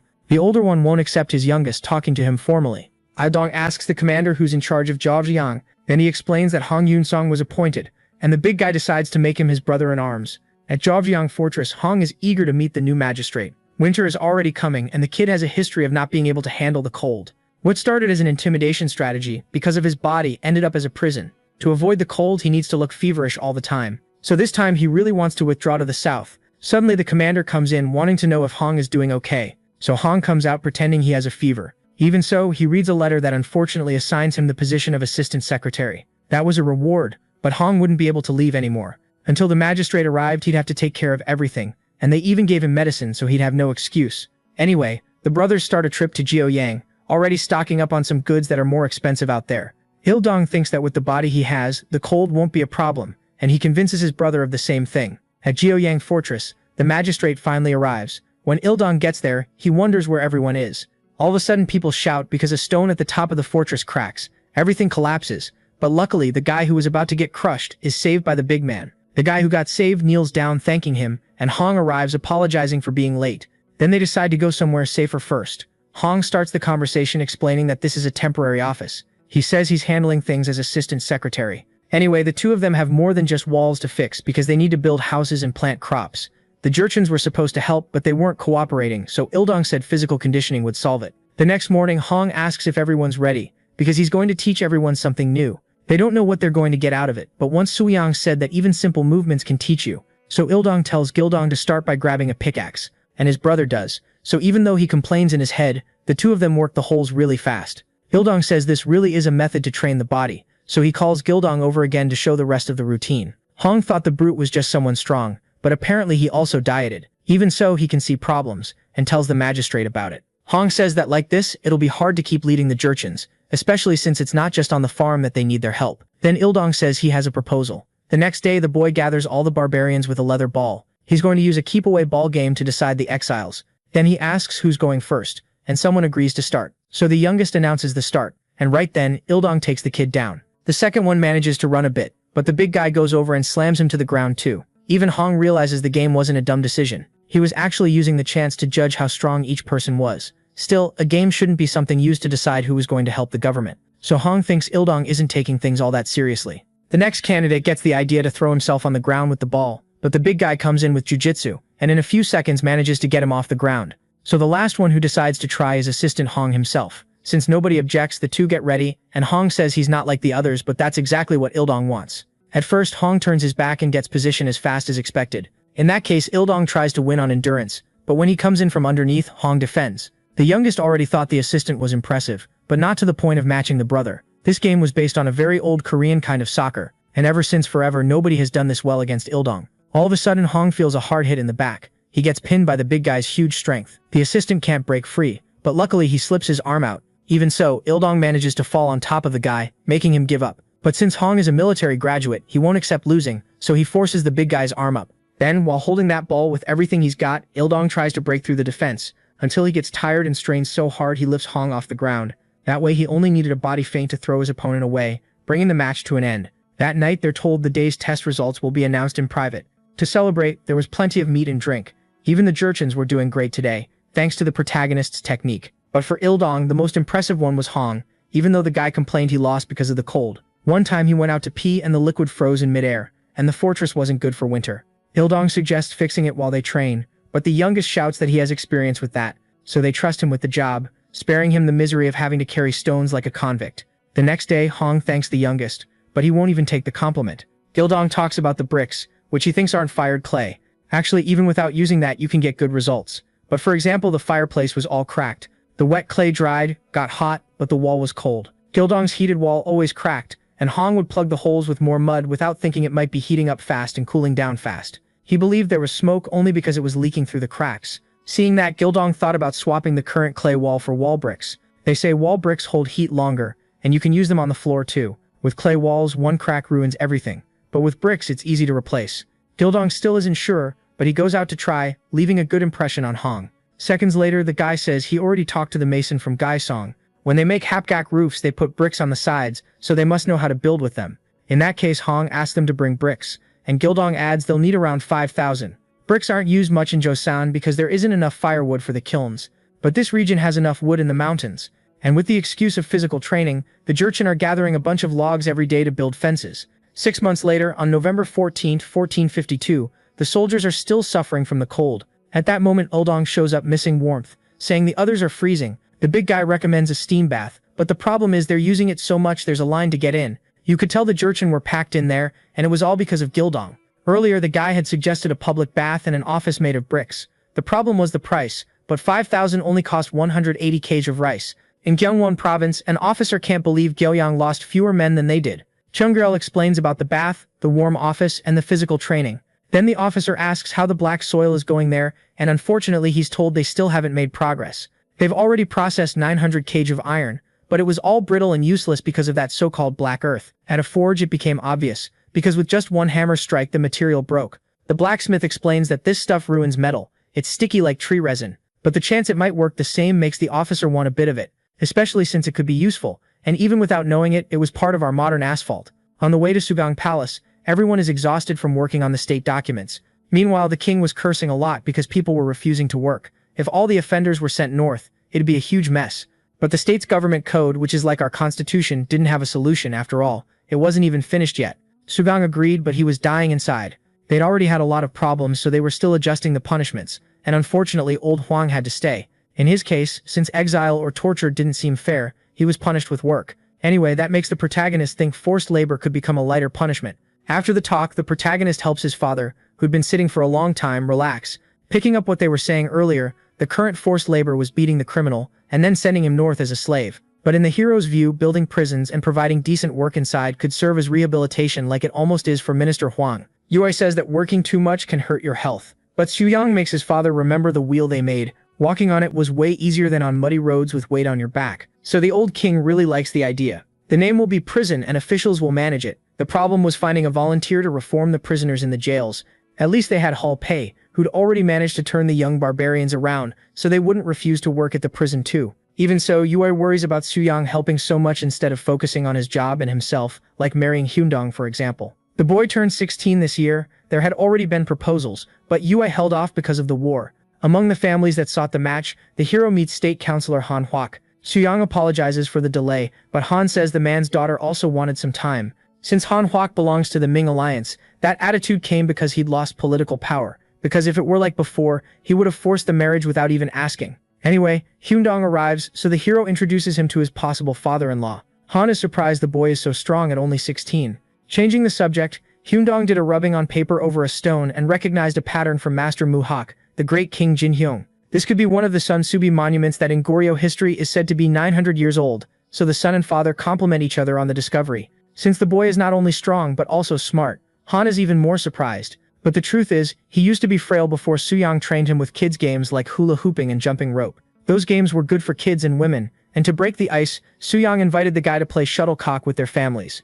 But a few days later, when the game happens, the counselor's daughter gets absolutely wrecked by the protagonist's tough wife. A few days earlier, Han told Sukdek they were going to talk about the marriage again. On top of that, the protagonist's wife wanted to meet her along with the second sister-in-law who serves Prince Haishang. It was a once-in-a-lifetime chance, but Sukdek was intimidated by the couple's strong presence, since she was just a housewife. Later, she received an outfit made by Lady Daebuin called suspenders. It was something you tied at the waist, pulled up, and fastened underneath so the skirt wouldn't slip. On top of that, they also put knee and elbow protection on her, and tie up her hair. On the day they met, the wife asked if the girl had ever played badminton. Since she hadn't, she explained there was the serve, plus the lower shots, the high ones, and the smashes. And she also said it's normal not to be able to do everything right away. Sukdeok did so well that for the first time she got praised while exercising. But then it was time for them to face off. Maybe by luck, the girl scores the first point out of the 21 she needed to win. Sukdeok is happy, having fun, changing her idea of exercise from tiring to actually pretty cool. The problem is, she returns a high one to an opponent who was holding back just so she could smash.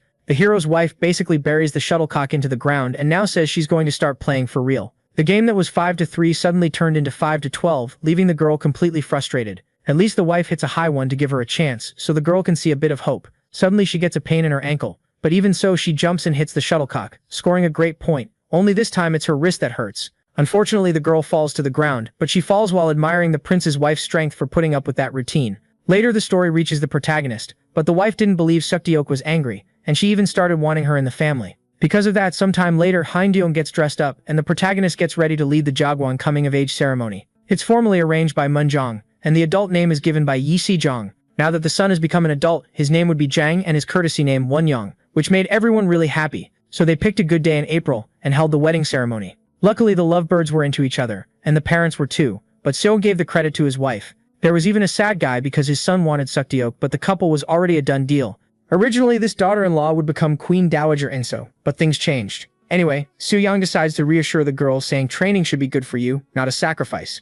Still, Soo-kai asks to read and learn the physical training manual, which makes the wife happy, but makes a hero admit he doesn't know much about training for women. Even what his wife did was basically his training, but Soo-kai really wanted something tailored to her. So Soo-young gave the girl freedom to test things herself, and thought about creating something later. Going to the room, the first thing Soo-kai does is get guided through flexibility. She was really stiff, and from the screams, Haindong got worried outside. Anyway, the king called the protagonist, even though he still had to finish the manual. The island of Tsushima was asking to increase the number of merchant ships. It had already been set at 50 in the Gihei Treaty, which set that limit because piracy was increasing at the port of Busan. Historically, that treaty was supposed to remain in place until King Jeongjong's era. They sold ginseng to Japan for double the price, so the price wouldn't crash during harvest season. The problem was that the request for 100 ships was an excuse to get ginseng onto the market. Tsushima Island is a middleman for Japan's interests, which probably has to do with the head of the Uchi clan. When King Jeongjong was on the throne, he asked for Jola because it had something to do with his ancestors. And unfortunately, they didn't even have a map of Japan. Originally, Shin-suk-ju would have made one on a visit, but now he was in Ming. A colleague there yells that they should solve it with force, but everything they had was already up north. In that case, Soo-young simply suggests giving them all the ginseng, even the seeds. In Japan, because of an official who sold ginseng for half price, the Uchi clan found out its market value. So the Lord of Tsushima had silver mind and contacted Joseon, because if they did nothing, they'd be ignored. Even so, if they acted recklessly, they'd be killed. So Tsushima sent the screw-up to Joseon to sort this situation out. In the eastern hills where Busan is today, the interpreter named Shin Suk-ju is already impressive because of how built he is. Earlier, the Minister of Rights Jong Chok explained there'd been a misunderstanding. Because the ginseng hadn't been sold cheap, it had been found for free up north. And to understand that, the screw-up went to Hanyang with Suk-ju. The mansion they arrive at looks really dangerous, so much so that the guy gets scared and blurts out a prejudiced term. Obviously, the Jurchen get annoyed, but before a fight breaks out, the protagonist shows up, restores order, and welcomes the guest. Soo-young apologizes because he sent a gift that caused a problem. By gift, the hero meant the 18 xun of ginseng, and he said it was no big deal because the sulfur from the trade helped make gunpowder, and the copper helped make carts. Soo-young tries hard to come off like a tough, clueless general, so the big guy buys the act. Keeping going, the hero says that because of the crisis after the war, he had to sell the ginseng. Since he sold it quickly, the royal court didn't know about it. In Japan, Mongols are called Mukuri, the same ones who brought down the Kamakura shogunate. So the hero explains that the conflict started after he captured Taisun Khan and let him escape. That's why Soo-young said he should have killed him, which leaves the guest terrified. In that incident, Japan also suffered, because they were making so much money off ginseng that jealous people came to steal it. They want to sell to Shozian, so they'll either get killed in the war or in the crisis. So the man asks for help, just like Suyang wanted, and the hero suggests meeting the guy's shogun in person and giving him the ginseng seeds. That way they set up trade with Tsushima Island and save the kid. Of course, the guy asks how they're going to pay them back, but Suyang didn't lay out the plan right away. Back when Nanzen was in Kyoto, they asked a certain lord to help out with national affairs because Ming and Shozian were losing to Mukuri. The deputy shogun Hosokawa Katsumoto explained that to get supplies, Shozian was sending over all the ginseng seedlings, all of that in exchange for copper and sulfur, and they say the prince himself is on this mission. That's why the former daimyo Yamana Mochitoyo says he needs to go to Akamagaseki to see this man. In October 1453 in Biokrando, some people use that black soil on the hulls of ships to keep worms from forming. So two young guys have to put it on the ships that are going to Japan, and since the first one has the same name as the famous Bangil-ju, the leader fires everyone up to do a good job. A month later, the protagonist is ready to leave together with Sukju. Besides him, the master monk shows up too, because they gave him the chance to meet Buddhists in Japan. That was also just another excuse for the embarrassment Sukju caused at that presentation. And for this mission, the protagonist is going to have his co-worker as vice chief, which already makes him pretty nervous. Even on a diplomatic mission, the protagonist insisted on carrying the heavy loads onto the ship. But when he hears shouting, he realizes he forgot something. The people of Liaodong had never been out on the open sea before. They'd heard they'd have to keep sailing even after reaching Japan, and they were scared. So Suyang guaranteed that Japan's officials would bring them back no matter what. A delegation of more than 600 is usually pointless, but in the context of him being a rough, dumb general, it fits perfectly. Anyway, they set off, and after half a month they arrived in Nagato in Japan. At that, the Buddhist already started thinking about sneaking around and watching how things were. When the drawbridge comes down, everyone's impressed by how big the men and the horses are. Either way, the hero introduces himself as Prince Suyang, who will be the head of this diplomatic mission. In response, Ochi Norihiro says he's the representative of the Ochi clan, until suddenly the Jurchen all jump down from the boat. Ochi says they prepared a banquet for the protagonist to relax and introduces the monks from the temples of Kyoto, but Mochi Toyo is among the pre-Sengoku figures. Suyang knows. Yamana always pulled the strings behind the scenes to pass power to his son, and it was exactly because he wanted to meddle that he brought his monk along. Right then, Suyang introduces his Buddhist master named Shinmi, and then he starts introducing himself in Sanskrit. The problem is Yamana doesn't understand, but his Japanese colleagues do. In the end, Suyang already knew that if he hadn't brought the master, they would have spied on him. Later, the Jurchen are served by a woman with her face covered in white powder. So the hero and his colleagues say they want to serve themselves. The woman even tries to insist, but every attempt just makes the two of them more scared. Anyway, the shogun prepared a mountain boar meat stew. Japanese hadn't eaten meat since the 600s, so that was a sign of respect. But since they didn't have experience with it, they didn't drain the blood properly. The innocent Ochi suggests adding pepper, but one loudmouth Jurchen is already getting up, shouting. They might be barbarians, but they didn't disrespect meat like that. Of course they got mad, so the hero figured it'd be better to go hunting, calls everyone so they can head to the mountain. Ochi didn't get it, and accepted punishment if he'd treated the hero badly, but Suyang just went out hunting with the barbarians. Seeing that, besides them, someone else rides out on horseback too. It's Yamana, who doesn't even think and already tells Ochi to follow him. In his head, the hunt was an excuse to spy on them, so the king must have sent his brother to lead an invasion. The Buddhist looks for the protagonist but only manages to find a crazed boar. And that's when, luckily for him, Suyang himself shows up, knocking the animal out with clean hands like an oni from mythology. First, the hero asks whether it's the monk who's there or the leader of the Ochi clan. Yamana said he came because he thought the people might suffer during the hunt, but the hero apologizes, explaining they're having fun. On top of that, he says he changed his mind about traveling and asks to pay for them to take his subordinates back. The hero knows it's a burden and says the monk will be perfect, especially since he'll send some gifts in return. So knowing the guy is wise, Suyang says he'll understand the meaning. Basically, the plan was to travel overland to Kyoto with all 600 using the monk's name, which makes Yamana think the hero is an idiot. 17 days later at Nanzen Temple in Kyoto, the master comes back completely exhausted. As soon as they arrived, the prince decided to go hunting boar and deer to make the dishes called Seonjikuk and Suyok. He threw a banquet before insisting on traveling by land, but he caused so many problems that Yamana can't even believe he's an official. One subordinate's take is that the protagonist is trying to get on their nerves, which kinda makes sense, but Yamana doesn't think it's that serious. 7 days ago, the old man went to spy on our hero. He saw the protagonist bench pressing, and he saw that the Japanese struggled even to help load a 40-inch plate. So Yamana to stop working to help out. Right then Yamana shouted, asking what that equipment was. So the protagonist explained his training manual and impressed them with his strength. But the monk doesn't think a warrior who cares that much about strength is smart. That sounds logical, but both of them know things could change in Kyoto. Several days later at the imperial residence, Hosokawa Katsumoto introduces himself as the Kanrei's servant and the shogun's advisor. Jose inside returns the greeting, and Suyang makes a point of greeting Yamana too, who's off to the side, but that almost makes him lose control. While the shogun hasn't arrived yet, everyone stays seated, and then finally the doors open, revealing Ashikaga Yoshimasa, a famously incompetent leader. After the two greet each other, Suyang thinks the kid must be 17. Anyway, Yoshimasa gets straight to what he wants to talk about, the protagonist's horse. He saw it from far away and wanted to paint a picture of it, but saying that on a first meeting isn't really a good look. Katsumoto gets a chill down his spine, but Yang keeps the conversation going, playing along with the kid. And by saying he also likes calligraphy and art, he kind of forces a friendship. Right then, Katsumoto suggests the two of them go talk about that, draw Huku, the horse, and leave the adults to discuss ginseng. On the table they set out the famous seedlings and the advisor's eyes basically light up. First they say you can't plant it just anywhere. First you remove the seed coat and let them dry, then plant them in a finger-deep hole. A Japanese man asks what the chances are of it sprouting well, but the old man says 1 in 10, which causes an uproar. If Suyang explained, his mask would slip, so he had Yigyukam speak instead. They say that one seedling like that usually takes 6 seeds to work out, because the plan is to teach them only the simplest techniques, and since everyone wants it to make money, they don't question it much. After all that, Katsumoto asked to wrap up the talk so they could decide things, but the hero was already counting on the shogun to do that. Since the boy was already friends with Anpyeong, it was only a matter of time before Yoshimasa sided with Shozion. 3 days later, the protagonist gets told about a festival in the middle of training. They say it'll be at the Ryoanji time because Yong talked about the hero's skills and got the shogun curious. But a festival is always a headache because it costs money and takes a lot of work. Anyway, on the day of the festival, Suwon shows up to cheers from the crowd since he defeated the northern people they don't like. People throw money at them, but obviously the coins hurt a lot.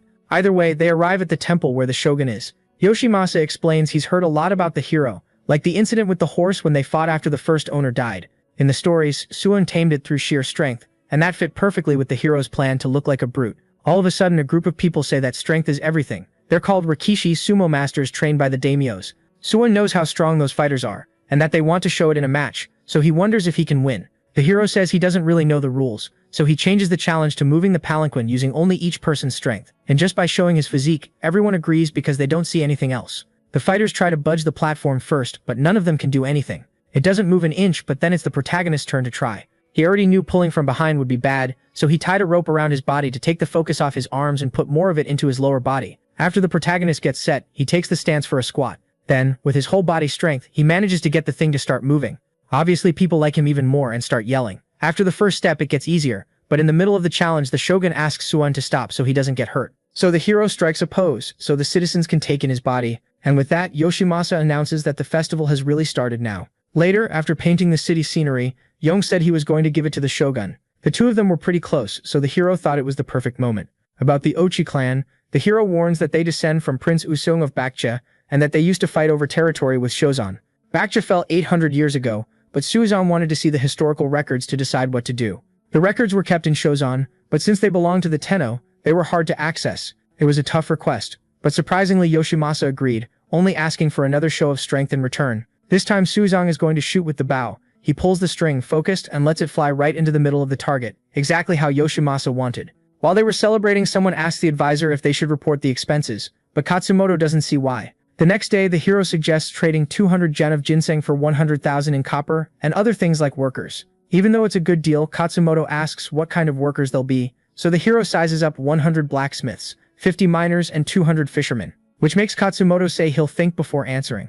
Several days later, because of the workers' yearly pay, the advisor decided to send only half.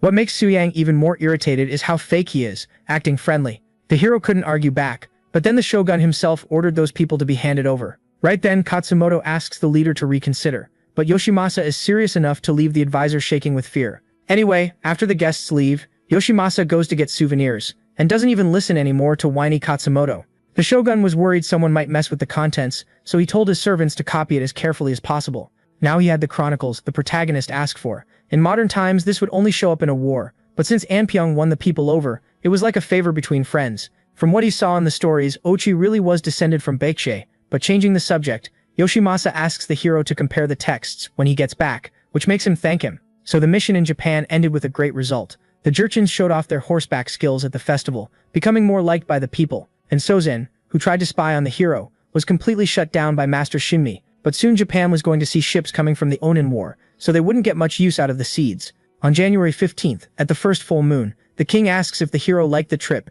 and whether the country's leader is incompetent. Since the hero already knows about the war, he's impressed by his brother's instincts, about the man who went north to save his brother. Munjong heard that he trained the Jurchens, saving Gaoyang from the winter. The younger one built a bunch of places with bricks, and meanwhile in Dongnai, in Japan, they were bad with iron techniques, so it would be good to have strong leaders over there to ally with. Suyang understood that a lot of people looked at what he did in Japan in a bad way. Zhou Gerqin, the new Minister of War, thought they should have brought warriors from Japan to learn techniques, not workers. Their swords were different, and the craftsmen might have a hard time making them there. Even so, Munjong asked to bring one for him, and showed that even though Japan didn't have great metal, they had amazing techniques, like mixing different metals. So by combining their skills with quality materials, everyone agreed there was something to gain. The minister got it. Both the hero and Yang were rewarded, and Suyang was free to go back to thinking about the girl's manual. But back in the present, Munjong heard it was the hero who led everything, and sent him to Harbin with no rest.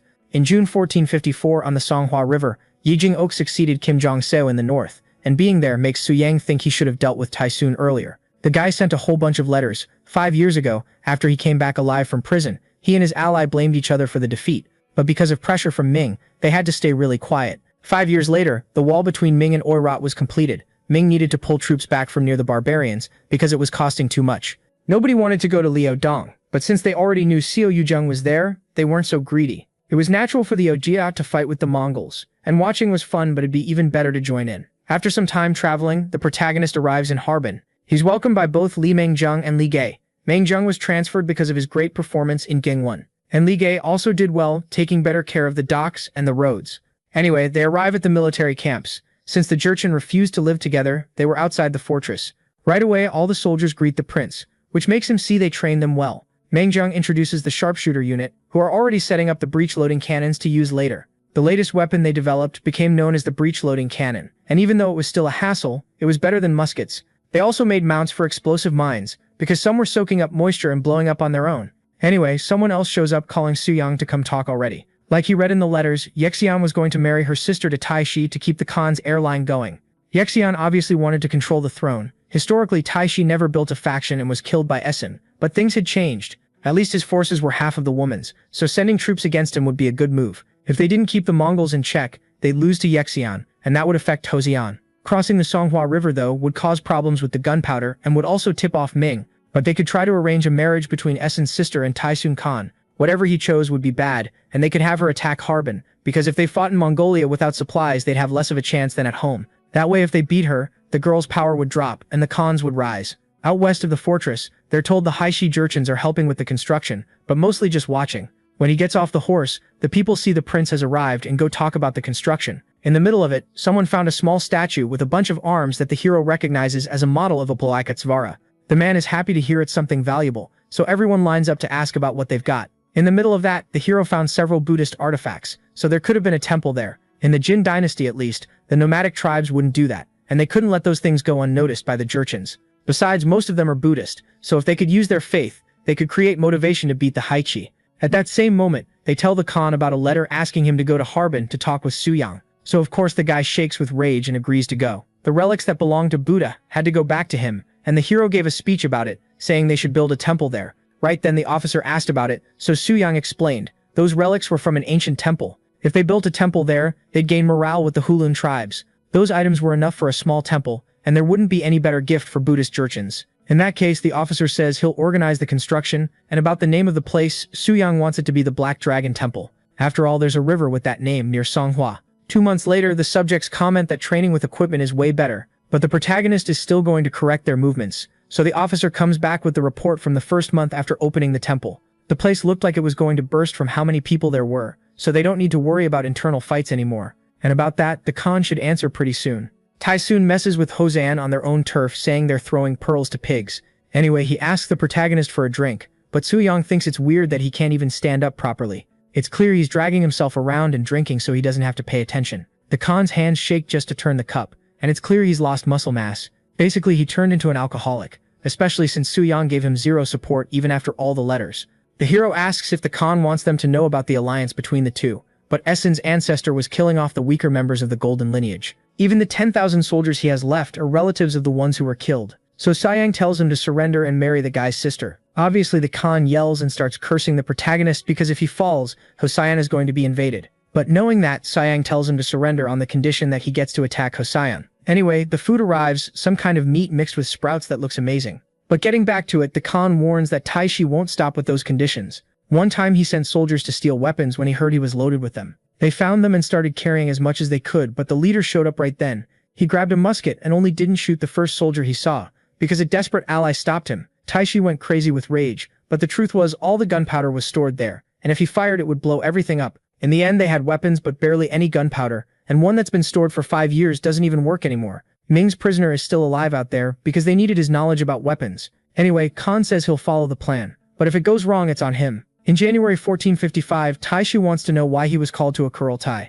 and why the stolen weapons are there. Once it's clear it's not a trap, Khan straight up says he wants to accept the marriage proposal. But he warns that Joseon has a base near the Black Dragon River, and tells them to send soldiers there. Right then, some members of the Jin dynasty come in and everyone just drops to their knees begging Taishi to punish Joseon. They say they went there because they had to work, but while everyone was asleep they heard a really loud sound, and when they looked back they could see a huge pillar of fire shooting up. In Taishi's head it was obvious some gunpowder warehouse had exploded. On top of that, the Jin say they were accused of starting the fire and tortured, but Taishi doesn't believe they could have escaped after that. Earlier, Su Yang said the guy would believe it if he gave info to the troops, so he brought the guy in, and he said he'd been tortured, and out of nowhere he immediately swung at Khan. But obviously the tables turned, and the barbarian was the one who got beat down. Even drunk he was still stronger than some random guy, and Su Yang jumped in to break the two of them up. They said the young man's ancestors were wiped out by Genghis Khan, but they were still going to use him to trick Taishi. Back in the present, the guy shoved his face into the ground to prove himself. He said it was the temple monk who saved them, and that he wants revenge like a real warrior.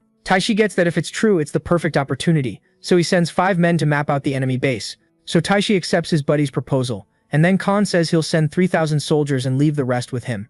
At the fortress the barbarians see the rumor was true, and that they even built cannon holes at the top. They couldn't see well, but when they tried to change position they ran straight into the protagonist, who beat them up. Sometime later, the protagonist caught a cold, and he explained he was more vulnerable because he barely had any fat. Anyway, this was the first time they were going to meet the new Liaodong commissioner. In a hall, they said the Oryurat forces were aiming for Harbin, so the commissioner panicked, thinking about a war. Right away he asked them to bring information about them, but the reinforcements had left 6 months earlier, so they'd have to send even the farmers to war if they had to. Su Yang doesn't get why it's such chaos, so the commander drinks a strong drink and calms down, apologizing that his symptoms had gotten worse. That medicine was made from poppy husks to treat anxiety. Either way, the commander says they can only send 5,000 troops from the Zhenzhou Jurchens, so the protagonist asks himself what the hell this lunatic is talking about. Chongshan served Taisun, but as soon as Joseon started winning he betrayed the guy and ran off. Sending his troops was dangerous because the leader was an opportunist, but that's when Joseon shouts that the commander made the right call. If Chongshan stepped in between 2 enemies, for sure the focus on Joseon would drop. In March, prisoners from the intense training camp escaped. They couldn't take it anymore, but the protagonist came over, grabbed one on his back, and just slammed him to the ground. Then he asked if another one of the runaways would rather train or be punished, making them go back. The guys were doing 3 sets of 100 squats when the prince got called in to hear that the enemy forces had crossed the river. And when they spotted Taishi in the middle of them, the hero told everyone to get ready. Over by the river, Alak says they still haven't spotted a single Joseon soldier, but there are lots of places to set up ambushes. The scouts got captured while they were checking near the camp, and finally the hero showed up, held up by his students on a weight platform, and they even lifted the prince above their heads so he could farm a bit of aura. That left Taishi in shock and Su Yang satisfied. Before the world changed, the hero got obsessed with a movie, but instead of the story it was the actor's muscles, so just like in the movie, he figured he had to crush the enemy's morale with his muscles. The captured enemy front line was being used as hostages, and Alec even says the protagonist is being generous because he lets them go when the master arrives.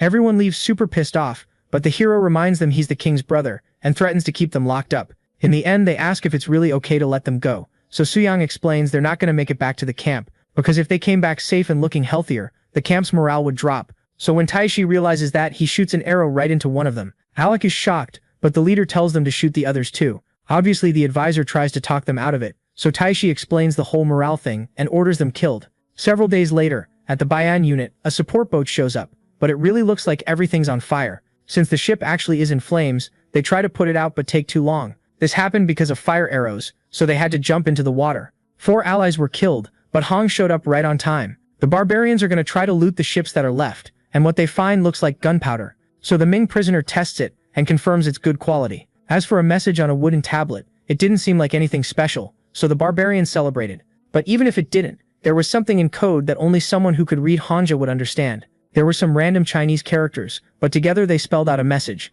Out of the 60 boxes, only 3 had real gunpowder. 3 days later, the barbarians corner another Joseon group. They tell them to hand everything over without a fight, but the leader realizes early on, these men could be soldiers, setting a trap. The chief warns that if they try an ambush, the enemies will call reinforcements. So they waited until 10 days later. Their guards seemed to drop. A soldier told Bayon's leader about a nice ridge behind the road for an ambush, and a place to hide, so they all went there. The problem is Gildong was already there with a whole bunch of soldiers waiting. Having them right in their hands like that really fires the kid up, because he was already tired of always getting caught off guard by Su Yang. Anyway, he says he's got a telescope, and offers one to his friend if he swears loyalty to Sion. Finally, the barbarian group arrives. They pass by Hong, and an arrow immediately hits one of the cartwheels. Quickly, Hong starts pulling the planks to make a barricade, and barely manages to protect his buddies from a rain of arrows. Then he tells the others to break the carts too and form a shield. The others are scared to death of doing that, but Hong insists they just need to obey without complaining. At one point, Bayon stops shooting to go after them on foot, but when a soldier gets close, he sees there's artillery. The problem for him was it took too long to notice, so they all blew up. Bayon yells for them to fall back, and Hong tells the musketeers to shoot and then run. They also lob grenades up there, wrecking the soldiers' morale. But the situation gets even worse because the military commander Park Jung-sun shows up with troops who join the fight. A soldier reports that the enemies are split into 5 groups. They hold formation, and on the other side the barbarians start getting beaten back, until the info also reaches the chief of that region and they head out immediately. The decision to chase the enemies reaches Jung-sun, but he worries that if it's an ambush they'll die. From the sounds of it, they were already fighting, but since they acted on their own and were at a disadvantage, Jung-sun doesn't know what to do. Then the young guy orders them to go save them. The soldiers disagree, but the commander doesn't back down. There really was an ambush on the battlefield. The enemy had twice their numbers, and an arrow hit the chief of the Namnul tribe. Unfortunately, the arrow goes through the armor. The allies try to help and cry, but one of them gets slapped because the man wasn't actually pierced. Joseon's armor set saved the chief's life, and even though he hates to admit it, the meals and 2 years of training in Gangwon made them stronger. The old man angrily shoots an arrow and hits an enemy on the ridge. This time the arrow goes clean through, leaving Bayon shocked because they started the ambush but still got outplayed. A warning comes in that their forces are being pushed back, and that Joseon reinforcements are arriving. In the end, Bayon retreats, but he's disgusted that he has to run from soldiers who aren't even part of Joseon's official troops. The allied Jurchens shout with joy, but the chief tells them to stay alert. Anyway, Jungwon arrives just to see that his friends are okay, and to take them to the camp. In the main battle, a soldier yells that he threw a grenade, but what lands in the enemy's lap is just a rock. Even so, Hong comes from behind and finishes it with his sword anyway. Gildong says the Jurchen blocked the escape route, so Hong just tells them to let them run, which makes Gildong say they almost got screwed even though the leader won't admit it. In the enemy camp, everyone wanted to go back to Hanai, because compared to Beijing, the walls were nothing. The plan was to attack, but Taishi wasn't going to act without thinking against Zhou,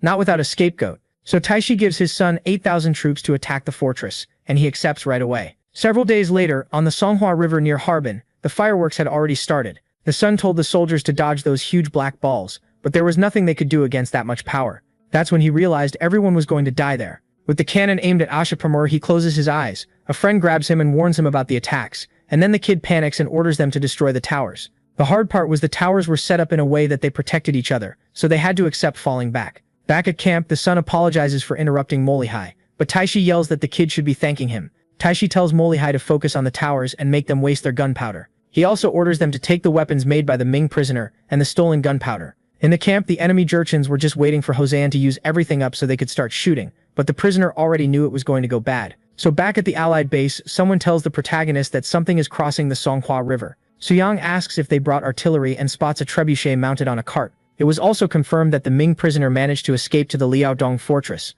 but the protagonist didn't think it was a big deal. He thinks equipment like that is dangerous when it isn't fixed to the ground. Even so, the hero tells them to be careful, and gives orders to focus on the equipment. Before anything else, the trebuchet fires, but for some reason it's only small stones. The towers fire at the enemy, but at that distance it's hard to hit even with the telescope. At least one soldier sees the cart moving again, and this time they throw things that look like cards, but they were soaked in oil, and with the barbarians' arrows they caught fire. Out of nowhere a rain of arrows comes in, so the focus shifts to throwing all those oil papers down before the gunpowder blows up. But unfortunately, an explosion happens first.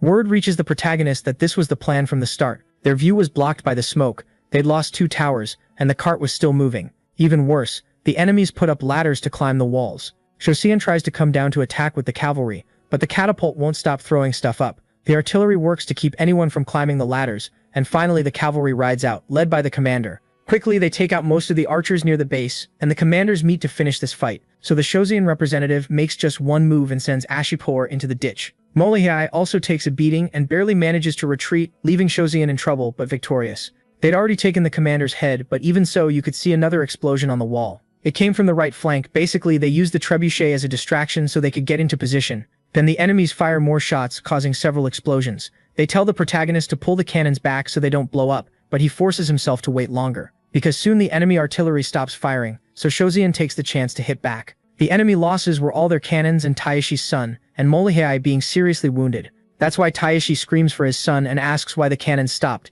They loaded them the way the Ming kid said, but at some point something went wrong. Taishi isn't stupid, so he immediately remembers the letter, and to make it worse he finds out the man has escaped. Logically he figures Bayan was defeated too, but he already points to Khan as a possible culprit. The order is to retreat. A subordinate warns that if the deserter tribes win they'll become a joke, but Taishi doesn't even care, even though they could be pretending to be weak. On the way to Chongshan, they're told another 500 men were killed. Chosean was chasing them all the way, but the bald guy didn't want to surrender since he'd have to pay a lot, so they just had to run a little more to reach Harbin. Several days later they were met by archers, so Chongshan said he wanted to talk to Chosean's commander, but he wasn't even understanding anything. The deserter tribe was still chasing them from above. There was no way to escape anymore. But luckily Chongshan shows up, proving he's a Chosean officer. Chongshan tries to sweet-talk him, saying they're friends, and that he'll give 500 war horses to join Chosean. But Chongshan yells that the bald guy is a rat, and gives him 2 hours to leave if he wants to live. So the only thing he managed to do was surrender so he could be arrested in Chosean. Meanwhile, in 1455 in Chosean, at the Pavilion of the Glow of the Sunset, Hyung says it's hard to come to this place. The young guy found it weird that there were so many people, but it was obvious since they were at Huang Hui's funeral. The one who shows up there too is Myung Ho, who's barely recognized. Because of his physical training he got bigger than everyone else, and he went unnoticed, just like the hero said. Anyway, they ask him if the old man said any last words. He talked about life in the public office, but stuff way too complicated to understand. The old man smiled before he died, like he'd left something behind, and when Myung thought about it, he remembered he'd been treated with a lot of affection. Anyway, later the officer goes to do dips, and when he's done he says he feels better doing them on the parallel bars. Next he goes to write down the training records in a book called Muscle Survival Book, which shows how much he changed in these 3 years of training. Later the guy goes out drinking and a coworker tells him he finished compiling the history of Goryeo.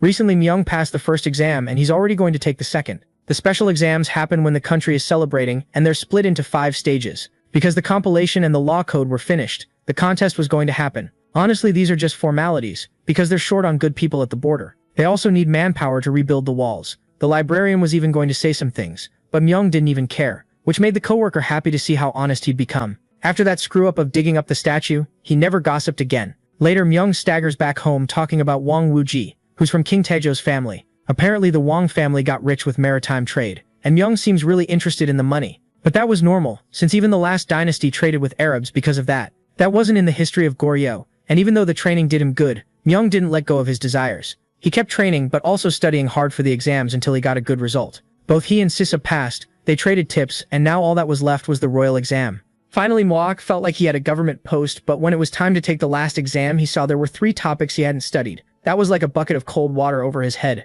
10 years ago, a man asked if the topics for the final exam were right, and Munjong said yes. First about Ming, second about what actions they should take in the north to bring in the tribes, and third what they should prioritize in trade with Japan. Even Yia only gave 1 topic while he was still king, but Munjong said they needed someone with perspective. Someone who can already make a plan and carry it through, who understands the process by instinct. So he said not to worry, because if a bright mind was chosen, they'd be able to work even more under Su Yang. In the records room the officials try to figure out who wrote one of the tests. The candidate said to control Japan like you control muscles, something with 0 depth, but another test caught the examiner's attention. In the end they took 11 final candidates to the king, but one of them went a different route, and when they show it to the king it's clear the person is Myung Ho. He was recommended by the former king and spent a few years under the old man Huang's guidance. His answer was that they shouldn't repeat the past mistake of turning everything into trade. Actually, he was pushing back on the questions, and instead of the Japanese he pointed to building ties with the Arabs. The official who brought the test was scared to death, but the king just laughed. That's why he also brought Sisipson Wanjin's tests.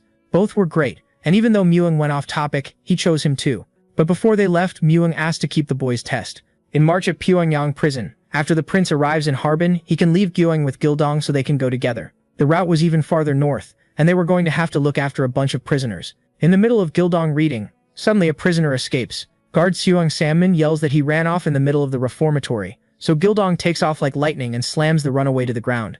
On top of that, he lands a blow on 2 other guys who escaped with him. Compared to the enemies he'd faced, those 3 were nothing, especially for the prison's new head of security. Some time later, they were put to train on the wooden wheel. Salmon said this hard work was going to fix them, but they weren't even listening because they were too worn out. Besides training, the prisoners also worked in the fields, but one guy was furious because he was a magistrate in Yumjuk and now he was plowing dirt. So he just snaps and tells them to bring the chief. Later the chief actually shows up, and the prisoner talks about who he is, kind of not even believing it himself. When the prisoners were sent to this prison, he came along too, but everyone got asked what they did so they could be transferred. The problem was the guy got sentenced for corruption for 40 years, so Salmon suggested he write educational texts for the prisoners. The man smiled right away, and even though he'd have to do it every day, he agreed. Everyone who got locked up for 10 years or more was going to build the stone wall in Namgang, so they ask how long it's going to take, and Gildong explains they'll work a 5-on-2-off schedule, which surprises everyone. Even though it's a pretty kind schedule, the prisoners who'd spent their whole lives just reading started aching.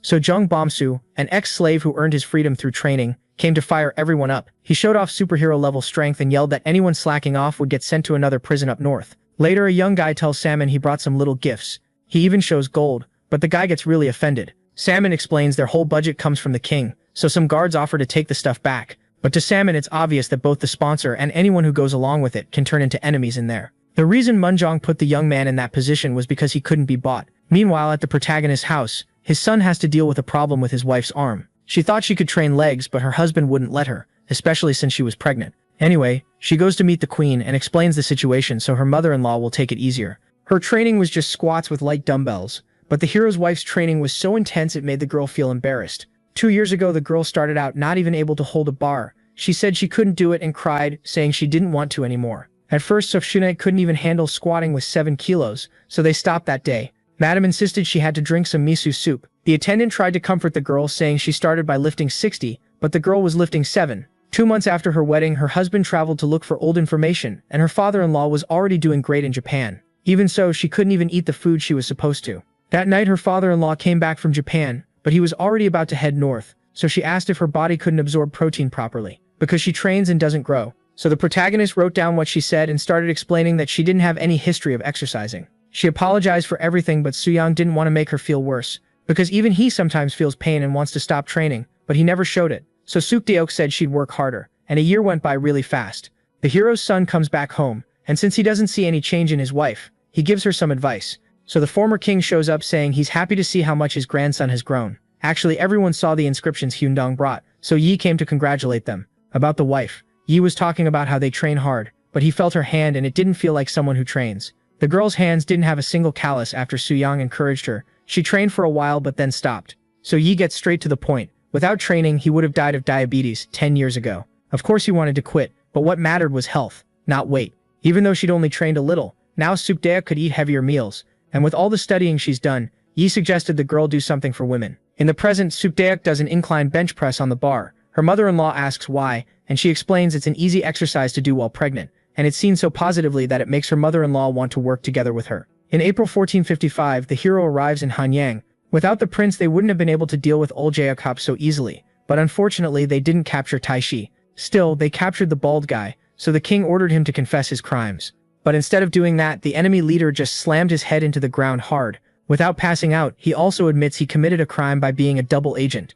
That means he wants to swear loyalty. Munjong then says he'll send a letter asking for mercy for his people. And even though there were already a lot of people to take care of, that wasn't the king's problem. But even so, the protagonist knew his brother was already thinking up a plan. Anyway, Munjong went to talk to the tribal chief, who disobeyed and walked into an ambush. The man apologized, expecting the worst, but Munjong just told him to send his people to the Peak Hall to be educated, and everything turned out fine in the end. Sometime later, the protagonist went back to bench pressing to regain the muscle mass he'd lost, but something was off with his body, and it made his buddy really worried. He went to help, unfortunately. Suyang could barely handle 1250 Juin and ended up gaining fat, so the hero asks how he's doing. His buddy says it didn't get much worse, but Suyang wants to talk to Seo-san. The problem is that this prince wasn't doing well either. His cousin apologized for not going to see Suyang when he arrived, but his face looked like a skull. They'd heard his uncle's condition was critical, because a month ago his skin turned dark and his breath started smelling sweet. Seo-san even tried to visit and suggested body training, but he got hit with a stick. But what really hurt was him saying he was going to cut ties with his nephew.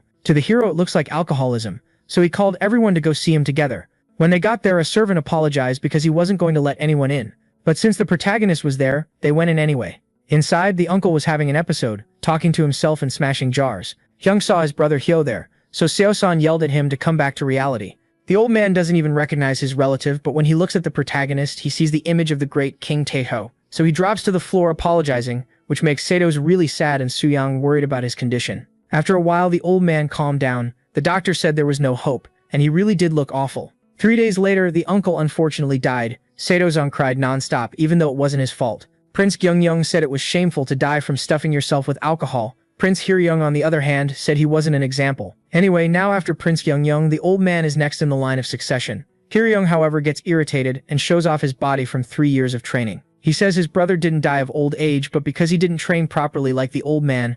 Gyung-young thinks they're not that age anymore, but Hir-young says what matters is consistency. He only lifted 500 Gyung-young and already got strong, so he doesn't get why his relatives aren't taking advantage of it. Gyung-young tries to change the subject, saying he'll talk to the hero later, but Hir-young drags him to go right now. And when the hero says he's going to bring everyone from the household to train with him, at first the uncles were looking over the equipment. Even though the protagonist was the Grand Prince, his uncles were princes too. There was the exhausted Sejong, the impatient Sejong, and the one with even less patience. In the end, they all looked like King Sejong to the protagonist. First they changed clothes and the protagonist explained the exercises. Hyung-young rushed ahead to try the wheel and almost got hurt. Ham-young for his part was overdoing it with the weights. In the end, everyone felt good except the protagonist, since he himself didn't even get to train. Finally, the uncle who encouraged it shows up, and seeing the hero's situation, he suggests making a schedule for up to 2 people, but he also says he's going to call more people for him to teach. The next day, the transcription of the Buddhist scriptures was finished. Shinmi did all the work, and the hero went to tell his father about the routine of the last few days. Jeon-young suffered just as much at the protagonist's hands as he made him suffer, because he said how many squats the other prince did and turned it into a competition. But Yi knows it's inconvenient having all these guests at home, and he has an idea because he knows of an abandoned orphanage near a charity clinic. The protagonist had already heard about it, but that place was left abandoned because there was a tendency for people to kidnap orphans to turn them into slaves. Even so, with those problems, the protagonist thinks they shouldn't use those places to train royalty. Actually, he suggests expanding even more and making just one section for them, because that way they can teach these kids and look after them up close. Everyone thought it was a good idea, and the protagonist thought he should thank Jongbu for it. The next day, the protagonist trains with his son and tells his daughter-in-law not to push herself too hard. Then other people show up, basically Jeon-young's whole family, to train. Soo-young says that his uncle and his wife will go in with him first, so Princes Oxen and Usun get eager for their turn. Soo-young warns that he's going to train both of them, but they definitely weren't expecting it to be that hard. The hero pushed the boys to their limit on the bench press and turned to the younger one, because he couldn't hear him jumping rope. He had to do at least 100 more, and the two of them only finished at the end of the day. Someone else who ended up feeling awful was the uncle's wife. She left with her head down, so the hero's wife said her coworker accused her of not training, and she showed her toned abs to prove it. The next day, Prince Ganyong started overseeing the construction. The trees were provided by Prince Hamyong, and it would probably all be finished in a month. Even though the place was a training center for the royal family, raising the next generation there would be great. All of a sudden, a child starts throwing a tantrum, yelling for them not to touch her. A maid just wanted to check her pulse, so the girl raised her hand and would have hit her if the hero hadn't stepped in front and taken it on his back. The maid explains to the hero that she was going to check her condition because she refused male doctors. But now the protagonist is the one in charge, and he asks if Jasang-won is nearby. Soo-young thinks there should be women training for rehabilitation too, so he asks if they can teach the junior female doctors as well. They might find it embarrassing, but that was exactly why they needed to learn. So, going with that idea, the girls were gathered and introduced to their new teachers. They started by selecting 40 medical apprentices and giving them new clothes. They didn't understand why they weren't learning medicine, so they explained that they weren't going to push themselves too hard yet, even though the hero's wife has a scary-looking face. On October 12, 1455, the female doctors are already asking to leave just from stretching. The protagonist walks by and can hear the sound of her screaming, so he's satisfied and goes to check on the orphanage extension, which is now called Yeonhui Pavilion. When he gets there, the uncles were already finishing their training. The older one thanked him because he was sleeping better, and the chubbier one said he felt stronger. They were doing great, but only Sukchu didn't look good. When asked, he explained that his wife was very weak after giving birth. 5 years ago, she had their 7th child, Yang. 2 years ago, Pil was born, and recently their 9th daughter, Yeon, arrived. His wife was strong, but after the 9th, she started having intestinal problems. The best doctor, Yang Hongsu, was called in, but he couldn't figure anything out. Anyway, she was getting worse, so he asked the hero or the madam to give her some attention. Later, talking with his wife, she said that training might make Yeon even weaker. At least she was resting there, so the madam said she'd take a look. After another doctor examined her, he agreed with Yang that there was nothing to be done. Something always went wrong at lunch and dinner, and it wouldn't even stay down. Anyway, it was finally the madam's turn, and after she finished, she said the postpartum period had been horrible, and her body had been neglected. She had symptoms of scoliosis and osteoporosis, and bad teeth too because of her poor diet. In the madam's view, there was nothing to do, so Sukju cries non-stop. Later on, the protagonist feels frustrated. If it were something he could fix with physical training, there'd be a solution. but he wasn't a doctor. Suddenly, a young man shows up there and says the king ordered fresh milk sent to the minister's house to help with postpartum recovery. So the protagonist takes it and immediately thinks it might be lactose intolerance. In that case, he gets excited and throws his hands up, which almost makes the young man faint. Because he yelled, the guy thought he was going to be punished, but the hero just told him to make tofu and bring it. But then he changed his mind and decided to take him along, thinking he could cure the woman. The protagonist tells Sukju to stop giving animal milk and start giving soy milk instead. He had no way to explain lactose intolerance, so he just said he knew what he was talking about. But he also says not to give too much if they don't want to cause diarrhea. Soy extract is the easiest to digest food the hero knows. So a few days later, while a class was going on, Sukju showed up saying his wife was getting better. The daughter-in-law came up with a new method too that would help her slowly regain her strength. If everything went well, 10 days later the woman recovered enough to stand up. She thanked the doctor, but he didn't want to take the credit. The doctor was writing a book about food and got discouraged after seeing how much he didn't know. But the main guy wanted to help with that, so they agreed to team up. Just thinking about a diet book in this era makes Soo-young want to solve the vitamin problem too. The Essentials of Diet Therapy is the name of the book. Dr. Joan Sunui wants to write. Crops only growing in that one area causes some nutrition problems, and the guy who brought it up in the civil service exam got sent to Liaodong, a really smart young guy who also suggested trading with India. Myung was leading this expedition, and Kim Woo-jung, a 6th-rank official, came along too. The sea flats there were great for making salt, but the kid forgot to mention that to Gildong, who came along to sell salt. Anyway, he goes to see if something's going on, and an old man tries to pull the goods off the platform, but even though he tries hard, he faceplants on the ground. So they said they weren't going to pay Yu Gukang to help out. Mike started unloading everything really fast, but old man Yu was more jealous than grateful. At the end of the job, Mike tells the old man to rest, but he thinks he has to keep going if he wants to get paid, so he puts on an act, saying that since he's weak, he'll take him to train. But Mike tells the old man to rest in a cabin. Inside the ship, Yu starts thinking about how long it's been since he sailed. He used to do it back in the day, and he finds an inscription saying the boat was built in the 5th year of the Jingtai era. That means the boat belongs to Gilju. And after a while, Mike came to check on Yu. So he thanked him and asked if the boat wasn't going to rock. To prevent that, he suggested making holes so water could pass underneath. But when someone called him, he ran out. Unfortunately, the call was to take his last payment and never come back. When the old man left, his pay had the same weight of food and mixed in filth. The commander kept cutting funds because the barbarians were living well, but people like them who only knew how to sell got pushed aside. Even the farmers were starving.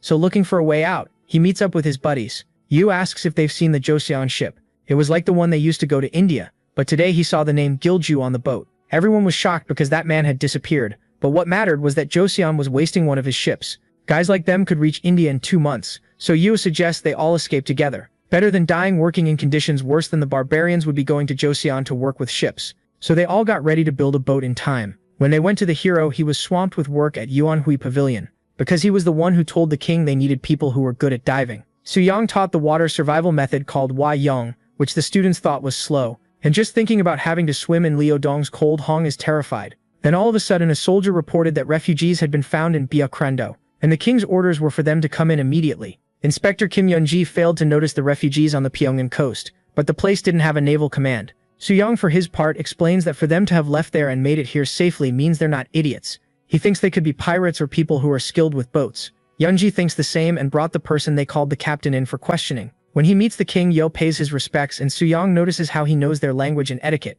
Munjung immediately asks what they're doing there, so he explains that people are starving to death in Liaodong because of the commander. And working on the Liao River is brutal work. Looks like Yo-jung had completely lost it, so Munjung asked how he ended up there without being detected. Yo said he crossed Tianju when he was younger, and pretty much the whole sea in the world, which made the hero remember something. The reason he came to Shozhen was because the old man was friends with the shipbuilder Gilju, and because he thought they were wasting good ships. When they heard that, the king and the prince felt like they'd hit the jackpot. After some time they called Gilju and the man recognized his friend right away. Back on his knees again, Yo promises he has the skills to improve the sailors. Yeonji reports there are 300 refugees, which could cause trouble with Ming. So Munjong ordered the adult men to stay in prison for now, and the others to stay at Yonhui. The place was built for orphans, but there wasn't room for that many, so Soo-young realized he was going to have even more work. He still had to write the diet book, set up the place for the royal family, train divers, and so on. In the middle of that thought, Yo interrupted and asked if the hero knew an officer with a rat mustache. He was talking about Myung, but he didn't even explain why.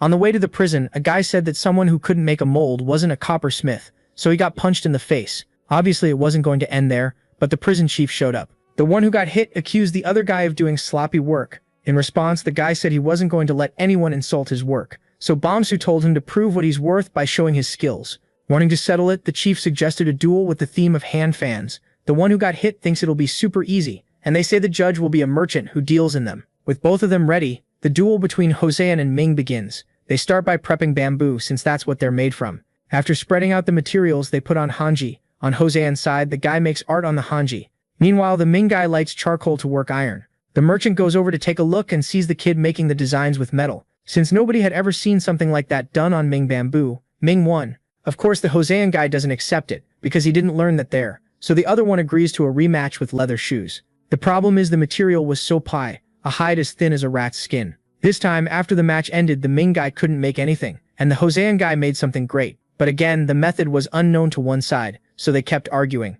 It ended up with them spending a whole day on it. It was clear Ming's products were more complex, but that worries Bomsu, because when they leave, they'll make and sell those things in the market. If an envoy on a mission sees Ming products, he'll definitely get pissed. In that case, the merchant suggests the immigrants work by helping the local craftsmen.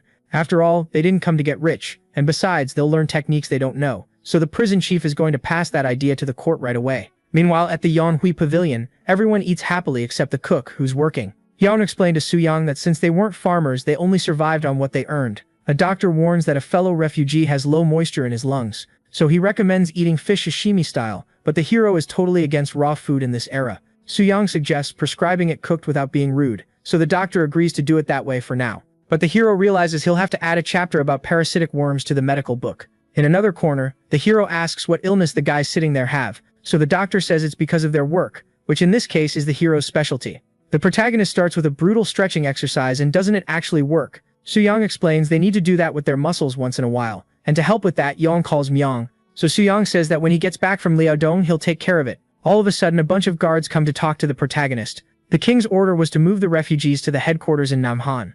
The reason was that Ming had arrived in Yuju and would soon be close to the capital. If they found out anything, it would be a problem. And the ones coming were the Minister of War Wu Chan and Hongcha Nai Yun. Two people showing up so suddenly makes Suyang refuse the request, saying it's too late. Suyang goes to the palace to see the king right away, because he can't let his work be wasted. In the hall, the king is told his brother was against the idea, so the hero explains that the two of them aren't coming because of the refugees. Han Huak believes the best thing to do is send them back to avoid trouble. But the hero doesn't even think they've been missed, and for now the king thinks it's better to go with what the prince said. A few days later, the Grand Prince Gyumsong thanks Yunbong for a compliment about him being stronger. Suyang feels uncomfortable, but talks about how Goseon's ships are excellent. Even so, they couldn't stop the barbarian crimes at sea, which is happening a lot in Jiangnan. They thought ginseng would grow anywhere, but it only grows in barren land. Food production dropped, and since they had nothing to trade with Goseon, they traded with Jiangnan. While they were being raided, the minister basically already blamed Goseon for trading with the enemy. He even heard about the festival, but since Yun was drunk, he put off the talk, which was way worse than sending a few refugees back. Since Emperor Jingtai died young, a letter said they were mourning, but it also had a request for Joseon. The Woku were wrecking Jiangnan, and Hosean was selling ginseng to them. Munjang explained it was to buy copper and sulfur to use against the north. Then the minister asks if the king is going to ignore them, and if not, he asks them to train their sailors and cut ties with the Woku, since they'd pacified the north. Wu Qin asks for around 50 ships, which leaves everyone shocked. The losses would be big because the sailor training plan was for the elite, not just anyone. Munjang warns he only has 30 ships, but the minister says that's fine, they need help building the ships. But since they don't need to stay in Hangzhou, the king asks them to set up a port in Yuzhou, basically Taiwan, where they were already going to start trading with Southeast Asia. Because of the civil war in Ryukyu, sugar barely comes into Hosean, so putting a port there would be a good thing. So since Wu Qin didn't object, the deal was made. In September 1456, in the East Sea, the old sailor has to handle pulling the mast rope. His co-workers are incompetent, and he gets so irritated by it that Myong has to stop him. Then the old man calms down and tells them to head northwest. Since the instructor is good, they learn fast, and there's no better place than the East Sea for naval training. The old man warns they'll reach Usan at some point because they're headed the right way. His training style is intense. He never stops giving orders because anything can mess with the ship. Ye teaches through actions before words, and after 6 months the old man got his youthful strength back. Even his personality went back to how it used to be, and when they arrived in Dongnei, he already wanted to leave without resting. Finally, after a while, they managed to see 2 big rocks that were Dokdo. They couldn't bring the boat close to the rocks, so they needed to slow down. At one point, a rock gets in the way, but the protagonist handles it alone. As he remembers it, the Dokdo guard post was built on top of those thin rocks. So the hero repeated the story, but carving into the stone the 2nd year of his brother's reign, and that would last a few hundred years. Near the water, the people of Shozian find a sea lion. So while one of them goes to feed it, Suyang comments to Myung about how much it's grown. It's all thanks to the protagonist, but finally the hero asks what the boy talked about with Yo. 6 months ago, the 3 of them were in the pavilion, and while Suyang was training, he heard something strange. Around that same time, Young praised the old man because he had a strong body. But since he wasn't understanding Shouxian's language very well, Young let him speak in Ming. And because of that, the old man said he wanted him as a son-in-law, which came out of nowhere. Back in the present, the protagonist says he's going to go through with the marriage. Young, for his part, doesn't think it's a bad thing, because if he's related to the old man, he'll be able to go to Yezhou. 15 days later, Yeo went to tell the king that everything had gone well with the training. About the island of Yezhou, they were supposedly really hot-headed barbarians from the local tribes. And if they weren't careful, they could end up at war before building the port. The problem is that at that time, Taiwan was in the Iron Age, and not knowing that was an issue. On top of that, the ministers were hyping up this talk that they were basically terrorists. So the hero asks how many years their informant lived in Yezhou. They said 15 years, and 15 years there without Ming's help. The view the hero gives the king is that they don't have experience with war, and if it comes to it, they can teach them how the world works. Maybe by blowing everything up with cannons or shooting with muskets. The next day, Hong gets up stressed from the amount of work and runs into a colleague. Since he's a student, he tones it down, but the instructor only came so they could train together. On the instructor's turn, Hong tells him to get lower, and on the student's turn, the kid tells him not to raise the trapeze. Anyway, they got along really well. Later, the instructor asks if Hong isn't going to the southern islands because it's warmer than the north. And right then the messenger arrives, bringing orders from the king for him to read. Basically, he got promoted again and was called up for the expedition to Yezhou in the south. So before he could even celebrate, he started crying and ran off to pack his things. But he ran so hard that everyone in the city heard. There was a wide river along the coast, but you couldn't tell what was marked on the map as smoke and fog. Suddenly they tell Yeo there's a mountain with smoke on top of it. What people heard in WA was that it had something to do with sulfur. There was a place called Bungo and Kyushu where mountains let out smoke and fire. There was fire inside the ground, water came out, and near the valleys there were hot water wells where there was sulfur. So if they could get it there, they wouldn't need Japan anymore. On top of that, the island has a bunch of natural resources for them to take. One minister doesn't think it's good to use force because he knows how to speak Ming. As for the protagonist, he says he won't be able to go on the expedition because of the book, and the king understands. So the advisor Han Wok, who's fluent in Ming, goes along with Myung, who is the one who came up with the idea, and along with Young and his soldiers trained at sea, who will handle the route. The expedition takes 8 days and 11 to come back, which adds up to almost a month. Myung trains right on the boat and gets praised by the advisor for not being lazy. But he says there's still a long way to go, since soldiers like Siafo's gun push themselves all the time. Anyway, they stop right on the coast and the advisor asks them to go take a look. When they get off the boat, the place is hot for the kind of clothes they're wearing, but Hong senses danger and tells them to stop. The barbarians show up, and since they've seen intruders hanging around for weeks, they ask who they are. Hong tells everyone to stay in formation, so the local chief decides to go talk. Han Wok explains to him that they're from Shozan, which is east of Ming. He also explains that the Goryeo king fell, and that Shozan has been around for over 60 years. Anyway, they came to set up a treaty and build a port. On top of that, he asks for the islands where there's smoke in exchange for resources, but the barbarians feel offended by the offer and both groups arm themselves. So the musketeer soldiers ask the advisor for orders. Han Wok insists they need to solve things through dialogue, so he asks what their demands are. The chief says they're from the Kulon tribe, which is part of Taiyuan. Within that tribe, they're split into dozens of villages,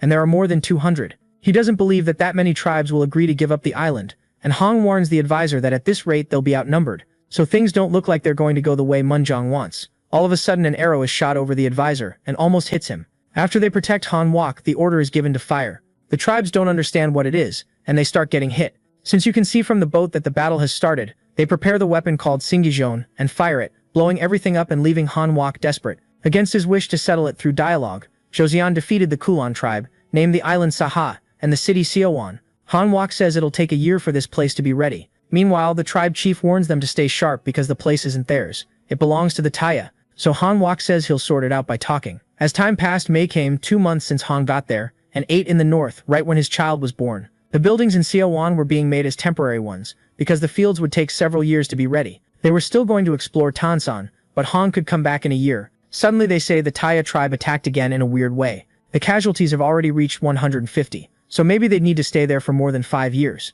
2 months later, in July, they finally asked for reinforcements. Song Wonho came along with his companions, so it was a day to celebrate. Even so, the situation hadn't improved. You could feel like something was going to happen. That's when Gyeongwon showed up to drink. He suffered a lot on the trip, but Hong isn't in the mood because he's worried, so Gyeongwon says he'll help. After he got drunk, he started bragging, so Hong asked if he was going to handle everything, and the bald guy said yes. In that case, the girls serving the drinks went to hide the rest and thought it was weird that there were no guards.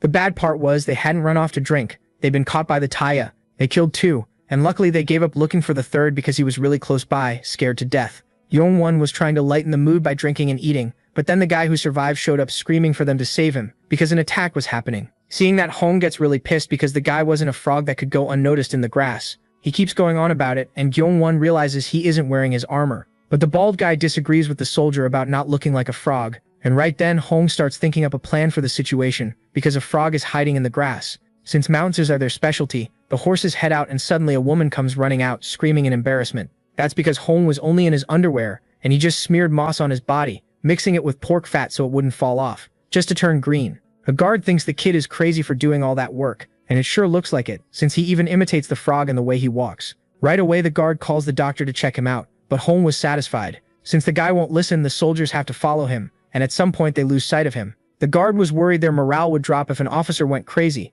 but Hong showed up and scared him, so he explained he'd turned into a frog because nobody could find him. Obviously the guard yells and tells the guy to get that filth off his body, but later the northern troops come back totally messed up from the battle. Gyeong-won himself admits they underestimated the natives. They fought in a bad spot where they could get shot with arrows from inside the trees. They got hit and picked off from dark places out of sight. 70 soldiers and 100 horses died, and they'd never seen enemies like those. But that's exactly why Hong warns that they can only fight this battle if they turn into frogs. And before explaining, he calls on anyone who wants payback to go up into the mountains with him. At night, Hong got back at the natives. They thought the Hosean army were green monsters, and at one point the leader was forced to surrender, so he had to agree to guide them to the village. After a while, the guy who got captured thought he was going to come out on top. He was leading the Hosean soldiers to run into hunters, so when the chance came he shouted about the green monsters, but you couldn't see anyone. The soldiers had learned how to hide. A few minutes earlier Hong saw from marks in the grass that this was a heavily used path, so he warned the others, and when the betrayal happened they'd already figured out where they were.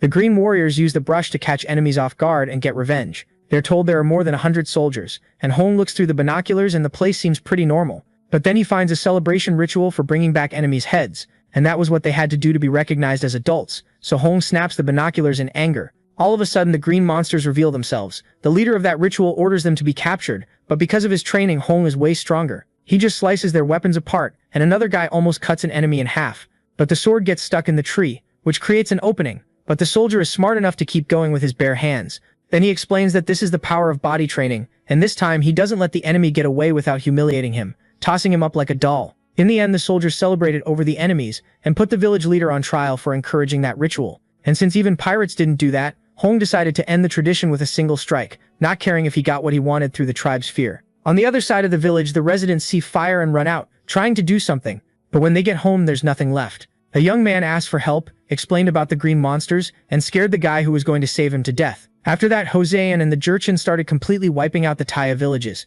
and anyone who saw them would call the group a bunch of Rambo trainees. Hong takes a bath after the war, but the green color doesn't come off easily. He apologizes because it takes him a while to bathe, but his buddy worries about the moss on his body, since it might not come off. But that's exactly why he brought animal glue. Earlier he thought it was weird that the students didn't have body hair, so they said Suyang came up with the idea for that kind of wax. Basically you had to put it on the spot, and when you pulled it off it would take everything with it. Since doing it on the whole body is a tough call, the man doesn't push it and says he made clothes so they wouldn't have to paint themselves. In the end the problem with the Taya tribe was solved, so they could focus, and with a few shouts the guy understood that Hong agreed to use the wax.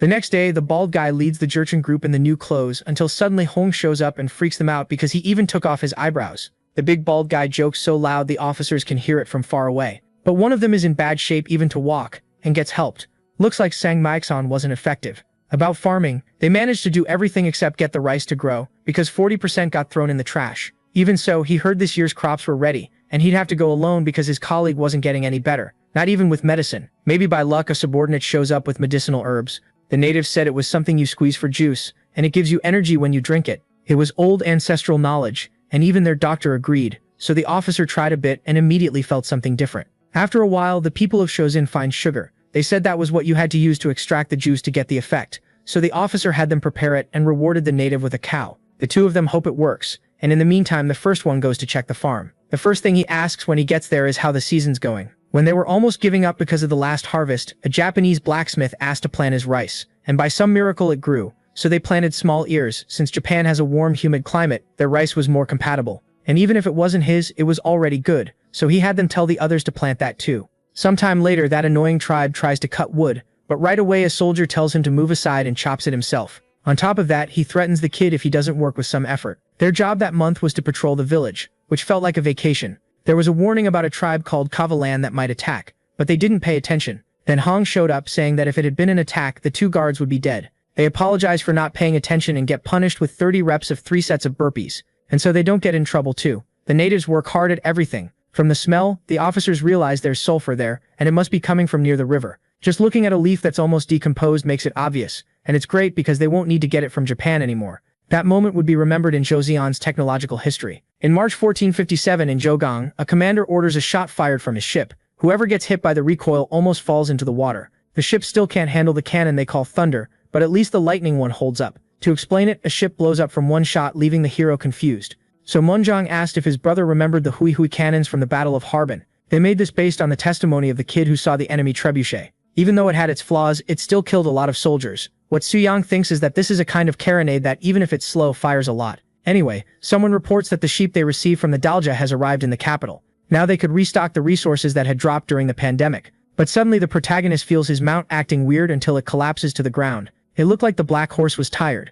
And since they've been together for years, Suyang doesn't push it too hard. Still, it takes it like a challenge and gets back up. And seeing that, the hero says that if they go back to Tianzhu, he'll leave it in its homeland to live peacefully. For now though, the two keep going together. The analyst manages the number of sheep Taishun sent, crying because there were more than 10,000 there. Even though they only sent salt in exchange, they were satisfied, and Zhongcheng Ryle was going to take care of raising those sheep. All of a sudden, one of them goes crazy and tries to challenge the human leader. So the protagonist responds with a quick dodge that basically kills the animal. He didn't even mean to do that, but he forgot he had a body different from normal. Anyway, Munjong asks his brother to take the dead sheep and prepare a meal for tomorrow. So even without really getting it, first he had someone clean the body. Then he grabbed some spices and decided to make a grill barbecue. The protagonist made it as skewers with a spicy sauce, so everyone approved and naturally liked the dish, because the king said he'd help whenever he needed. The protagonist asked for some prisoners who'd screwed up really badly. The compilation the protagonist was making of Sikryo had an issue, and he'd need them to prove something.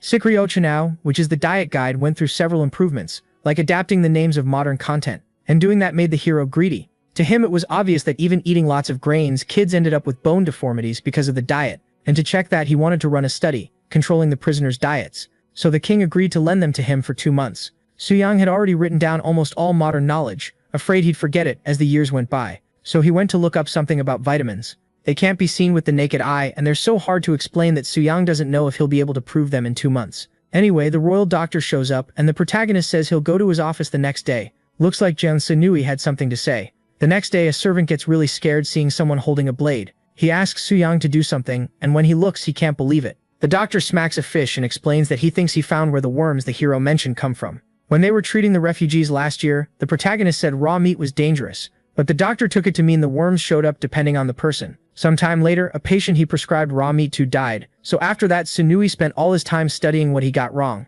First he cut the fish in half and got a new perspective. You could see tiny worms in the flesh that would probably grow inside the body of whoever ate it. In the doctor's opinion, it came from feces, and even though it's a different parasite that comes from there, it's not totally wrong reasoning. The hero explains that the worms host poops and vegetables that grow and that get eaten, so they should be washed with salted seaweed and the fish should be gutted. Before adding it to the book, the doctor asks what Suyang means when he talks about Sigyeon Mol. Once the hero heard a story from Oljo Kop where snow blocked the roads and jammed everything up.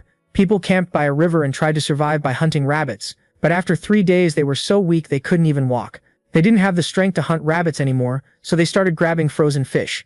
Then in 3 days their bodies went back to normal. Since rabbit meat is famous for restoring stamina, the reason was that they were poisoned from eating only protein without fats and carbs. In that case, the protagonist said he'd replicate those illnesses in the prisoners and ask them to treat them afterward. In an office, a servant asks if the prince is going to manage the meals himself, and he says yes. The servant is still worried about the damage, but the hero says that if they get too sick, he'll stop the experiment. The problem is, it looks like he got bribed to let other foods get in. 2 months is already not much time to make them sick, and if they eat other things, it'll be even worse. Anyway, on the first day they announce that the prisoners will only eat what the prince allows. The first is an assassin, and the second was arrested for kidnapping.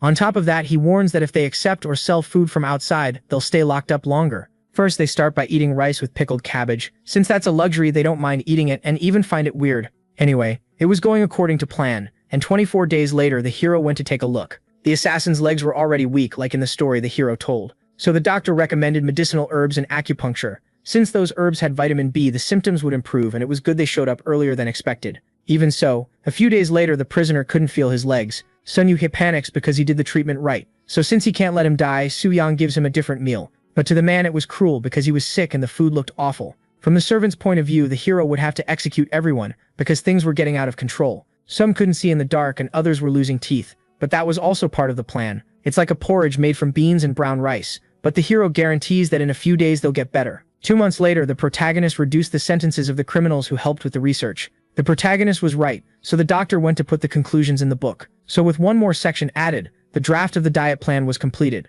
In August 1457, the protagonist looked for his uncle until he found him in the middle of the books. He said he was reading Master Sig's teachings because of the protagonist. After all, the protagonist was doing so much for Buddhism that he felt like a bum. The hero made donations and helped more than 12 temples. Also, because of the statues, those who wanted to mess with the Buddhists went far away. That's how the hero found out his influence was protecting the students. Also, he managed to spread the rights to Japan and earn merit, worked to transcribe various scriptures and helped pass that on to the barbarians. The Black Dragon Temple, the protagonist found it already had 5 other branches. No one had gone that far for them, even though the hero was really just trying to win over the Jurchen. All of a sudden, Mashim gets called in, a man captured in Harbin who ended up a slave. In that case, the protagonist is even more in disbelief when he says he's part of the Galupa sect. Because of what the hero has done, the uncle wants to take him there and also learn and help by bringing monks to Joseon. Getting there takes a month by boat, and you still have to cross the Himalayas. The uncle though isn't worried because he's got a strong body, so Suyang tearfully warns that he'll make the king stop him.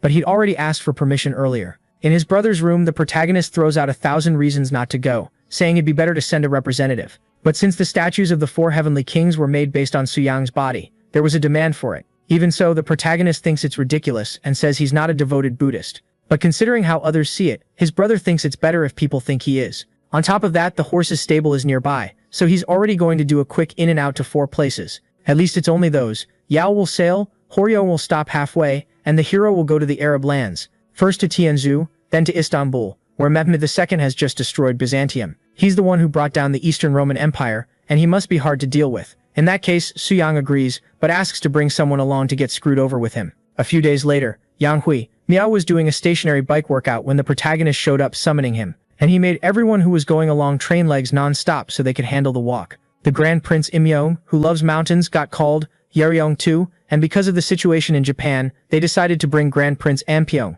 That way, if you can't escape, everyone goes down together. A few days ago there was a meeting, and the whole time the hero was looking for who came up with the idea of going to the Arab lands. They themselves didn't even know why they were going to do business there, but one of them remembered the idea came from last year's exam, and that's when they said Myong's name, leaving the protagonist boiling with rage. They were going to keep the meeting going, and they could trade muskets, but they only gave them to Ming, because they were allies. If they gave them to Japanese enemies, it'd cause trouble. The Ottoman Empire, which uses weak weapons, is already powerful, so giving them more weapons will make things harder for the Europeans. About ginseng, when he went to Taiwan, the natives said the quality had dropped. When the hero went to Kaohsiung, he saw it being boiled until it got dry and red, so maybe it'd be good to steam it and dry it in honey. But that place is in some corner where court officials can just wander around. In that case, the hero remembered Myung, who already worked there, and everyone agreed to leave the responsibility to him. In that case, the red-robed official will go with Suyang to Tianzhu, and a green-robed one too. And he's already asking now, so he won't have to train on the ship. Anyway, out of nowhere, Ampyong shows up wanting to go too, and Imyang wants to go with the uncle because he knows there are snow leopards in Beijing. Either way, the hero was already going to send Ampyong to Japan, so he had to obey.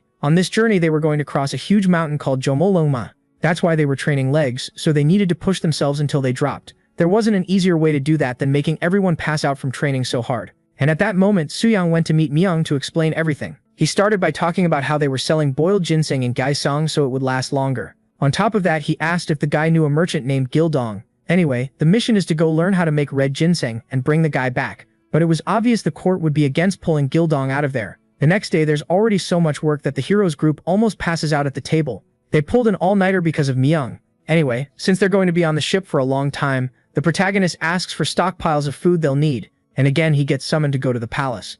At the same time, the former king has tea with his brother and hears shocking things. After some time, Yi calls the protagonist to talk about the uncle. The hero talks about the leopards that live in the high mountains and says he's worried about climbing up there with him. Even so, High Reefs had ambition, and actually Yi called his son to talk about Munjong, who seemed to be focusing only on making weapons, so he's worried they're letting something slip by. Sejong also cares about military matters, but he focused on building foundations like reforming the legal system, unlike the new king who only wants war. Munjong also wants to make more firearms, and that's going to be a problem for the hero. The father wants the son to stop his brother, and not get so involved in wars like he did in the manual, for example, that was used for battle because he wanted to prove himself. In the end, the protagonist feels embarrassed, but Yi really believes in both of them, and that motivates him. In Gaesong, Gildong finally meets up with Myung. When Gildong was about to say the official's name, his mouth was covered. Then Myung asked the favor of getting red ginseng to trade with the Dashi kingdom. Normally it's made by placing it above the steamer to heat up slowly, which makes it hard to make a lot. Even so, the guy had an idea after steaming it, and when he brought it to the king, he liked it a lot. Gildong really managed to find a way. They put a brass pipe in the middle of the steamer to adjust the heat using the sound. If they make red ginseng, they can preserve it for a long time, and building a steam facility in Gaesong would help. So even though the people there don't like the court, Myung suggests leaving the leftovers from the finished ginseng with them as profit, and putting Gildong in charge of managing it. That's how the work was completed in February of 1458. The Goryeo dynasty traded with countries like the Dashi kingdom and India. China opened sea routes to Daeungdo and Dae Viet to intimidate Japanese pirates, and Joseon was going to start official relations with the Dashi kingdom on an expedition the protagonist would lead. A few days later in Taiwan, rice grows well along with other crops, so Xiao Gun will be able to return to Hanyang pretty soon. When they call him, the guy thinks it's about the barbarians again, but it's because a Joseon ship is arriving. Actually, a lot of them are arriving, so Hong thinks it's his time to go back. It had been a long time since they'd seen each other, and Su Yang saw the guy had no eyebrow. Anyway, he says he received an order from His Majesty, so Hong startles the hero with a shout and apologizes. Basically, the kid got promoted to commander of Hunyang when he got back from Dashi, or if he didn't want that, he'd have to stay 3 years in Daeungdo. The deal was either stay there or leave for a year and a half to get promoted, so the guy agrees to go with the hero. His replacement introduces himself, but Hong doesn't really care and they set sail right away. In the middle of the trip, the protagonist's companions train their legs like usual. There could be problems with supplies at the port of Tonglong when they arrived, but a noble named Yoseong said he'd have everything ready. What's worrying is that in Dae Viet, the king is young, so it's the mother who rules. But the idea is just to resupply and leave quickly. In theory, it would be simple, but the place was a total mess. A fire started in the warehouse that stored the rice, and all their supplies were burned. The hero thinks it's strange because Yoseong is known in history as a great ruler. Anyway, Yo Min, who's the king's half-brother, shows up to help, but he seems really suspicious. In history, he actually stages a coup, killing the king and the queen and taking the throne. Soo-young goes along with it like he's being kind by helping, so Yo Min asks for 10 muskets, and the 3 men there to teach how to use them in exchange, basically setting up a coup right in front of him. But Soo-young leaves the answer open and whispers a plan to his buddy. Since he asked later, they bring the person who ran the country's Ministry of War. Soo-young wants to see Dae Viet's artillery that fought Ming and won, so the man agrees because it sounds like a compliment. In a demonstration a little while later, the hero sees they're at a similar level to Ming. It's a mid-level, but suddenly what grabs attention is an elephant running in. That's because they fight riding those animals and firing from on top of them. The protagonist thinks it's impressive and suggests trading cannons for muskets. He puts 100 of them on the table right away, so the minister says he'll give 300 cannons in return. Anyway, the brother had already set the limit of what he could trade, and it was agreed like that. So Ui Min left in the background furious, and they went away. Since the firearms department had never seen cannons, the protagonist told them not to worry and to practice until they learned. Also because they can't show muskets to Mehfer II, since he's greedy. So the troops going to the Ottoman Empire have to hide the power they have, forming groups and taking separate routes. The next day, at a port, all the Choseon ships arrive. An officer waves from far away, showing he wants to say something. Then he climbs onto the ship using a ladder and asks if the visitors are from Ming. Actually, it's explained that they're from Choseon, and the guy praises how strong they are. Anyway, he says they should visit Al-Qahira in Cairo if they want to go to the Dashi kingdom. A short time later, they all rode elephants and horses until they reached the capital, Gaboth. Inside there's a sickly white tiger, maybe because Jin He's fleet already visited there. Anyway, Mahmud meets with the 2 Choseon representatives. Since the country was founded not long ago, the protagonist says he wants to trade and hands over a really great gift. Since it was a product from a competition between Ming and Choseon, the quality was perfect. Then the Sultan orders them to set up a banquet. At night, all the food is laid out. There's music, art, and a bit of friendly fighting. An Arab guy does that exercise where he spins a sledgehammer around his body. And he's got a good body, but training with that fixed weight looks wrong. The Sultan says the strongest country nearby is the Vijayanagra kingdom, and asks why they're there. Soo-young explains there's a mountain called Jumarongma that the Sultan knows as Chomolungma, which they plan to cross to reach Tobon. An Arab monk says Chomolungma is impossible to climb, and that leopards freeze to death up there. But they don't want to climb it. They want to visit Tobon's capital, Yikachi, to learn things. Then the Sultan messes with the uncle's face, so he shows off his body. On top of that, he grabs the Arab warrior's hammer and just lifts it all the way up over his head. Because of that, the Arabs get intimidated by the uncle's strength and he feels free to correct their training. Some time later, the protagonist gathers everyone around with a map. Group 2 was going to stay in Manganap with the uncle, and Prince Imyang would go to Chongchuk. Now groups 1 and 3 were going to Dashi with the hero and Ampyang, and group 3 would trade with the Timurid Empire. Myang meanwhile is in group 4 going to Joa, And because of the route he'll take Yo along, he'll handle diplomacy but he'll have authority, so the guy agrees. Suddenly that messenger from the beginning shows up yelling for them not to go to Al-Qahira, and he says that because the plague is spreading. The moment he hears that, the protagonist worries the expedition will end here. The messenger says to change the route and go to Constantinople to meet Mehmed II. Ampyong suggests just using protection, but that won't work. At least they found out ahead of time so they can offer gifts and get out of there. After that, they had a long month of sailing and delivered gifts in Al-Qahira without disembarking. Then they took the land route and headed to the port called Jaffa. It seemed really close to Jerusalem, so they finally reached the port. The Grand Vizier named Zaganos Pasha welcomes the protagonist there. He got orders to escort the hero to Jeddah. Because of the huge number of ships, Zaganos warns that bringing lots of soldiers will look bad, so the hero gets it and only shows the ones with cannons. Further inside, the Vizier says everything belongs to the great conqueror and Padishah Mehmed II, and shows the elite troops called Janissaries. On top of that, they fire a huge cannon they're proud of as a celebration. Inside, the rightful heir of the Roman Empire and the Prince of Joseon meet. First, the leader starts by looking at the gifts they brought. Mehmed likes them and orders 1/5 of the gifts to be given to the Borgia of Rome to recruit a crusade. He's basically like the Pope, so Suyang asks his brother to go meet the Borgia, which the leader agrees to, but warns that the guy needs to be careful because the man is a schemer. Suyang wants him to use the chance to learn Western painting and recruit talented people.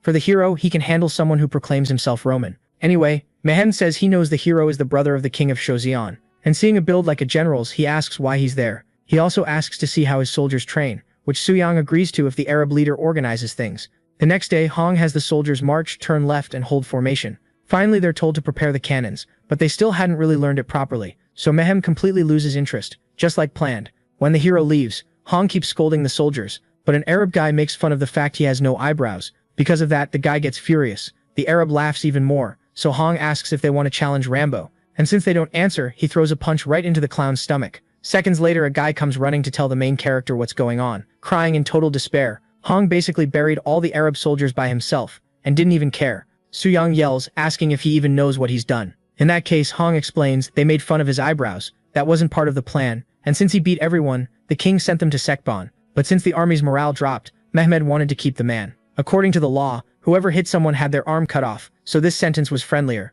Anyway, the hero asks if they can solve this situation by boosting the army's morale. So he asks for some workers and oil to show the method. The Arabs start digging a pit, and Suyang tells them to pour olive oil into it. When it's ready, it looks like a kid's game, but the main character takes his clothes off to pretend it's a training method. The Joseon members are split into teams of 3, and the enemies focus on taking out the hero first. But it's really hard to walk in the oil, so the hero goes after one who let his guard down and throws him to the ground. Hong tries to come at the hero, and he goes together with the other 2 teammates to pin him down. Even so, Suyang manages to shift the weight and counters Hong with an upward slap to the chin. The others get scared, they even try to resist, but they can't. In the end, only Seofogun is left, and he was confident, but it didn't change the result. When it was over, the main character thought it would have a huge effect, but Mehmed looked bored. Anyway, he said not to fight among themselves, but against his Janissaries instead. Obviously, the allies were in bad shape now, so he was going to let them rest for a day so they could have a rematch later. The next day, Mehmed still didn't get why they were fighting, covered in oil. Suyang said it was good for building bonds, and even against elite troops, Joseon does well since they train their legs a lot. The allied doctor holds onto the edge with just 1 foot, but gets pushed away, which looks like a draw. Hong says he'll make the enemy regret making fun of his eyebrows, and the 2 of them trash talk a lot. Since the ally doesn't come at him, the Arab throws oil in his face and they start trading slaps. They hit each other in vital spots, and Hong starts losing his balance. Even so, he doesn't fall, and if he's going to fall, he says he's not going alone. Then Hong pulls a wrestling move, sending both of them out of the arena. In the end, the Arab laughs a lot, happy, and the 2 of them settle their differences just like the main character said. Because of that, Mehmed calls his servant to bring a reward.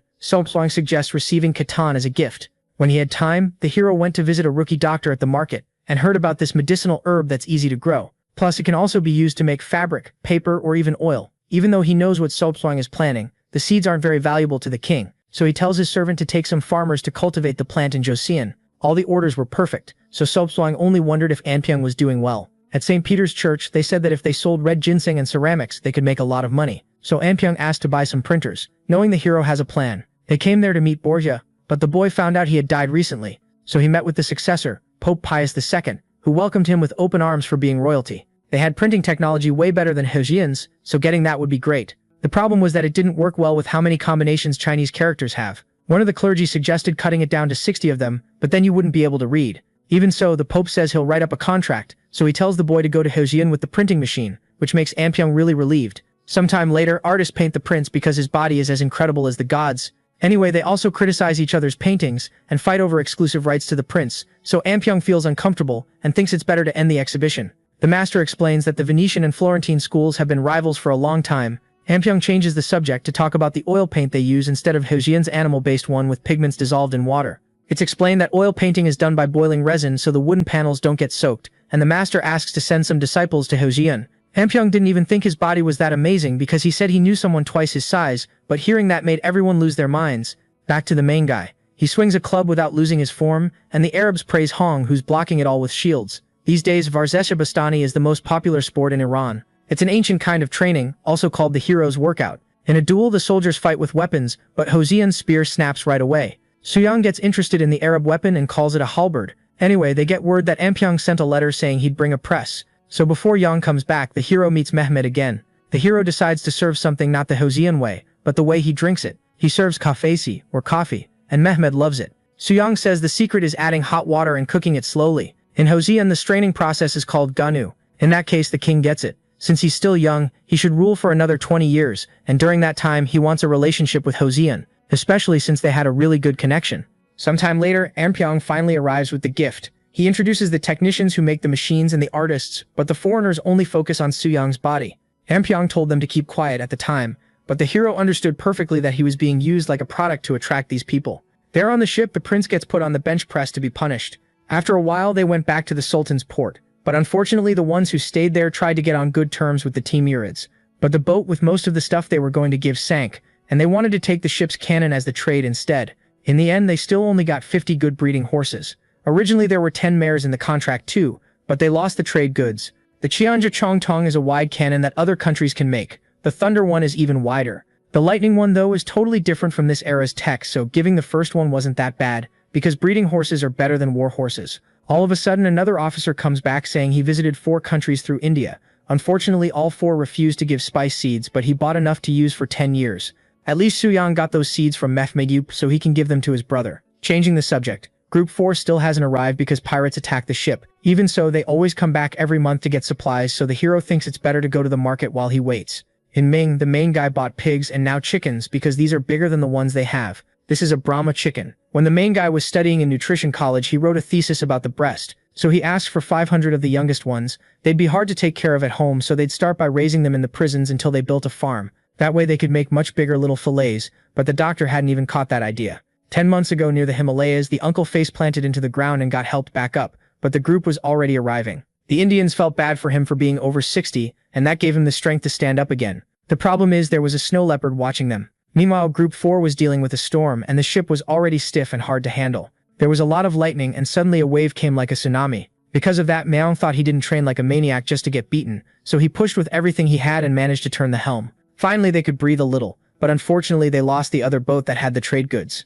Back to the present, Suyang says the saltpeter should be traded little by little in India. Because of the weird weather, they need to leave before April. Luckily, the uncle made it back in time, but with a terrible-looking face. Even so, he thanks her for saving his life. If it weren't for that crazy leg training, the old man would have died in the Himalayas a long time ago. The young Indians also got emotional and wanted to go to Shozian to learn, and since they didn't mind putting yoga a bit to the side, Suyang agreed. In the end, the youngest one also wants to be praised. He wears the skin of a snow leopard. He defeated in the mountains. On top of that, they found some monks who were going to Shozian with them. Unfortunately, the uncles still wouldn't be able to rest, because they needed to leave now if they didn't want to be stuck until autumn. Back at the port before leaving, the hero asks the messenger to tell anyone who arrives to head back to Shozian. Because of the storm, the hero thinks it was all for nothing. But then all of a sudden he runs into Myung's ship, but it's only one of the many that set out. Just like the other one that did badly, Myung asks to be punished. He just cries and explains that they lost the big ships, all the goods and all the profit they'd made was gone. Myung promises it won't happen again, but the protagonist hears the sound of the rain coming in.